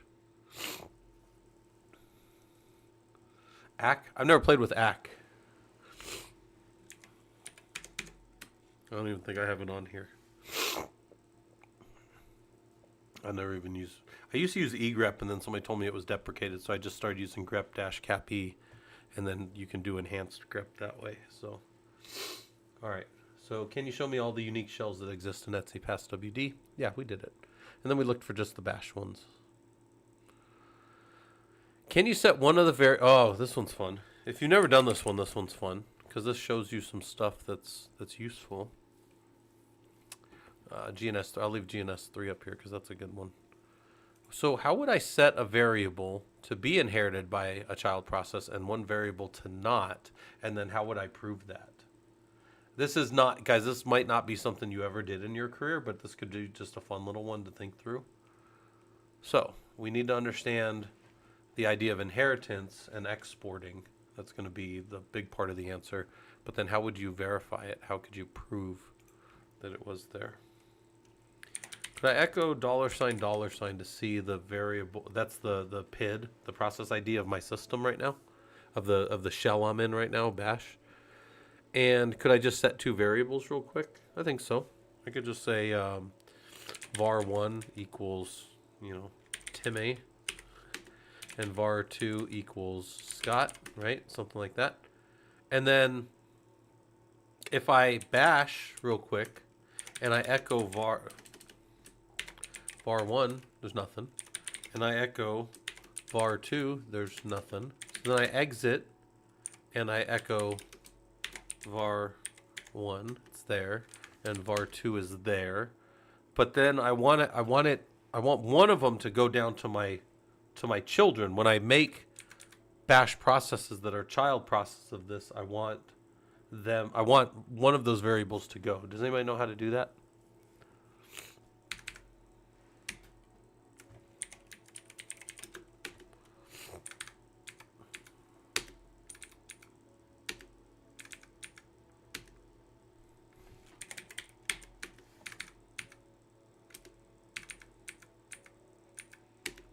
So, what's the command that allows child processes to have variables? It's either a locally scoped variable or you're saying that it can be inherited by the children processes of this. Why might I want to do that? Maybe I've got a bash script that's going to fork. Like I've got a bash script that's going to do some log stuff up at the beginning and do some date gathering and other stuff. Most of our scripts will do that stuff at the top. And then maybe I'm going to fork off like 5 different processes, like, fork them out, make them do other things in parallel. And I want them to write out to the logs as they're doing stuff. But if the log variables weren't exported, they wouldn't be able to be seen by those child processes that I had. That's a reason to do it if you're really getting deep into scripting. Any more nowadays, you're probably not going to use this much. But it's still a capability that's there. It's still a capability that's there. All right. Can you set a process to run every 5 minutes on a server? Who knows how to do that? How can you make a process run every 5 minutes on a server? And if you've never done it before, again, it's fine to not know. But this is a good skill to have. Maybe I want it to run every 5 minutes while I'm gone to lunch or something. Or, I'm watching Netflix and I want something to just run while I'm on a call to just let people know I'm still there. I don't know. Whatever this thing is, right? How do we do it? Cron is the tool. So cron is the tool. Cron tab. Cron is not there. So, do I even have cron on these boxes? Probably not. Poor boxes. These poor boxes. DNF install cron. Let's install cron. Crom. It's cron D probably. What? Would be cron tab. Huh.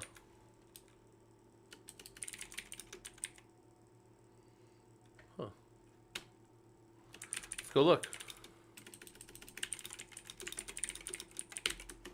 Let's go look over here. It's cronny? It's cronny.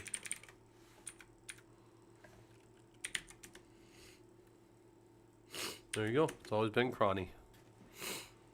Yeah. Hayes, if you Crom. If you guys don't know who Crom is, does anybody here not know who Crom is? So, I say cron tab -L. It says there's no cron tab for root, so we're gonna have to set that up. But how would I know how to do it every 5 minutes, guys? Anybody know how I'd know that? If I can't remember it, like it's my first time doing it. Like, one, I could go steal it from somebody else off the internet. That's the easiest way. But did you know you could cat etc cron tab? And that always has a nice little job definition in here. So now if cron's running, no, it says it's enabled. Hold on, start. It's dead. Now it's running. So cron's running. So then I do a cron tab -E to edit my roots cron tab. By the way, the cron, if you do cron tab, this is what you're going to need. If you just do cron on the normal system, you don't need the username. So I'll just do a cron tab -E. I'll just go ahead and drop those. And then I'll just say, I don't know, bin sleep 5. Now, I don't know which sleep is user bin sleep. but it links over there. So user bin sleep or bin sleep is actually where it's linked from. So we say cron tab -e and we say bin sleep 5, sure, whatever. But I said every 5 minutes. Can you set a process to run every 5 minutes on the server? So this would do every minute. You could do divided by 5 like that. But let me show you guys something fun, and let me set this. This is the modern way of doing it right here. This is the way you'll find people correctly doing it. Also, you can shorten these down if that bugs you that they're far out. The formatting's on you. As long as there's spaces, you're fine. The older way of doing this was like this, though. And this is kind of funny. Both of these still work, but I'm going to show you guys the older way.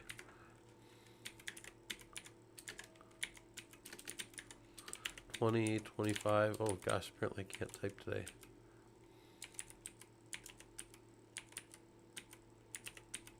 That's the way you used to do it. But you could also just use modulus, which is divided by 5. And then when there's not a remainder, it triggers. Right? Because that's what modulus does. It's just it's simple division, but it's to get to modulus, right? Through division. Everybody here, who are my programmers here? I know all my programmers know modulo, but that's what that is. But anyways, that'll do every 5 minutes, because it'll divide every minute by 5, but only when there's no remainder will it trigger. So that's what that does. And then that would be our way of triggering sleep or whatever every 5 minutes on the server. Okay. So user environment, bunch of user environment stuff to do. By the way, we've been going through this for a while, and we're on 81 of 119. I just have a bunch of questions here to keep going through. But I might, and by the way, these are all up in the Discord. So the Discord has them right here. Let me see. The Discord has them down in, I think in presentation. I think I did this originally as presentations. Here's the Socratic Method for Ansible. I had updated it. But if you go up just a little bit, I'm pretty sure it's all the answers to... No. There's the Socratic Method Ansible. Ah, hold on. So, wait, do I have... I don't know where I have it. Somewhere in here.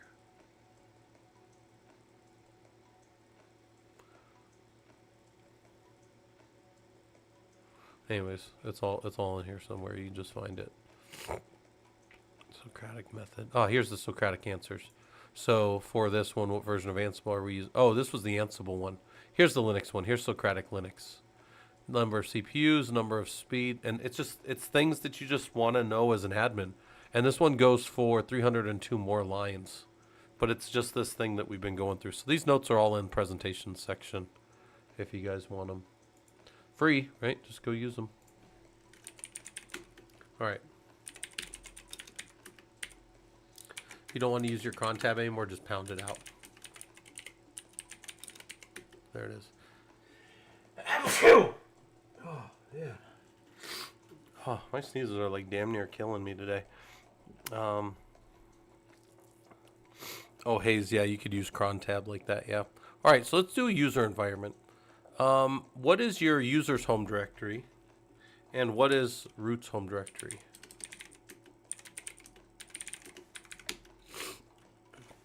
So what is root's home directory?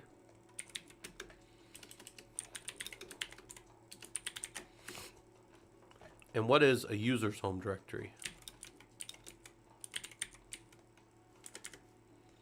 Here's all the users in these systems. These are out in the lab systems. People were making different stuff last year.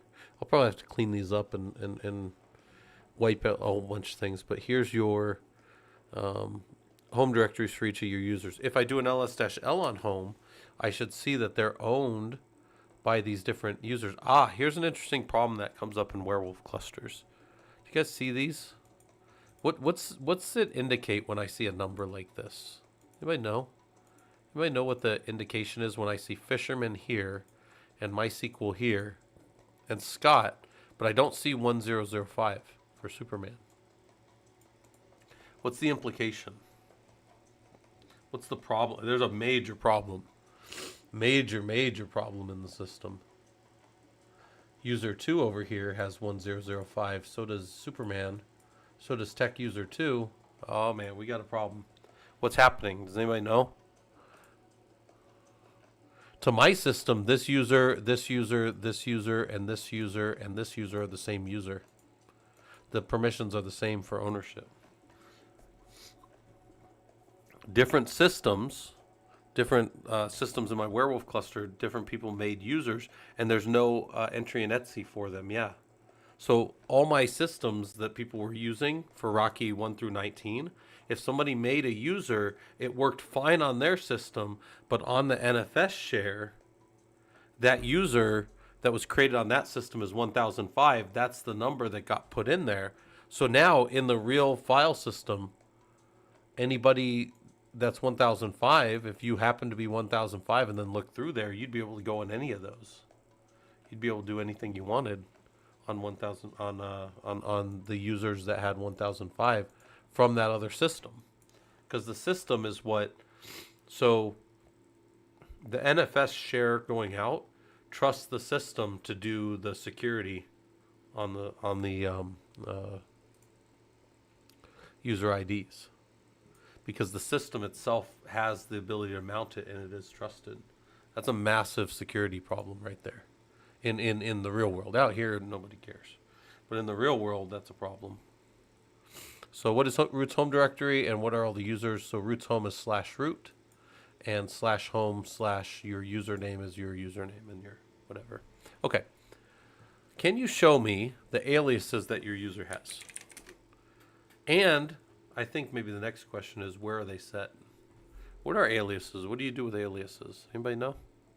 Anybody know what we do with aliases? What are they?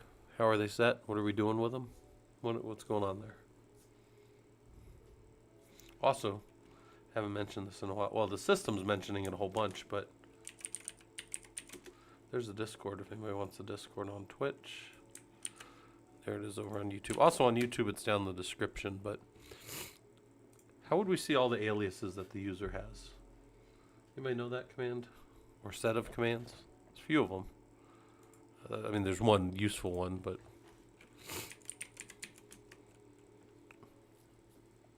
here's all my aliases. Where are my aliases getting set, though? Anybody know that? What if I did this? What if I grep from root anything hidden for alias? There's a bunch of aliases being set in there. What if use custom name or commands or pipeline? What about this, guys? What if I knew that wasn't all of them, and I go, where the hell are these other ones coming from? Etsy profile, Etsy profile.d is owned by root, right? A bunch of stuff in here. And watch this. If I do that same grep command in here. Oh, maybe it's not in there. It may be. It also might be in. Shit, we can run it here too. Oh, God, you guys got to stop me sometimes. Hold on. That was my bad. Just everything, right? Here, look at all these other places. So here's where all these other aliases are being set. Now, once you're running, once your environment's set, just so you guys know, you guys can get rid of all these aliases. You can unalias anything you want to get rid of an alias. If I don't, so there's one that's always there for root right here, and it makes RM by itself an interactive mode. So if you guys have ever been like, oh, that's super annoying that my RM always asks me before it removes files, RM is alias to rm-i. You could take that behavior away. There's another way to take away that behavior, and that's what I use, which is rm-rf. When I'm root, I just rm-rf everything. And you say, well, but you got to understand the cone of what you're doing, though, because if I just do an rm-rf on /root, I'm deleting everything in root's home directory, and that's a problem. If I just do it on / of the file system, I'm deleting everything that I can until RM deletes itself and can't RM anymore. You won't delete the whole file system, by the way. if you do an RM on a file system, people always think it's funny.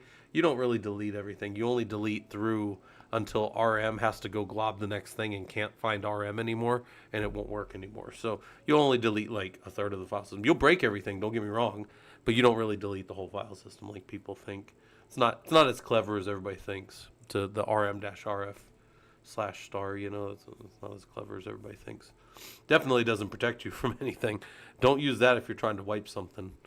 But anyways, in fact, I would say if you're going to wipe anything, it needs to be unmounted. But that's maybe just me. That's far afield. But can you show all the aliases? Yes. Can you go find where they came from?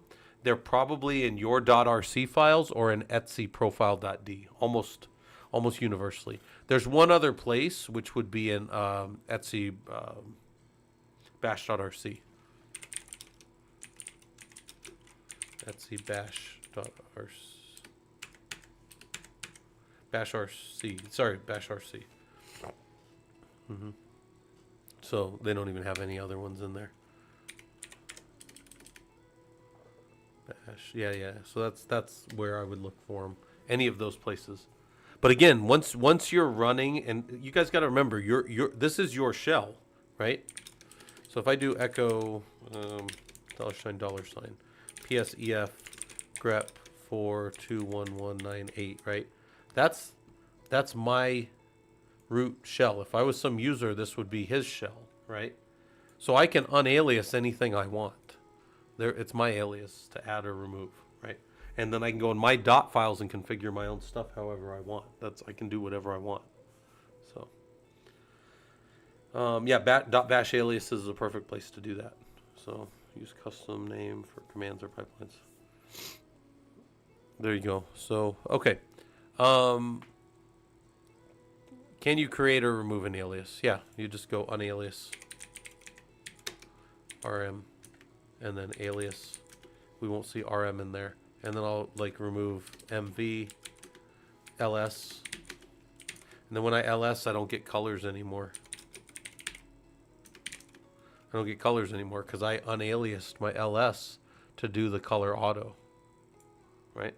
Now I don't see it anymore. Yeah, Kit Thrill, thanks for coming by.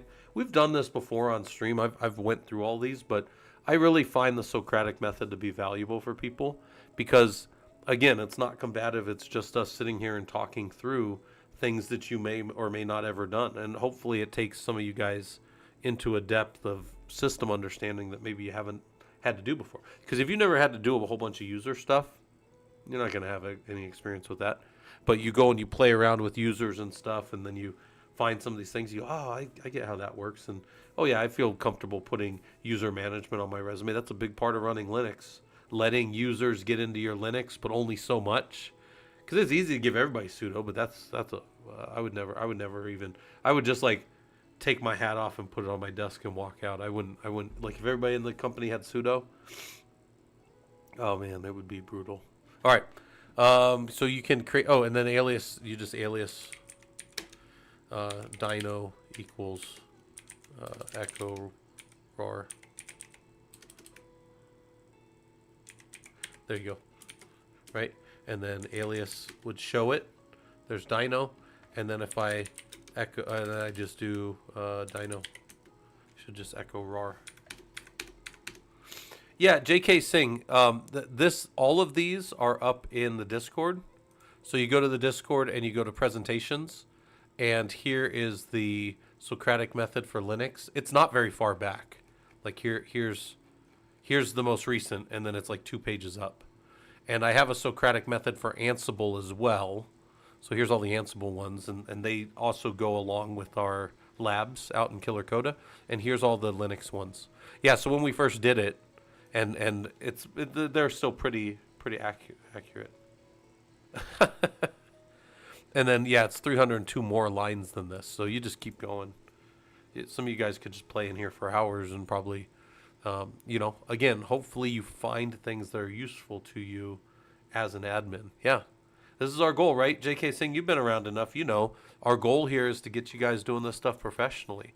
And if getting in there and getting the confidence to do this as an admin, that's what we're going to do, right? We're going to get you guys ready for this. So, Give them sudo. That's funny. All right. Can you create or remove an alias? Yeah.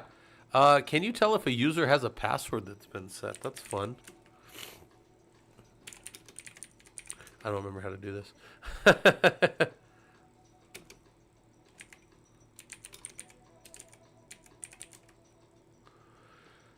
Oh, man, that one's funny. All right. So, can you tell if a user has a password set? You should be able to do pass WD dash. Is there help? Ah, there it is. Then it should give status for Scott too. And then I thought there was a way to...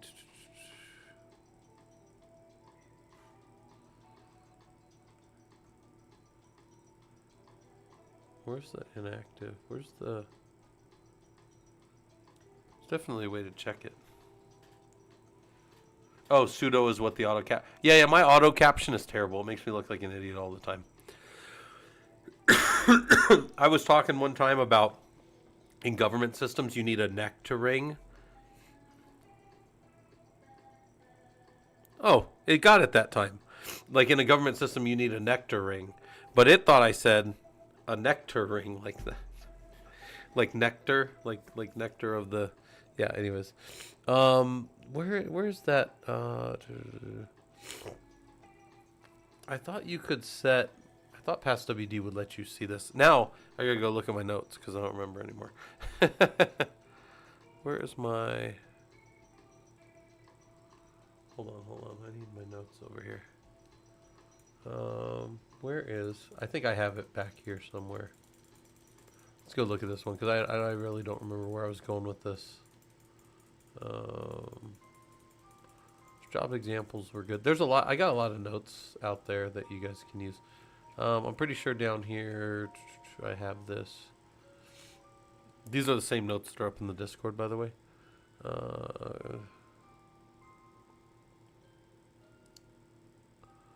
User's password set. Oh, there it is. CHAGE. That's what it is. I could not remember that command. By the way, again, these are the same ones. If you want the answers, they're all up in the Discord. So this got two. Yeah, there you go. So then it'll tell you if they've ever set the password or any of that kind of stuff. So can you tell if a user has a password set? Yeah. If the password has never been changed, or maybe you set it, then you could tell if they've ever changed it or whatever. So there's some value there. And it also tells you that you don't have good security on these boxes because these are obviously not hardened because I would have had 60-day password rotations on them, right? That's what I normally set for government stuff. It's a nightmare, but well, you gotta do it. All right, can you create or remove an alias and make that persistent? We did that, but to make it persistent, you put in your dot alias or your dot bash rc, wherever you want. It's your system. You do whatever you want. But yeah, you just put the alias line right in there. Just like any of these. See how they're just right in a line, and it just... So basically what happens is as you log in, your dot files will just execute down, and they'll just set up your shell for you. And you can add more of them, and you can make them reference. Like .bash rc is for sure going to be called, and you can set that to call other ones in your environment. You just do what's called sourcing. So you cd to root ls-al to see like more dash rc, and here's how it sources etc bash rc out of here. So let's say you were in a system already and you set some value like in an alias, and then you wanted to see the alias. So watch, I'll do it real quick on here. Vi my dot bash rc, right? And in here I go to the bottom and I say alias Scott equals echo, it's pronounced Scoot. That's what they like to say in the server, right? So I put that alias, right? But obviously that's not being read. I just put that in a file, right? So I do alias, that's not here. But I can source my .bash rc in this bash rc. I can source this right now. And now I do my alias, and there it is. So, like if you're making modifications and you're making small modifications or you're doing like alias stuff, that is now a persistent change on the system. Root is always, well, on this box until it reboots. That .bash rc, anytime I leave and come back in there, that's going to be run through and sourced as part of my system. Does that make sense? So it's a .bash rc, and then if you can't remember it, which I can never remember it, go look. And your bash rc almost always, if the file exists, then source the file. That's all it does. Guys, this is not, none of this stuff is magic. You just have to be shown it and look through it a few times. And then after a while you go, huh, I don't need Scott anymore. Get out of here, Prolog Discord, and then you just leave and go, you know, do whatever, like a wandering little warrior doing stuff everywhere. But we'll always sit around and be like, maybe one day they'll come back. Maybe one day Quartz 1 will come back. No, I'm just kidding. But this is, guys, this is what we do, right? Nothing here is magical. Nothing here is something you couldn't learn or isn't attainable. Like every single thing that I learned almost all my stuff in the wild, guys. I learned a lot of stuff just by doing it, you know. So, all right. So we made that. Ken, do you know where the user default home directory? So cd to home, Scott2, ls-al in here, and there's some files that are populated in this user's home directory. Do you know where those are populated from? Do you know where, if you wanted to make a modification to bash rc for all future users that were created on your system, do you know where your system would get that from? Where is that at? Does anybody know? Some of you guys know, I'm sure. Some of you guys have been doing some Linux for a while. But we got to pass the info on to the next generation, right?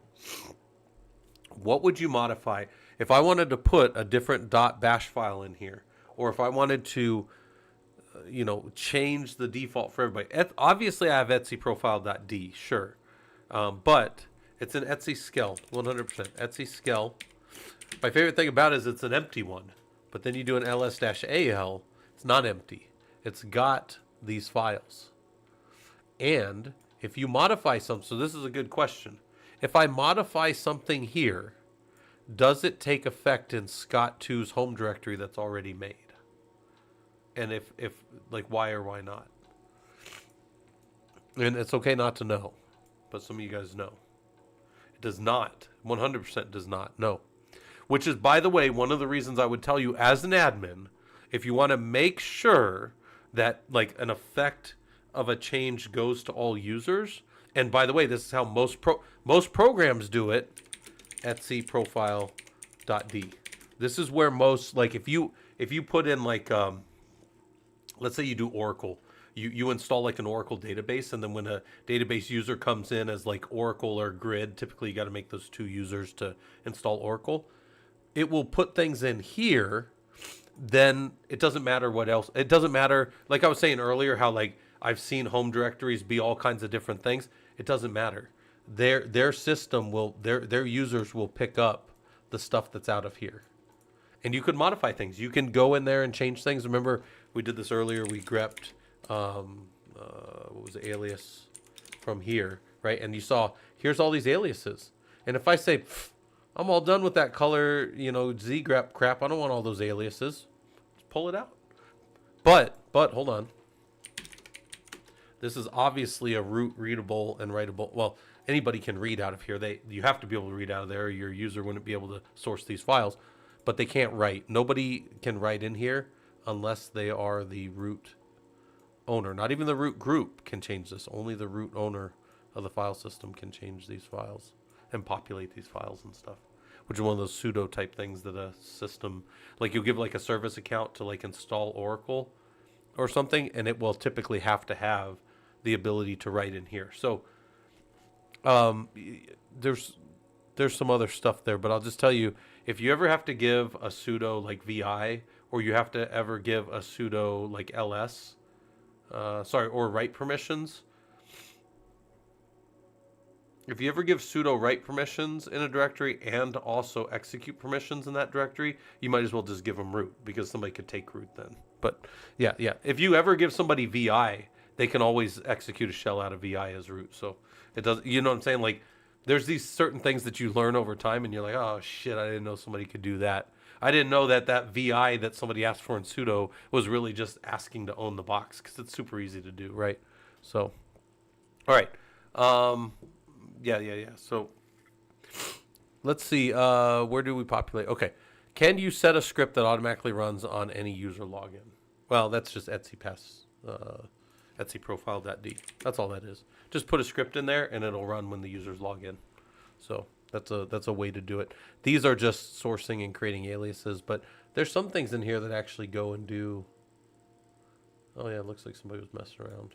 But anyways, there's a bunch of stuff you can do, and you can define. You could have. I mean, really, if I wanted to, I could have something in here that writes out to like my Loki. You know what? Where's my notebook? Oh, my notebook. Somebody take a note for me. That's how I'm gonna make. Remember, I was trying to tell you guys, like when a user logs in, I need to just keep track of it. I'm just gonna have that write to Loki. I could just have a little script that as you come in, it just sources and writes out to Loki, just as a curl. Just post user logged in at whatever. Yeah, I'm just gonna do that. By the way, I have all the other login information. I just wasn't pulling it from these machines, and I had not really thought about it, but I needed to. Yeah, I'm just gonna do that. That's super easy. I already have the login, by the way, or I already have the logs coming off the boxes too. But I just want it as you log in. Just send it up to my Loki instance. Yeah, I'm gonna do that. That makes me happy. I'm gonna go do that. I'll do that later tonight probably, or maybe I'll do it with the security group, because I think the security group would like to see that. I think that could be good. All right, can you check your current user? Do you know what your primary and secondary groups are? So I am the root user.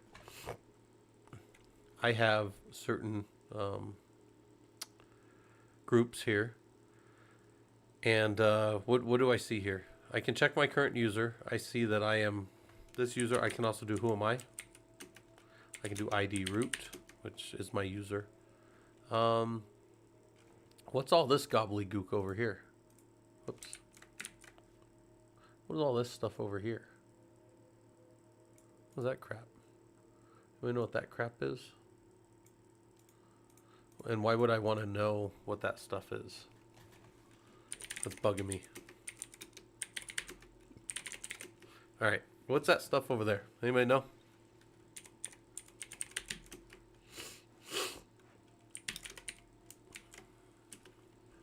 I haven't shown you guys too much of this yet, but we do it this week in the sysadmin course. So for people that have never done SE Linux, and you're like, what the hell's an SE Linux? I don't know how to use it. Well, let me show you guys a really good place to start if you've never done SE Linux. I think the Rocky documentation for this is some of the best that I've ever seen. I really think this will change the way that you guys, like if you've never done SE Linux or you're scared of it, I think that this can help you to understand what it does, what its context is in the security world, and then how it works. There's a system call, the kernel, make sure SE Linux is good, or it throws it in the trash.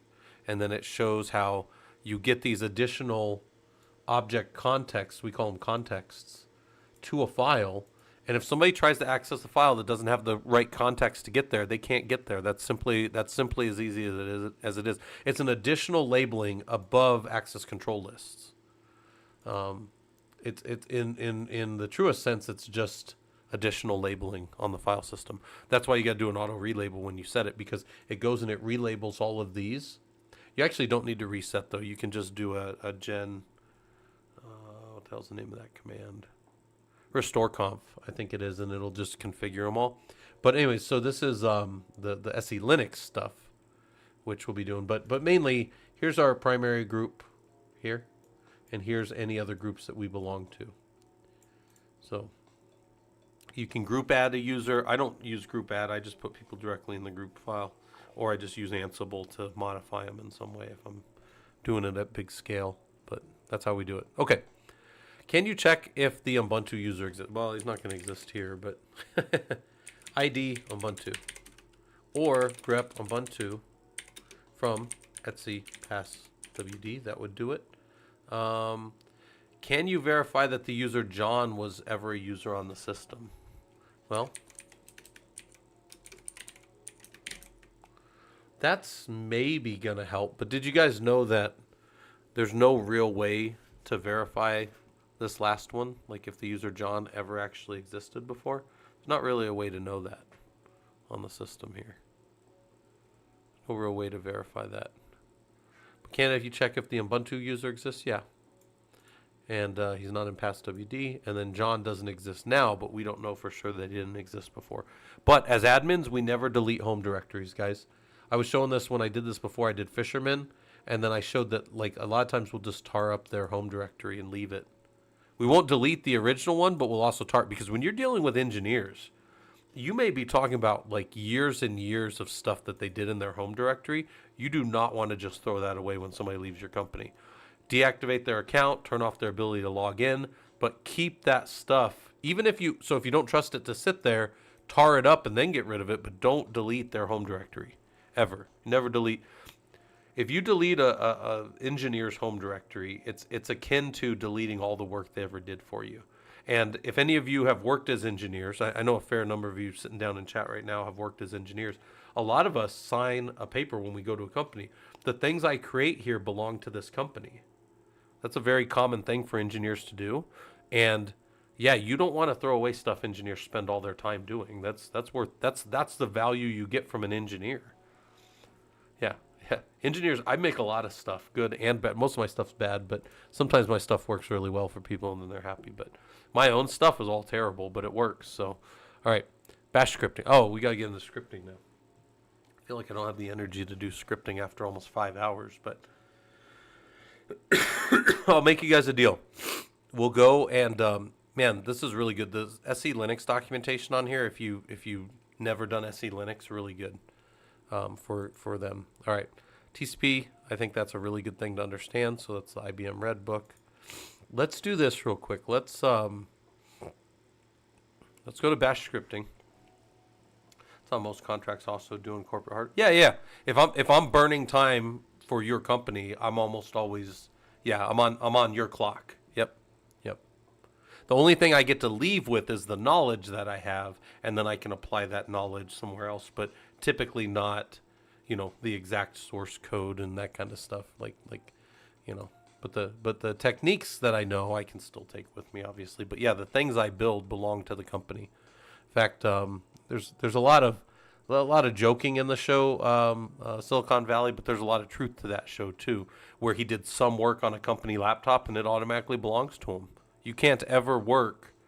You have to have separate work and type entities for that kind of stuff. In fact, when I do customer stuff, I always do the stuff on their systems. I'll bring stuff from my system and give it to them as part of making my job easier, but I won't do stuff on their systems and pull it out. That crosses the line for me. That I would rather rewrite it on my own. So, in fact, one of our guys, he works for a big cloud company, and he used to stream. He doesn't stream much anymore, but when he did stream, he would pop on and he would be building things, and he's like, this is similar to something I do at work, but I just wanted to have it on my own, so I'm writing my version of it out here. And that was something he would do. He would write his version of some of his testing and some of his other stuff outside of the company, so that he had similar things to what he had worked on, right? But you can't do it directly. You can't copy it, that kind of stuff. It's illegal. It's illegal in that you signed a contract for it anyways. So yeah, Marion, I'll tell you, I normally work on a different system than I touch. Yeah, I definitely try to work on a different system for my government stuff and a different system for my own stuff. 100%. Yeah. I always keep those things separate. Plus, it makes work easier because then I turn away from that other system. Makes it easier to not be working, if I'm not touching the same thing. So, all right, shoot, we're almost at 5 hours, guys. This is a long stream for me. I'm gonna tell you what, we're gonna go to we'll go to like a little break. Pop another one of these little guys up, and I'll throw up my hourglass. hourglass. Where's he at? There's my hourglass. And we'll say break and then scripting. Some scripting basics, right? Like, do we understand some basics of scripting and those kind of things that we need? And then we're go. All right. All right. I'll be back. I'll leave, I don't know, one of you's in charge. Stay out of trouble. I'll be back.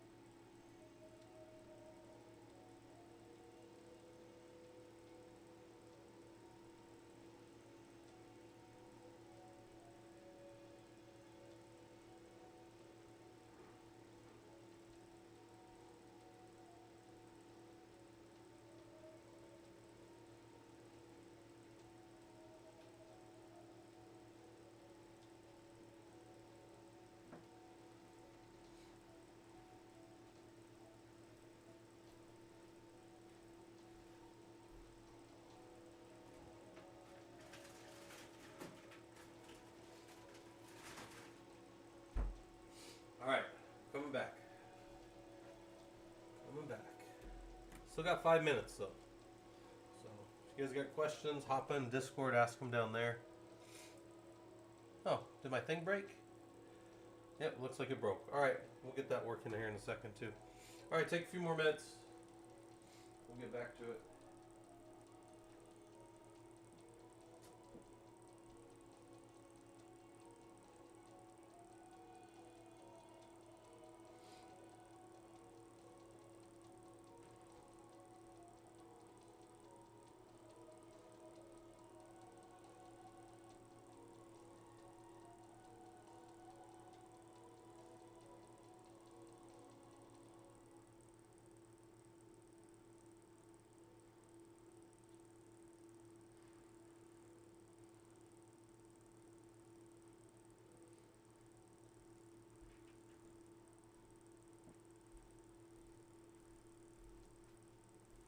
All right, it looks like our text-to-speech is broken. So I need to fix that real quick. All right.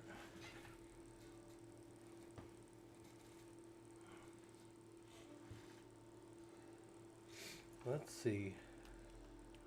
Turn on my camera over here. Too bad.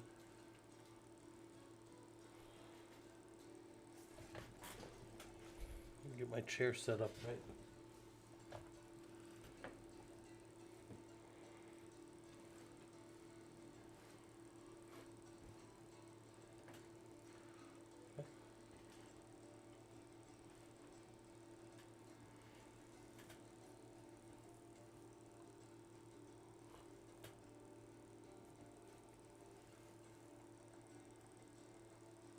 Yeah, not the worst. Okay.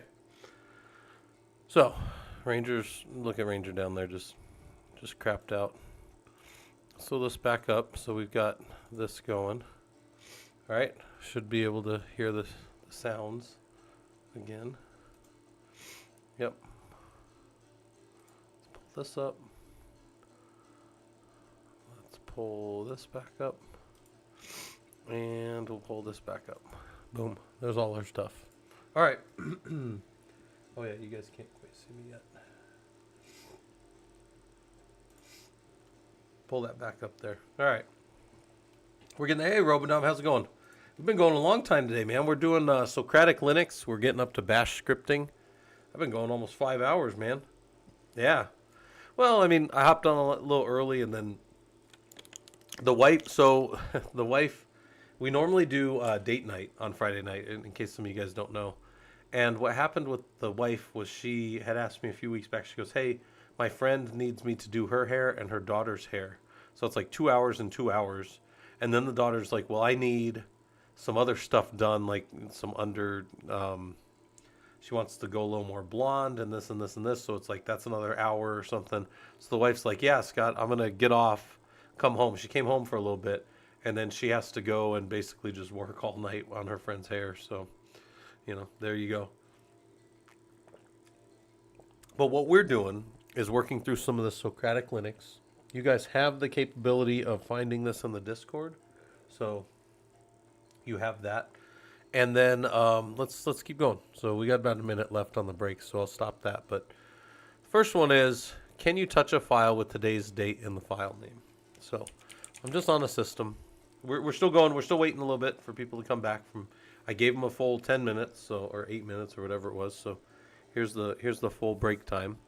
Can you touch a file with today's date in the file name? Do you know how to do that, guys? This is like the simplest part of it, because it's dropping a value in for something that you want, right? And Robodom, yeah, Robodom's one of my main mods, so when he's around, everything gets better, because then he keeps track of everything. But can you touch a file with today's date in the file name? Yeah. Let's go to maybe temp and touch Scott file dot backtick date plus %f. And if we ls in here, there's our Scott file with date plus %f. Now, date itself just shows us this. And then if we needed to learn more about it, we could go and we could just play with the command, right? And we could just look at the date command if we've never done it. So there's date like that. There's date like this. What the heck's that, right? There's capital S, which is the number of seconds right now. That's not super useful by itself. But you might want date plus %f and then maybe .t, something like that. Maybe that's something you like. I don't like that for file systems, though, because these colons don't go well in file systems. They're really bad, actually. They have to be escaped. And I don't know when this trend happened, probably like a little over 10 years ago. There was like this trend, and I think Microsoft did it, but it definitely happened in the Linux world too, where like they just let any character in, and then we'll just escape it. Watch this real quick. So I'm gonna do this. This is so annoying. Watch this. So touch some file dot that, and then we ls, and you see this, right? But watch when I try to cat that file. Look at that. It's terrible. It's atrocious. And I would try to stay away from that, because any weird file system behavior is just going to make anything you're trying to script and anything you're trying to call or anything you're trying to reference, just anything that's aberrant is just not good. I wouldn't advise trying to do it. Robdom, you said that was wondering what could be the next step for you to get back into the field since your desk support stint ended. Robdom, what I would tell you to do, I think that was your question, right? That's not somebody else. Oh, Quartz had a question. Oh, did I miss his question? Sorry. Let's go look. Yeah. So this is what I would do, guys. I would just keep keep your skills kind of sharp. Like try to best advice I can tell you is always be ready, right? Like the best way to be ready is to stay ready type thing. And let's go. I'll go grab my. I have a version of this called Het Resume Short Generic. Yeah, this is a. It's like a generic version of my resume, right? It's a real resume of mine, but it's a generic version. In that nothing up there is accurate except for the GitHub. The GitHub's right and the killer code is right, but everything else is not. And I need to actually update 22 years. And anyways, it doesn't really matter that much. But the point is, like, I would keep my one-page resume just updated, and then I would just kind of make sure that I'm sending it out to people. I would for sure just and I feel a little weird saying this. I keep an eye on the industry because I have a fair amount of college students, that are always trying to get in the industry. But for me, and I feel a little bad saying this. Like my last 10 jobs, people sought me out. Like people that knew me or knew of me sought me out, and that's a good problem to have. Trust me, but I still have to keep this stuff updated. I've still had to send this in for like government customer stuff. So my company like shops me to government customers that want people with my skills or whatever, and I need to keep these things up to date. Yeah. So in fact, this is a little dated because it doesn't have my current work, which is Redline, which was down here. So I think I've told you guys I've 3 times in my career I've jumped back to old companies that I was at before. But anyways, yeah, I would just, always lead with your strong stuff. I would keep my skills sharp so I'm ready to go, and I would just keep applying because Quartz, one of the days you're going to knock on the right door and you're going to get in the company that you want, right? And until then, you could even think of it as you were in a tech job but you weren't in the company you wanted to be in yet, right? Like you were still, like, your desktop support wasn't where you wanted to end. You wanted to keep going and eventually move over to, wherever else you're going to end up now. So yeah, that's why I would tell you, just keep it sharp, keep your stuff up to date. Knock out some of those. If you haven't done all the certs, Quartz, just keep knocking out, the certs that you've been working on, the certs that we have in the Discord that you can work on. I said certs, CERTS, whatever. This fucking thing. There's that. All right. And then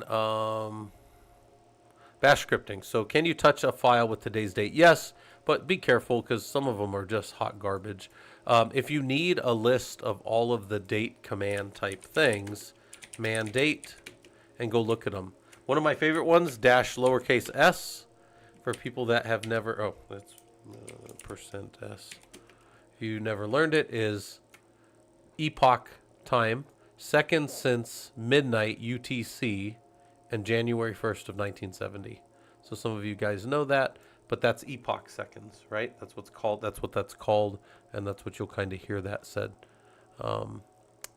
Look, capital T does this, like I said earlier, but maybe you want it to look a little different, and then you can use any of them. There's so many of them, right? So many of them. You don't have to know all of them. You just need to know the one or two that you use and then reference the others. I tell you guys all the time, we do not need to memorize everything in Linux. Again, at the risk of being a Chad, one of the things that I know I'm good at as an engineer is I tend to have a pretty good memory. I've worked with a lot of engineers. Most of them are sharper and faster than me and process faster and can do math better and all that stuff. But I tend to have a really good memory about like systems and stuff, and I can't remember all of it. So like, don't feel bad if you can't remember all of it. I learned early on reference stuff, right? Learn how to reference it. So, all right. Yeah, you're going to do good, Quartz. You just got to stick around, keep doing stuff. I would say keep yourself up close to the fire, right? Keep yourself close to people that are doing this stuff. And, I had a good buddy that used to always say I was looking for a job when I found this one. So it's like his was kind of like he didn't really care about the job. But I'm saying this more like you're gonna be ready. You just have to keep knocking on doors until you find the right one. I was trying to think, I don't know of any junior positions open. I know some senior positions that are open. I'm trying to find more senior guys for my company, but I just, anyways, so, can you touch a file with today's date? Yes. Can you create 100 files named file and some number? So in here, all right, nothing in here. Can I make 100 files? There's a few ways to do this. Some of you guys have done this before. And the crux of this question is more important than the execution of it. The question could be better stated: are you going to use wildcards, or are you going to use procedure like a function? How do you want to do it? And by the way, neither one's wrong. Both of them have a purpose. Fastest way I know how to do this is with a wildcard, right? Wildcard expansion, which is this: touch file, right? Isn't that right? I think that's right. There you go, boom. And then we get rid of them all. And a slower way, but a way that may later on in your career matter more to you, is this. This is slow. This is unarguably, this is 100% slower. Watch this. Time, as fast as I could hit the button. Or, right, we get rid of them all. And we say for I in sequence 1 to 100, right? Do touch file $i, done. And this, if I time this guy, takes longer. Significantly longer, in fact. Look at the difference there. Significantly longer. But what if the problem came a different way? What if the problem was this? What if somebody gave us this, and it was watch this real quick. Let's just say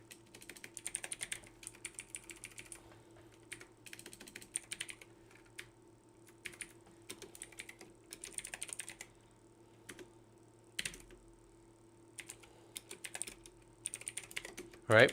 So now in our directory we got nothing, but we've got this list of servers now. And they say, Scott, I need you to make a file for all of the servers in this list that I give you, or that you pull from an API that I give you, or that guys, I've learned over the years, the problems are the same problems over and over again. I'll get you some info, you'll absorb the info in, you'll do some processing of the info, and then you'll do something out, right? So what if I told you that this no longer works to touch a file for all of it? So now we got to go to this, right? So all that to say, what if I did this? What if I said for server in cat servers? And by the way, the more modern way of doing this is this. So I'll do it the more modern way, which is, by the way you'll see it in my labs. And then now here I say do done, right? I can do whatever I want right here. I could call the Prime Minister of Turkey. I could literally do anything in here that I know how to do from a computer, right? And I will do it for every iteration over what's in the file servers. And I can or cannot, if I wanted to, use the variable held in server. By the way, when you count over a list of things, you don't have to use the variable. You just ignore it. Just use it as a time, right? Whatever. But yeah. So watch. So I'm just gonna say, touch file dot server, right? And then whatever. I don't even remember what I called the servers, but here, boom. Now I have file dot server for whatever server I need. Maybe I need to generate a bunch of log files earlier. So I don't know. It doesn't matter. But the point is, nothing. Again, there's an easy way to do the question right there, which is this. And it's a wildcard expansion, and there's literally nothing wrong with knowing this. But the reason we learn control structures and the reason we learn anything in systems is because now I can do something a bunch of times, and I can do it one of three ways. Watch this. I can say for cake, or for dessert, in cake, pop, I don't know, pi, right? Do echo I like $dessert.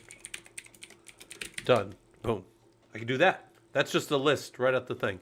I can generate a list. I can do it silly like this, right? And I can say for that in, and I can generate a list that didn't exist before this with sequence 1 to maybe 100.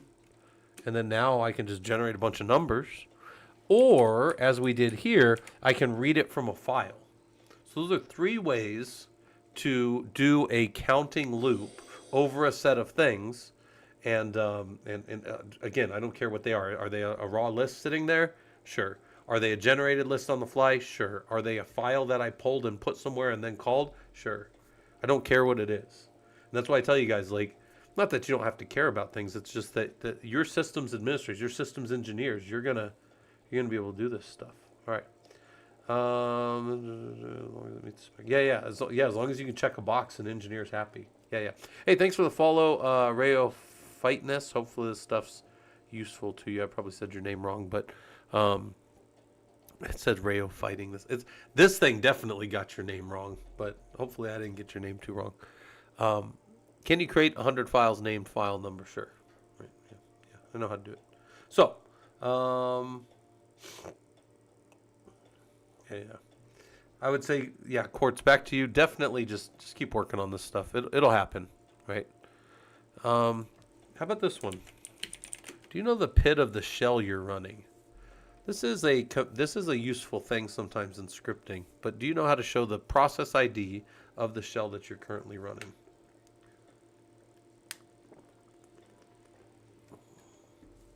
I'll show you how I use this in script sometimes. In fact, I'll show you. I'll show it to you, and then I'll show you the thing. This is guys. We're going to an old. I haven't shown this in years on stream. I'm going to show you guys something I have not pulled up in years on stream.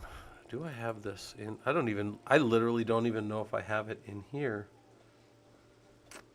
I think this is down in like Raspberry Pi stuff. Hold on. So if you guys know what Raspberry Pis are. I think this is actually in a different folder. Yeah, I don't even think this is over. Hold on. I literally haven't pulled this up in so long. Yeah. This has been so long since I pulled this up. All right, let me show you guys this real quick.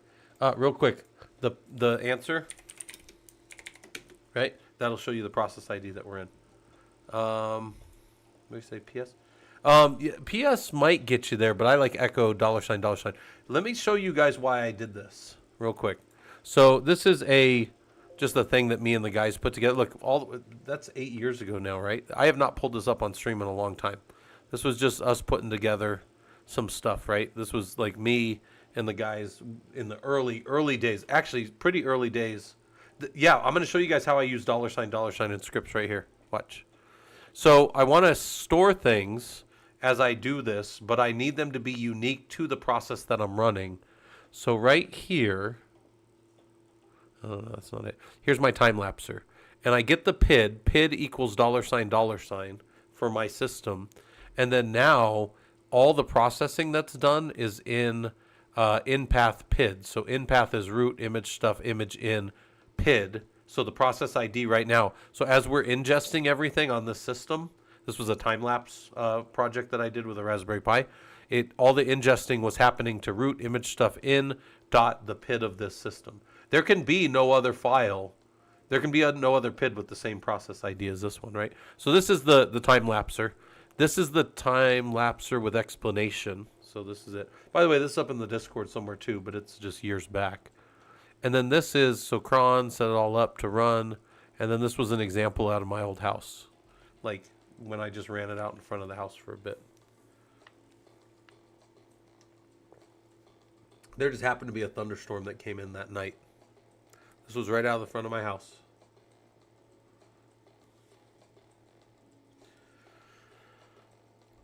Watch, there's going to be a lightning in the back.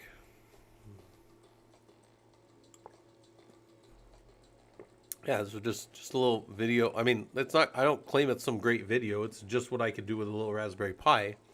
but I thought it was fun. Again, old project years ago. Somebody just walked by in there too. Um,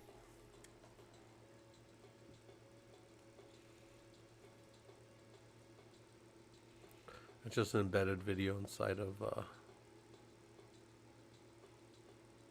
Anyways, yeah. So that was how you show. Oh, can you show me the pit of the shell you're running in? Yeah, so it's echo $$. And where I would use that typically is like in a script, I would make each run write into its own variable. So in a script, it would look like this. Let's get rid of all this. Let's just vi some script dot sh, right? And then if we wanted to, we would do bin. Why am I? Been a while. And then here I should just go so PID equals $$, right? And then maybe echo $PID just for fun, right? Escape colon WQ chmod 755 on some script runs, right? Runs whatever my PID is. Right, I see it. Oh, by the way, the sum script will generate its own. So then what I would do, whoops, so it'll always be its own underneath this one. So then what I might do is say, instead of echoing PID out, right, because I don't really care about that anymore, I might make dir, working dot $PID, and then, the path could be whatever I'm in and that. Working.pid, yeah. And then, so now I just run this a few times. It doesn't really say anything anymore, but now it's generating these working directories for whatever I'm doing.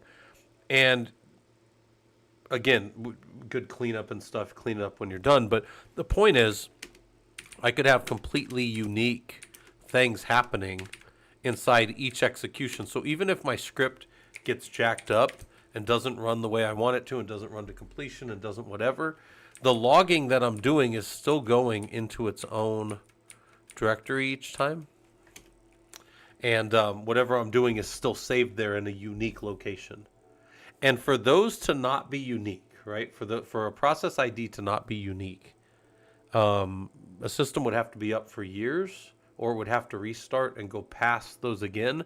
And the chance of a collision on that are within, definitely for sure within whatever tolerances I'm okay with working with. Especially if I'm writing a script, it's going to be dirty anyways. But that's how you may do that. That's a way to do it, right? That's a way to generate. By the way, strictly speaking, a shebang line isn't needed if you're always going to be in Bash. If you write a script, by the way, guys, just so you know, if you write a script and you're the only one who's ever going to call it, and a process that you designed is always going to be the one to call it, and it's always going to be in Bash forever because you only do Linux, a shebang line is not strictly speaking needed. By the way, if you were always going to call something with Python, it wasn't needed either. We do that as a formal, like we could pull that whole top part off of there. But the point is, we do it because it's a standard. It looks nice. I also do some other things in my scripts that I think look nice, but maybe I'm wrong. I always do this. We need that at the top. I always do this. I always put 3 things in my scripts. And it's funny because I'll come to scripts years later. I've told you guys this. I've told you guys this. I'll come to scripts years later and be like, who the fuck wrote this? Ah, damn it. And I see that at the top and I don't even need, I know it was me. There's author. Right? My name. And then date. I always put the date. And that is now. Right? Whatever the date is. And then I always put the purpose. And then, quick and dirty, working directory. And then it's actually funny, I've come later to scripts of mine, years later, and because I have scripts that are running all over the place, guys. I actually found out from some of my buddies that still work with Lockheed that I have stuff that's still running there from back before. I left Lockheed in 2013. Lockheed Martin. They still have stuff running that I wrote.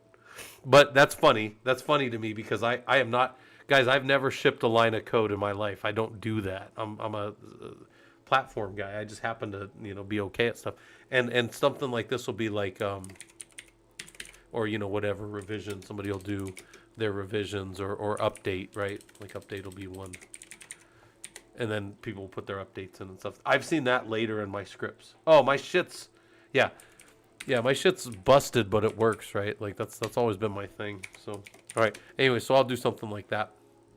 You don't have to do that. You don't have to standardize how wide it is. I mean, you could do all that stuff for niceness reasons, but I don't care about any of that. But I've told you guys before, I'm like the most vanilla engineer I know. My stuff just works. So, while I'm very vanilla, I don't like set up things and I don't do all these other things. My stuff tends to work. And then, this would eventually, I would start to function. I would turn these into functions, but I do that much later after I've gotten through a lot of prototyping. And function, you say, what's a function? Well, the function would just be like this part would be all the setup, and then at the end we would just call like 3 functions or 4 functions, and then we could remove them. And there's a lot of things you can do once you start to get to functions, right? Which, again, I'm not a coder, but I can at least do this stuff. Right, this is stuff that if you're around long enough, you're good. Yeah, Zet over on YouTube. Hopefully this stuff's useful to you. Yeah, this is just us hanging out.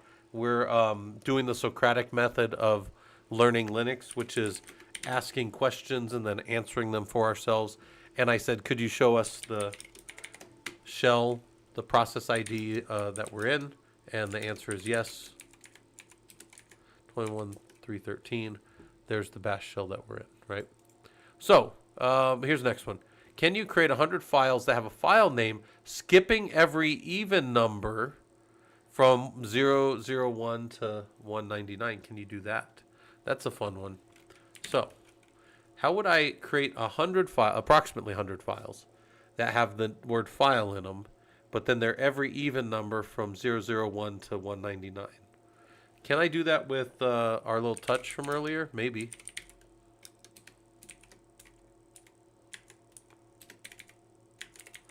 All right, do we know how to do a step in there? I don't know how to do a step in there. Oops. That's not right. We need to miss every other one, right? So that's not good. That won't do it for us. How else might we do this? This can go back to our function, that little loop that we wrote, our counting loop. We could use that. That'll do it for us. How would we do that? Vanilla is the most popular ice cream flavor too. That's true. Because people are still just going back for it. All right, this is how I would do this. Function with a step. Yep. I definitely don't know how to do that well, but I can do this. For file in, and then I'm going to do sequence dash capital W. Maybe it's lowercase w. We'll find out here in a second. 0, 0, 1 step 2 to 199. Do, and then a quick thing that I'll do is this is file.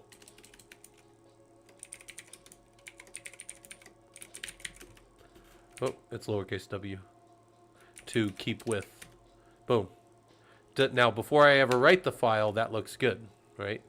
That's what I wanted. I wanted to count up there with the sequence, starting at 001, adhering to their width, counting by every 2 all the way to 199. That looks good. And then all I got to do is I could leave the echo, guys. I could leave the echo. Again, remember I said I could do whatever I want in between those blocks? All I got to do now is just touch file, $, file. There we go. We did it. That's the whole. That's it right there. So,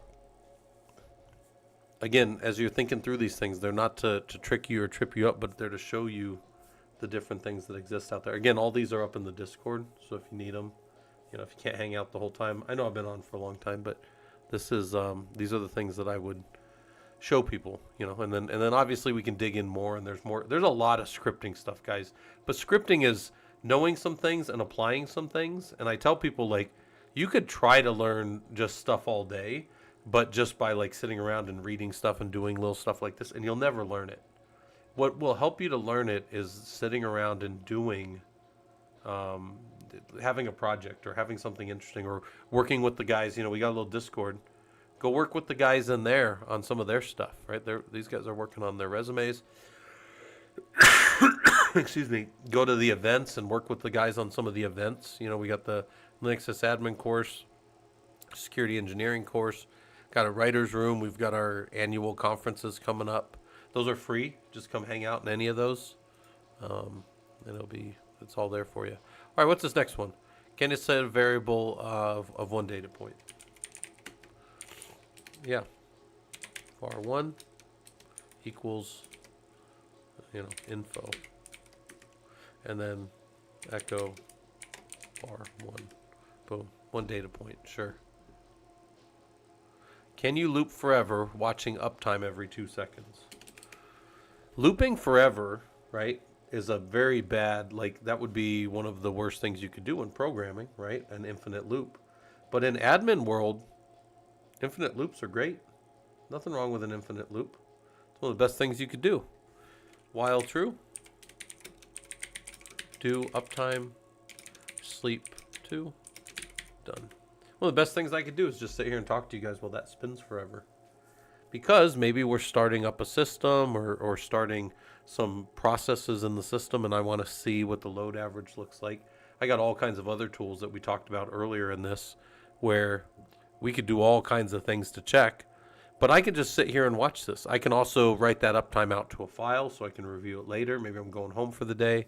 I can no-hup that, or I can just leave this screen system that right up here. I got a little screen session running, right? That's how you know what server I'm on.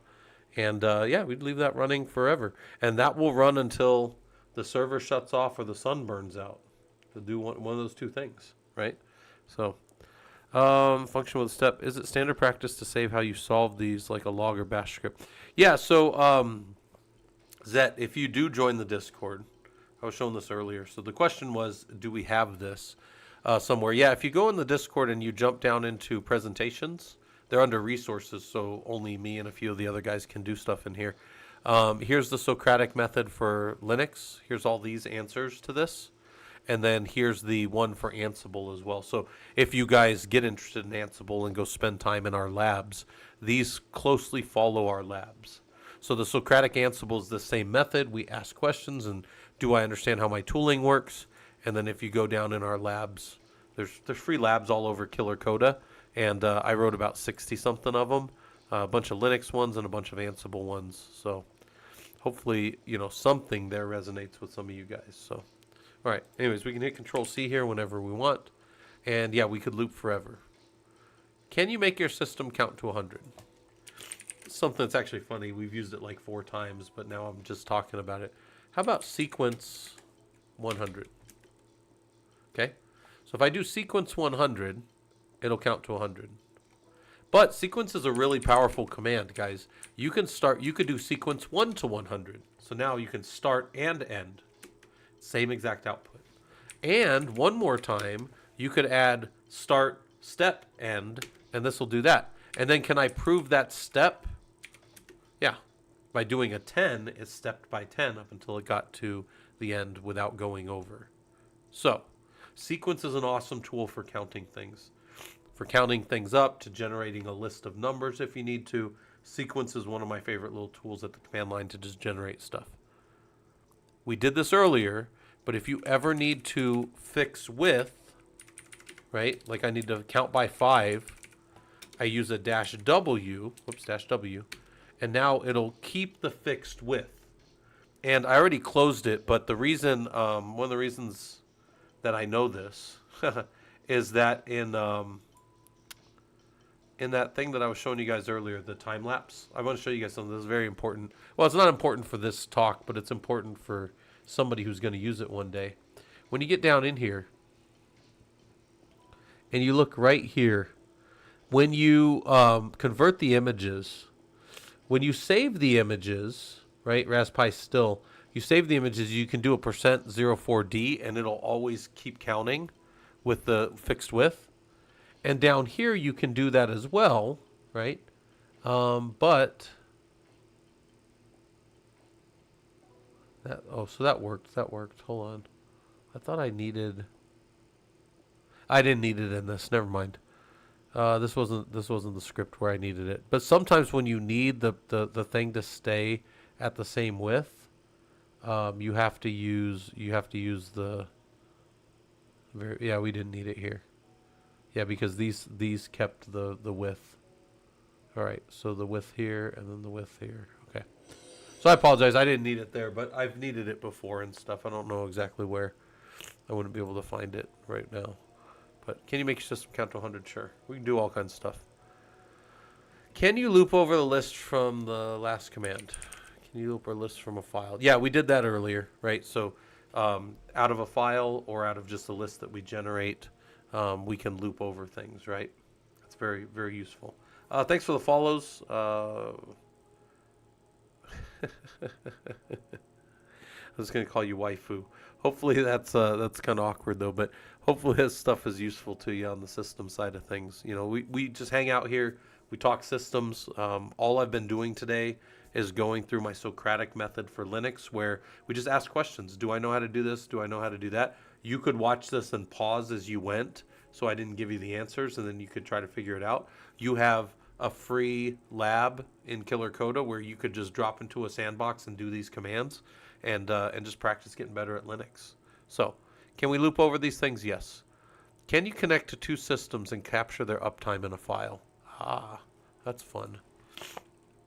So, I'm going to exit out of here, and I'm going to go to my Werewolf system. Werewolf has access to all the boxes in my environment. So, I'll show you a few ways to do this. Can you connect to two systems and capture their uptime in a file? Sure. SSH to Rocky 1, uptime, temp, uptimes, right? And that. And that. Found them both. But that's not the spirit of what we're doing. Thanks for that, Rodom. Yeah, I appreciate that. That's not the spirit of what we're doing. I need to loop over something. So what if I said for I in, we'll do this, sequence 1 to 19, do SSH Rocky $I, right? Uptime, and then we'll do host name, uptime, and then done, right? But also I need to do one thing because it's possible that some of these nodes are down. Timeout 3. If they don't come back to us right away, we'll drop them. Rocky $. Oh,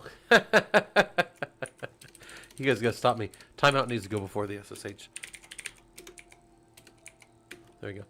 Now, boom, it's going to go hit them all. Rocky 1, 2, 3, 4, 5. We know there's 19, so we're going to hit them all. But if one's missing, if one doesn't respond, boom, we'll drop him. So can we connect to two systems? Yeah, we do all kinds of crap. Now we got Ansible. Ansible's a different tool. And we got all the Rocky nodes defined in Ansible etc host file, or an Ansible host file. So now I say Ansible Rocky -m shell -a uptime. And I can just go hit all those boxes real quick for an uptime. Ansible's just another framework to go crawl around on systems. That's literally all it is. It's just SSH over, check it, do Python, I'll be happy. Except we do just declarative things. We don't have to know. So I have whole courses on Ansible that are free online. You can go mess with those. But the crux of this was, could I connect to some systems and do some, yeah. And for you guys, again, because the goal is for you guys to understand it, not me. I connect to thousands of systems a week all over the world, right? All kinds of government stuff. We are just simply counting over a list that we made. We're connecting into our servers, checking them for their host name and their uptime, and then saying we're done. You want to see my Ansible config? Yeah.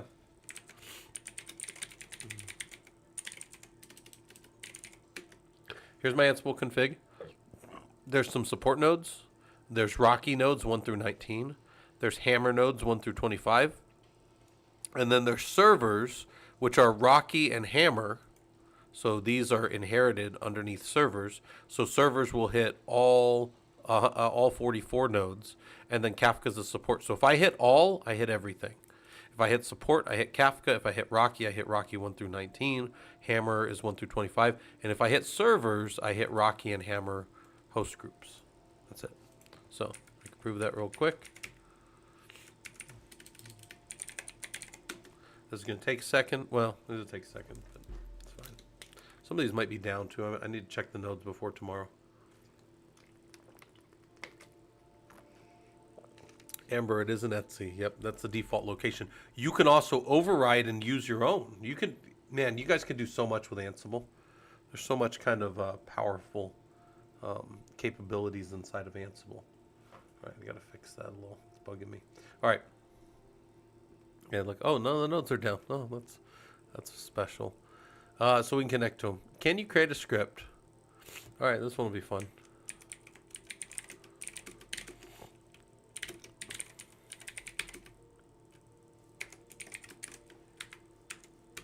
All right.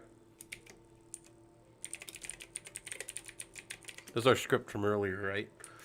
Can you create a script that captures the start time, sleeps for 10 seconds, and the end time, and then prints them? Yeah.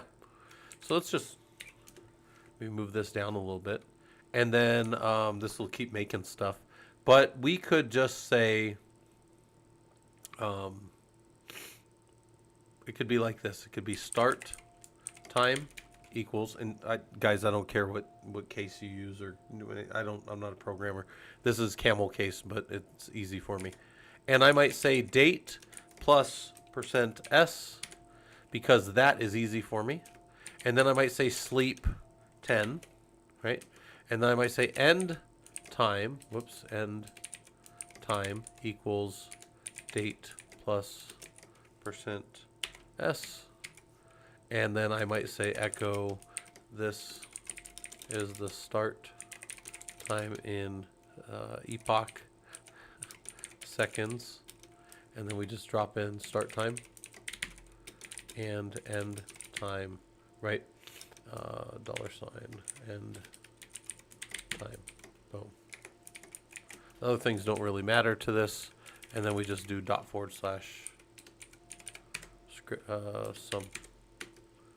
And it'll run, and when it's done, it'll tell us the epoch seconds, and they'll be 10 seconds different, approximately. They will be within 10 seconds. Huh?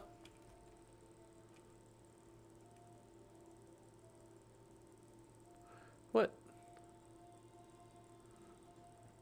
This is start time in epoch seconds, and end time. Oh, you guys gotta stop me. You guys gotta stop me. All right, there we go. Just ignore me. Just like ignore half of the stuff I do all the time. So when you made a playbook, that's the host section. You can override that if you wanted to target a different group. Yeah. So actually, Amber, if you're talking playbooks, I do something different. So there's my start and my end time, and they're 10 seconds apart. Yeah. I mean. I will try not to get too far afield in Ansible, but I will show you that there's a bunch of labs for it. And one of the things that I would tell you is only the first 4 don't deal in playbooks. After 5, it's all playbooks, right? Playbooks, and then we get into inheriting roles and stuff later. But in here, one of the things I would show you is, let's do this one real quick. Let me just move this up real quick so you can see. I'll show you guys this real quick. We're pushing a message of the day to all the servers in this one. And, oh, man. So, let's go back here. I got sneezed bad again. Hold on. Oh. Ow! Oh, man. It's killing me, guys. Killing me. Again, it's literally just like allergies, but all right. Cat root hosts servers is the name, and then cat root motd push playbook. And in here I have servers, but I'm going to show you something that I do. Thank you for that, Robodom. Robodom blessed me. But that's very good. Root motd push. Let me show you guys something I do.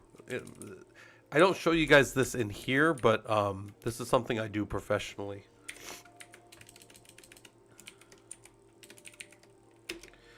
server survey host. There we go. All right, so now you try to run this playbook, and it breaks all over the place. And why does it break all over the place? Because you got a variable that's not defined, buddy. You're a jerk. You don't. So now you have to do extra vars equals. So extra vars is survey hosts equals servers from that host file, right? There's servers. Servers is now, instead of being here, dropped in as a variable to the host name. This is like I could leave the doors off my Jeep because you can get in and sit there all day, but you can't start it without a key, right? That's what this is. And you say, why did you do this? Well, because I've seen people that were very talented engineers otherwise not understand how Ansible works, and then I've seen them just bust systems. So survey hosts here normally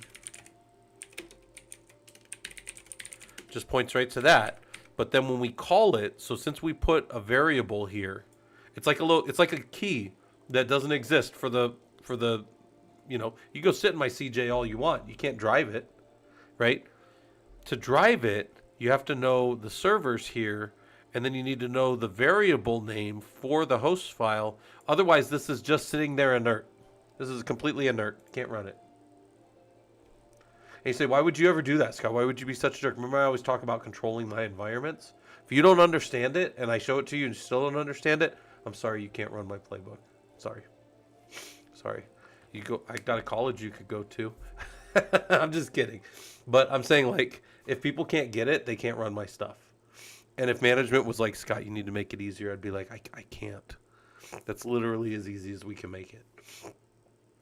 Key go vroom, right? Key, vroom, vroom. Like, I mean, what's next? I got to show them the gas pedal. Like, anyways, I'm kidding. And I realize most people have never seen what I'm showing right there. But I'm talking about that's how I protect stuff. When I show you guys this, that's not in the lab. That little survey host thing, that is in all my playbooks. You'll see it all over. You guys will see that in all kinds of stuff. If you ever see my professional stuff, it's all over it. Because you can't run it without knowledge. Like, if you don't know how to run it, I can't help you. But most guys, like, you show them once and they're like, oh, I get it. I get why you did that. And then they just can run your stuff forever. And they don't even have to ask your permission anymore. But that's how I run it. And it keeps anybody from accidentally ever doing the wrong thing. So, all right. That's one that I use. All right. So let's move that down. We'll just go back out of that one. All right. Those labs are there. If you have questions, we got stuff up in Discord. You'll see that actually in some of my in my Ansible playbooks. I bet I can find that. I bet I can find that right now. And I can never find anything. You guys have been around. No, I can never find anything. Look for survey hosts. Yep. Host survey host right there. These guys, gosh. I don't even know. That's how I push my sudoers file, survey hosts. So anyways, yeah, look that up if you want to see. Oh, man. I am just, like, leaking. Guys, there's all kinds of crap going on down in here. Look at this. People are talking everywhere. People are just hanging out. Quartz 1 is at the end of the road. The way I wrote... So, there's, like, this little backend stuff you can do in Discord. And it doesn't work right. But it's supposed to, when people sit in the channels for too long, it's supposed to just move them down to the end of the road, which is a deafened channel. So basically, if you sit around too long, it just, like, moves you down. So that you're not, like, open micing your house or something like that, right? I did that to kind of protect people and stuff. But anyways, I don't know. But let's go down here. That captures... Okay, so we did that. Can you test a variable against an expected known value? All right. So... if I did like a, let's say I did a, we did this the other day. Oh man. Let's do, I'll show you guys a fun one. So system, ps-ef grep for SH, right? And let's look for SSHD. And, let's see. All right, SSHD is obviously running on this box. So if we echo $?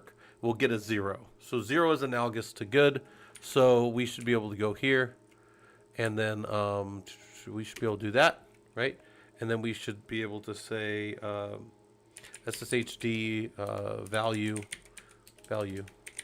is equal to $? Right?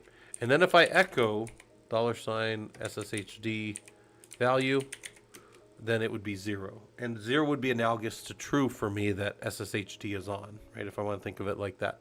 Or it was found to be running, right? So now I can take that and I could say, let's just say if test. Now, test is this command that you have, right? You just have test inside of bash. But you don't have to write tests like that if you don't want. This is the much more common way. You can say if, and then you do your brackets to test a thing, right? This is the same exact thing as that test word. Same exact thing. I'll show you here in a second. But we come over here and we say if, and then maybe I say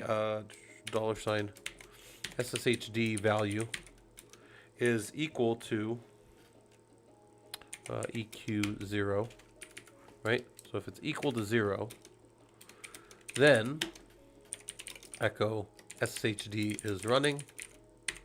And I can just do that. And it should say SSHD is running.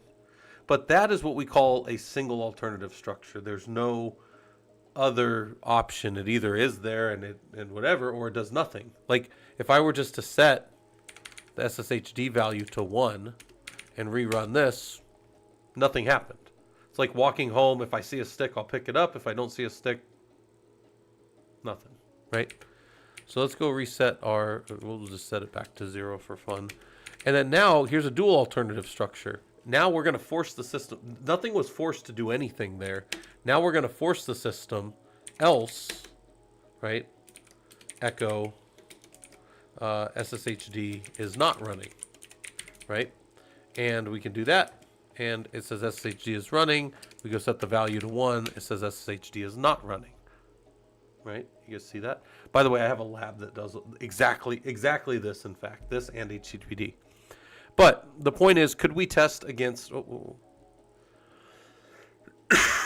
Can you test a variable against an expected known value? Yes. Right there.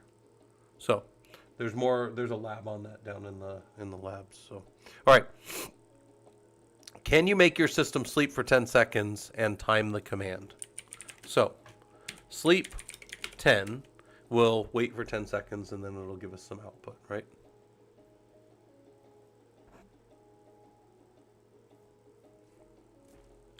"10 seconds, we get something back. Can you time that? Time is like a little stopwatch, and it gives you 3 types of time when it's done. So we'll do time sleep 10. Let's see what happens right here.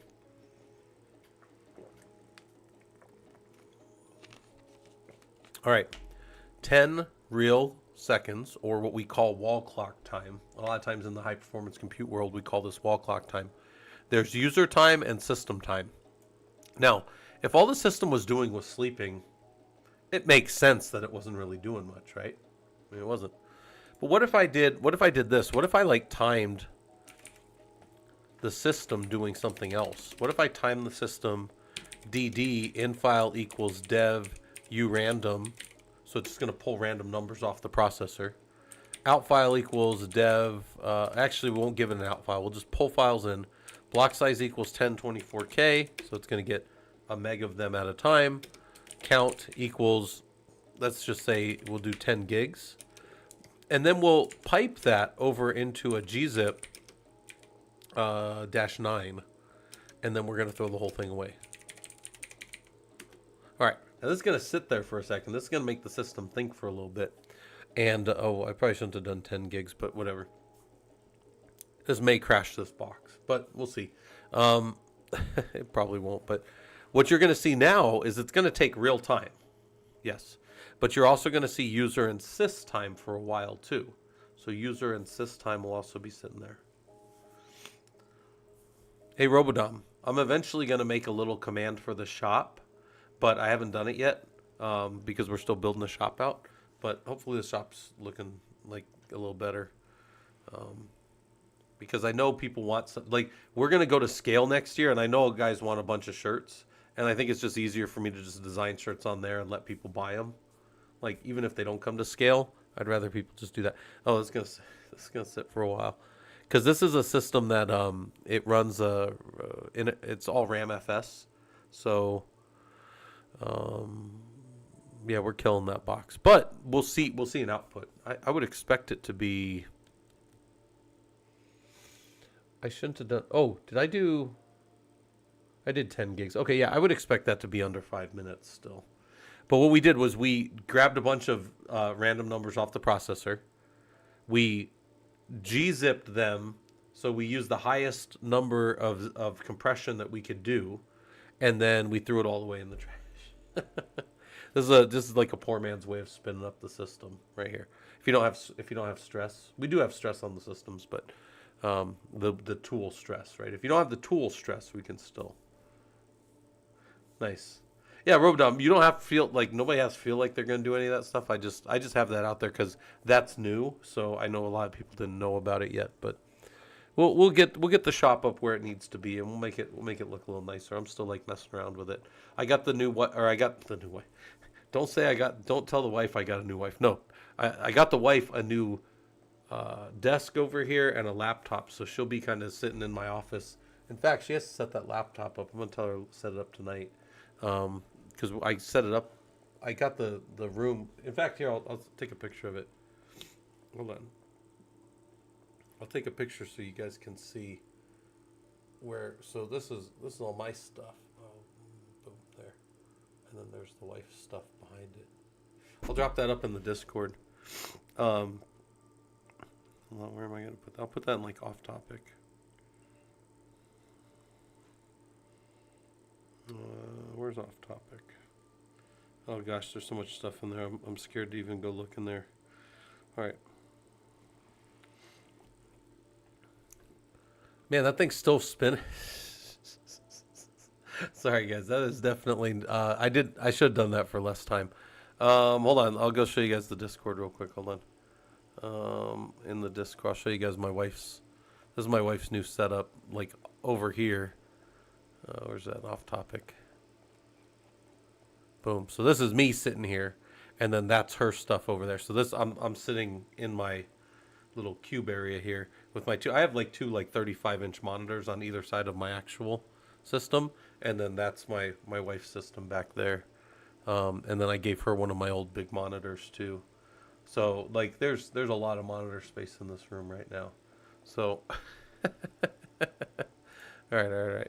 Anyways, let me get that out of the way. You guys can look at that if you want later. That thing's still spinning, man. We're gonna ride this one out now. We're gonna see how far this one goes. But let's see what the next question is.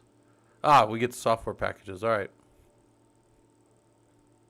Software packages are up next. There's a lot of stuff. Yeah, my stuff's definitely set up for streaming Robodom. I'll move my green screen back later, and I'll take another picture of this room with the wife's stuff in it, and then you guys can see kind of how we're sitting. She's not in here nearly as much as me, right? Because I work out of here. But she'll just, when she comes home and she wants to hang out, she normally sits over here on the left. I've got a big beanbag chair over here, like one of those big ones that turns into a queen size bed. So it's actually big enough for both of us to sit on, and then she sits over there a lot of time. Man, that's killing that box. Let's see how bad. SSH to Rocky 19.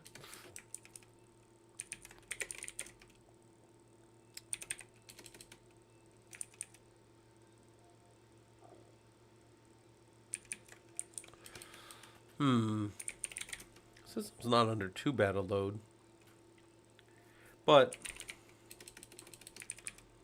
we could let that run, and we can sit over here and we can continue while that's running on this other system.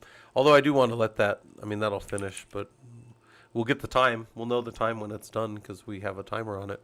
All right, let's go software packages. Can you show all the packages on this box that have SSL in their name. RPM, QA, grep-i, SSL. That'll list everything that's got SSL in the name. And then I think we keep going a little deeper. If you're an Ubuntu type system, dpkg-l, pipe it through grep, find whatever you want. If you were to do this without that, there are, I want to say like 490 packages on this system. So don't do that without some kind of pipe. It'll just dump too much to your screen. All right. Still running. So we could do that. Can you show when the system software was last modified? Oh, that's interesting. How about DNF history? That's one. So cronny, we were messing with this thing today. We were installing a bunch of crap today. Look at that. And then when we wipe the machine, when we reboot it, he'll come back up clean because that's what happens in our lab, right? So there's our DNF history. There's all our stuff. All right. But can we see when the system software was last modified? Yes. DNF history is great. Alternatively, we could do like we did earlier, and I don't think it would be over here. We could do something like this, where we threw all of this into a file, right?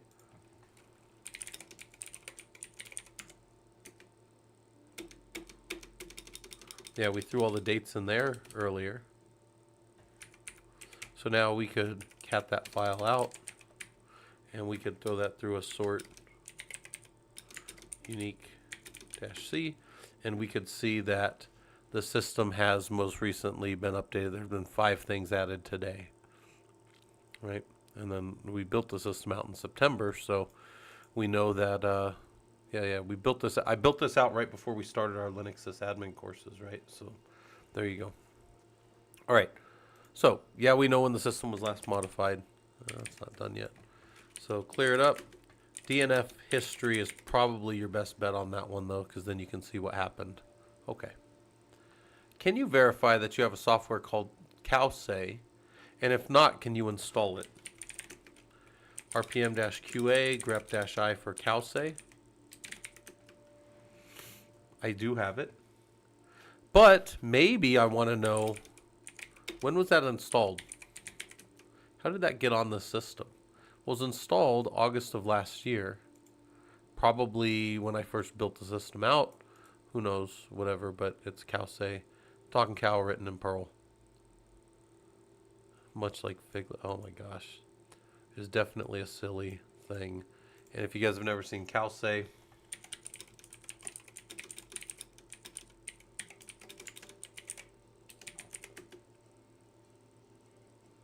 and then you can make the cow sad or sick, or like there's a bunch of things.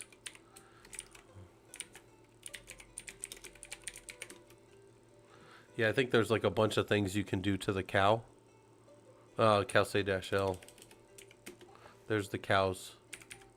So you could do this as not a cow and do... Oh my gosh. No way. They got a stegosaurus. I forgot about that shit.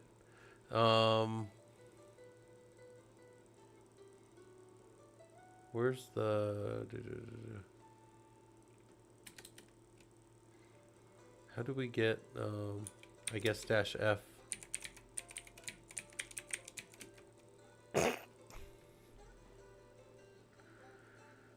Oh my god. I quit. I quit. I'm not doing this. I'm not fucking A.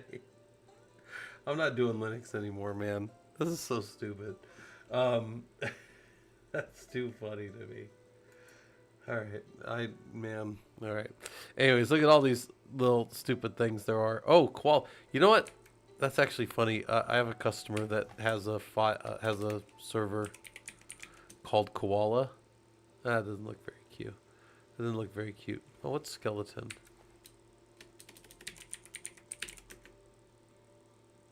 That's it's a skeleton cow. Alright, here's all the ones. Anyways, guys, that's absolutely terrible. Super Milker? That sounds awful. All right, anyways, point is I hate this program, but the Stegosaurus is kind of fun. I like that guy. He's got a little top hat on too, which shows an attention to detail that's kind of nice. All right. Could you put Calce on a system because you're silly? Sure. By the way, if you have Calce, Ansible will automatically use it, and you will just be in a world of hurt. You'll hate it. Maybe not. Maybe you'll love it. Can you verify that Calce is in your path? This one's fun. So, which Calce, and it's user bin Calce, which is in our path, but in Ubuntu, it actually goes to like user bin games Calce, and it doesn't go into your default path. In here, it is in our path. And how do I know it's in my path? Well, one, I can see user bin in my path right there. Also, I can say, where is Calce? And I see it in my path. Also, I can just say, I can execute Calce without having to do some other thing. Yeah, Robodom, I need to squish that down a little bit. But yeah, I made that in GIMP. The little Linux is the way. Yeah, that was one of my little... That was one of my little things. Although I do kind of want to make way a little smaller and maybe squish the words in a little bit. But yeah, we're going to do that when we'll have shirts for when we go to Scale next year. Because I need to put in for that this year to talk there. And that'll be fun. Can you verify that it's in your path? If it isn't, can you modify it? And can you make that change persistent? So if I needed to modify path, I could just add something to path. Like let's say I wanted to put root in there. You typically don't want root directly in the path /root. You also don't want things like /temp in your path. There's a bunch of reasons not to, but these are the default ones that are here in this system. It looks like you can also have your own root local bin if you wanted. I don't really necessarily need either of these, but again, if this wasn't in my path, I could put it there, and then I could actually generate that in my dot files so that it always is persistent in the future. We did dot files earlier. Yeah, ruin your path. Is it all TurboTax ads? I did my taxes. I have a tax professional that I use, and she did it for me like right at the end of January. So we've been done with taxes for a while. It was terrible. Taxes were terrible. Anyways, can you see if you have a container software available on your system? Can you check the container images? So how would you know, like, what are the container software? Does anybody know what the container software packages that are kind of common are? There's Docker. Docker's not there. Podman. Podman's there. There's also, Podman and Docker are the only two I would ever think you'd use. So can you see if you have a container software available? Yeah, Podman. And then, yeah, PS will show if any pods are running. And Podman images will show you if there's any images here. And it looks like we pulled down HTTPD on here because maybe we were using that. I think we were using that in one of the labs or something. So I added that to this. So can I check the container images? Yes. And can I check? And this is a local image, so I can deploy right from this. Or I can go pull some newer one. Because by default, if you just run something, if I do like a Podman run HTTPD, it's going to go pull the most recent one. It's going to pull the newest one. And I didn't background it. I didn't use it as a daemon. I didn't give it a separate port number. I did all kinds of things that you normally wouldn't do right there by just running it. We're sitting in a pod now. We're sitting here until we Control-C and stop it, and Podman PS would not show anything because we killed the pod. So we would have to go with this, and then we would Podman run and do like a -D, and that would back... is it not D?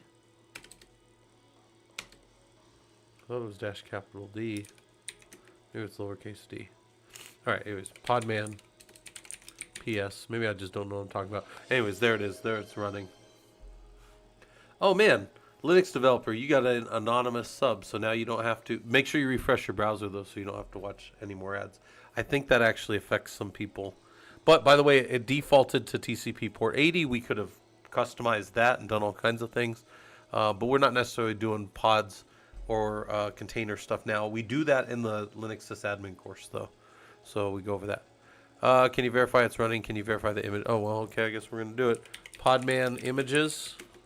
Podman PS, and then can I verify it's running? Can I just curl 127.0.0.1 on port 80? ss-ntulp, and I should see.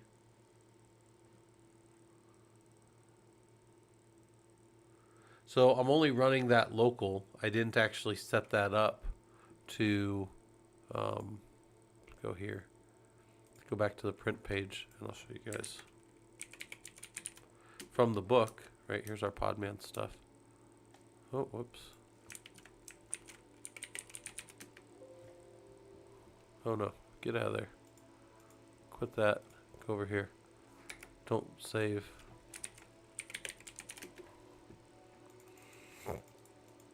When we run it, I know I have it in here. So here we go. So we'll do Podman stop, Podman PS, Podman stop, and then we can do his name. Where's his name? Right, and they'll stop it. And then we do a Podman PS, and then we would start it by doing that. Podman run -dt -p, and we'll do 8080, 80 TCP 4, and then we'll just do the whole Docker IO library, and that'll go and try to pull it, right? Although it already had it, Podman PS. So now that's running, and then if we df ss-ntulp, we should see now that port 8080 is listening, but only from our local machine. And then we can do curl 127.0.0.1 port 8080, and then there it goes. There's your thing right there. Took me a bit to script it, but years worth of Facebook Lives on the YouTube. Nice. I was tasked with cloning videos from Facebook to YouTube. That's nice. So that's a way to do it right there, right? And guys, that's in week. What week is this? Unit 9. So in Unit 9 we do containerization, and then Unit 10 we do Kubernetes to move containerization into more of a production feel and production setup. So okay, could we run a container on a different port and then verify it? Yes. Kubernetes. This is for if we were running K3s. We're not running K3s right now, but we could start it. Can you show all the nodes? Can you show all that? All right, yeah, we'll do Kubernetes real quick because we're at the end, so we'll just do Kubernetes. So if you guys have never done, let's just do the book real quick. Let's go back to here. I literally should have just left this open the whole time. So I don't really want to print the book out, but you could print the book as a PDF to your local machine if you wanted to. So let's go here and say K3S, right? There's a K3's set of scenarios inside of Killer Coda as well, so you don't have to do it down here if you don't want. But in our lab, we're going to install. Wait a minute. Here it is right here. Here's our installer right here. So if you've never done this installer would work for you from pretty much everywhere. And you can just run it right here. I think I have there. Here's the admin check and then some other things. And then when we're ready to run it, here's the command right here. Yeah. You can just pipe that through an sh dash, right? And it'll install in this box. Rocky 19. So any of our boxes can handle that. Also, come over here. That finished finally. 9 gigs copied, thrown away. And look at this. The real time was 10 minutes. And the user time was almost 9.5 minutes, and there was sys time for the rest of it. So there was a lot of my point this from earlier. My system was churning that whole time. All right, anyways, come back over here. It's installing K3's SE Linux. It's doing some stuff, and then we could go through and we could run all these commands. Here's all the commands right here that check all these components. So, can you identify the API ports it's listening to? Can you show all the nodes? Can you show all the pods in the namespace? Can you identify Kubernetes service the DNS talks to? Yeah, we could do all these things here. Let's let that finish and then we'll run it. Yeah, K3s are just mini K. It's like a real quick little version of it. That's all it is. I would not run professional stuff on K3s, but it's great for dev stuff. Yeah, and you can just run it on one of our little, like Quartz. If you get in one of our systems, you can just run K3s in there. You could do the lab, or you could just run it in there. And then we were doing networking earlier, Linux dev. Yeah. Yeah, K3s is great for just running stuff and testing it and getting stuff like kind of modded out and going. And yeah. This is taking its time, but it's almost done. All right, so can we identify the API port that K3s is listening on? The API port is typically the same across all these systems. It should be there. The thing keeps turning on. That's kind of funny. I can answer that for money. Keeps turning on over there. Yeah. So we're up. All right. So we're up. Can you identify? So SS-NTULP, and this tends to be right here our API port 6443. It tends to be. If we wanted to test that, we could turn it off and then or just try to do kubectl to it. But let's do kubectl version. And now we've got kubectl on the system because we installed it all with that. And it says, oh no, you got an error going to the API port. So that proved our API port right there. And then we do it again and it's fine. There's a little bit of a time sometimes with K3s. This is another reason why it's not production ready. It was on, but it wasn't ready yet. Right? And I feel like if you leave it for a while, sometimes you'll get that. And then after a while, yeah, see, again. And then now...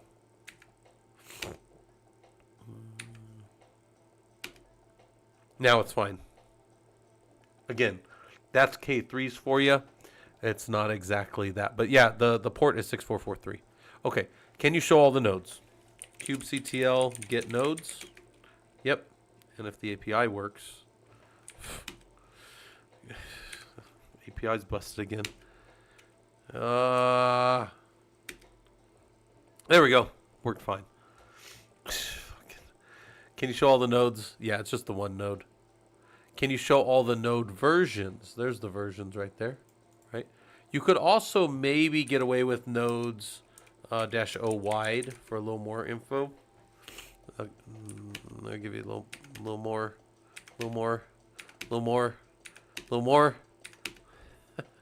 There you go. Fucking. So, I mean, K3s is doing its job of showing you guys that it's not great. Anyways, show node versions. Can you show all the pods in the namespaces? Yep. So get pods.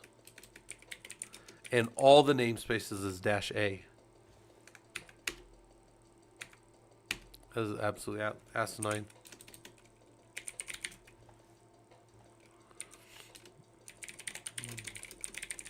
Shouldn't matter for the firewall D, but stop it anyways for fun. There's something going on with this server.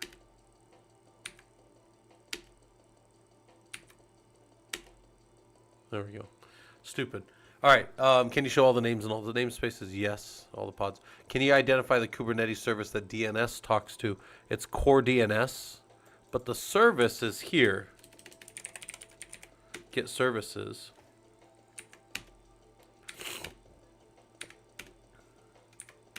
The service will back end to that core DNS, and I'll be able to describe that service and see that.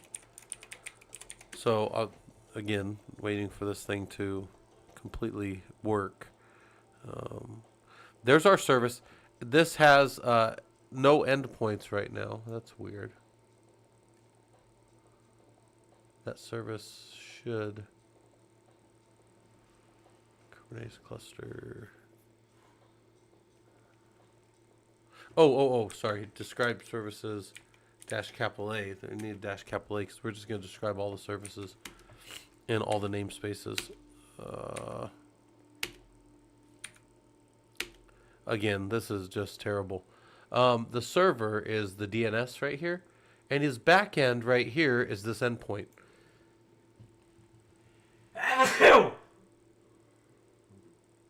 Oh my gosh. Oh, fuck. You guys may have seen me drinking a lot of water today, and I assure you I have lost all of it through just coming out of everywhere. But all right, so I just want you guys to note that IP 1042.05, and I'm gonna go do pods -a-o wide, and that core DNS pod is gonna be that 1042.05, 1042.05, 1042.05 rather. Yep, see him? And I know that because that's back-ended to the DNS system. The DNS system that everybody talks to goes and talks to that core DNS system. So, yeah, I mean, K3's is being embarrassing, but there we go. That's how that works. All right, so can you identify the Kubernetes service the DNS talks to? It's core DNS, and then that service is right there. It's the kube DNS service, and it's back-ended to that pod that goes to core DNS right there. That's it. That's how it all works. Questions, best way to reach me is on Discord. I've tried not to die of my allergies today, but yeah, guys, this stuff is all very attainable for some of you. If you watched yesterday and today, you've done all of our Socratic Linux. It probably took us about, I don't know, probably like over 8 hours to go through. But all of that stuff is up in the Discord, and you guys can work on that as much as you need to. We're meeting tomorrow for the Linux sysadmin group, and we're meeting tomorrow for the security engineering group. So those are both up. And yeah, other than that, that's pretty much what we're doing. Let me go to my little end of stream. We will find somebody over on the Twitch side to raid. So hopefully there's somebody online that we can go raid over to. I will go raid over to my buddy Sonny Chiba. He's a good friend of mine. So we'll go raid over there. He's playing video games, but we don't hold that against anybody. I like playing games too. For some of you guys, I will see you guys tomorrow. Others, I'll probably see down in Discord later tonight. But either way, I will see you guys when I see you. Take care.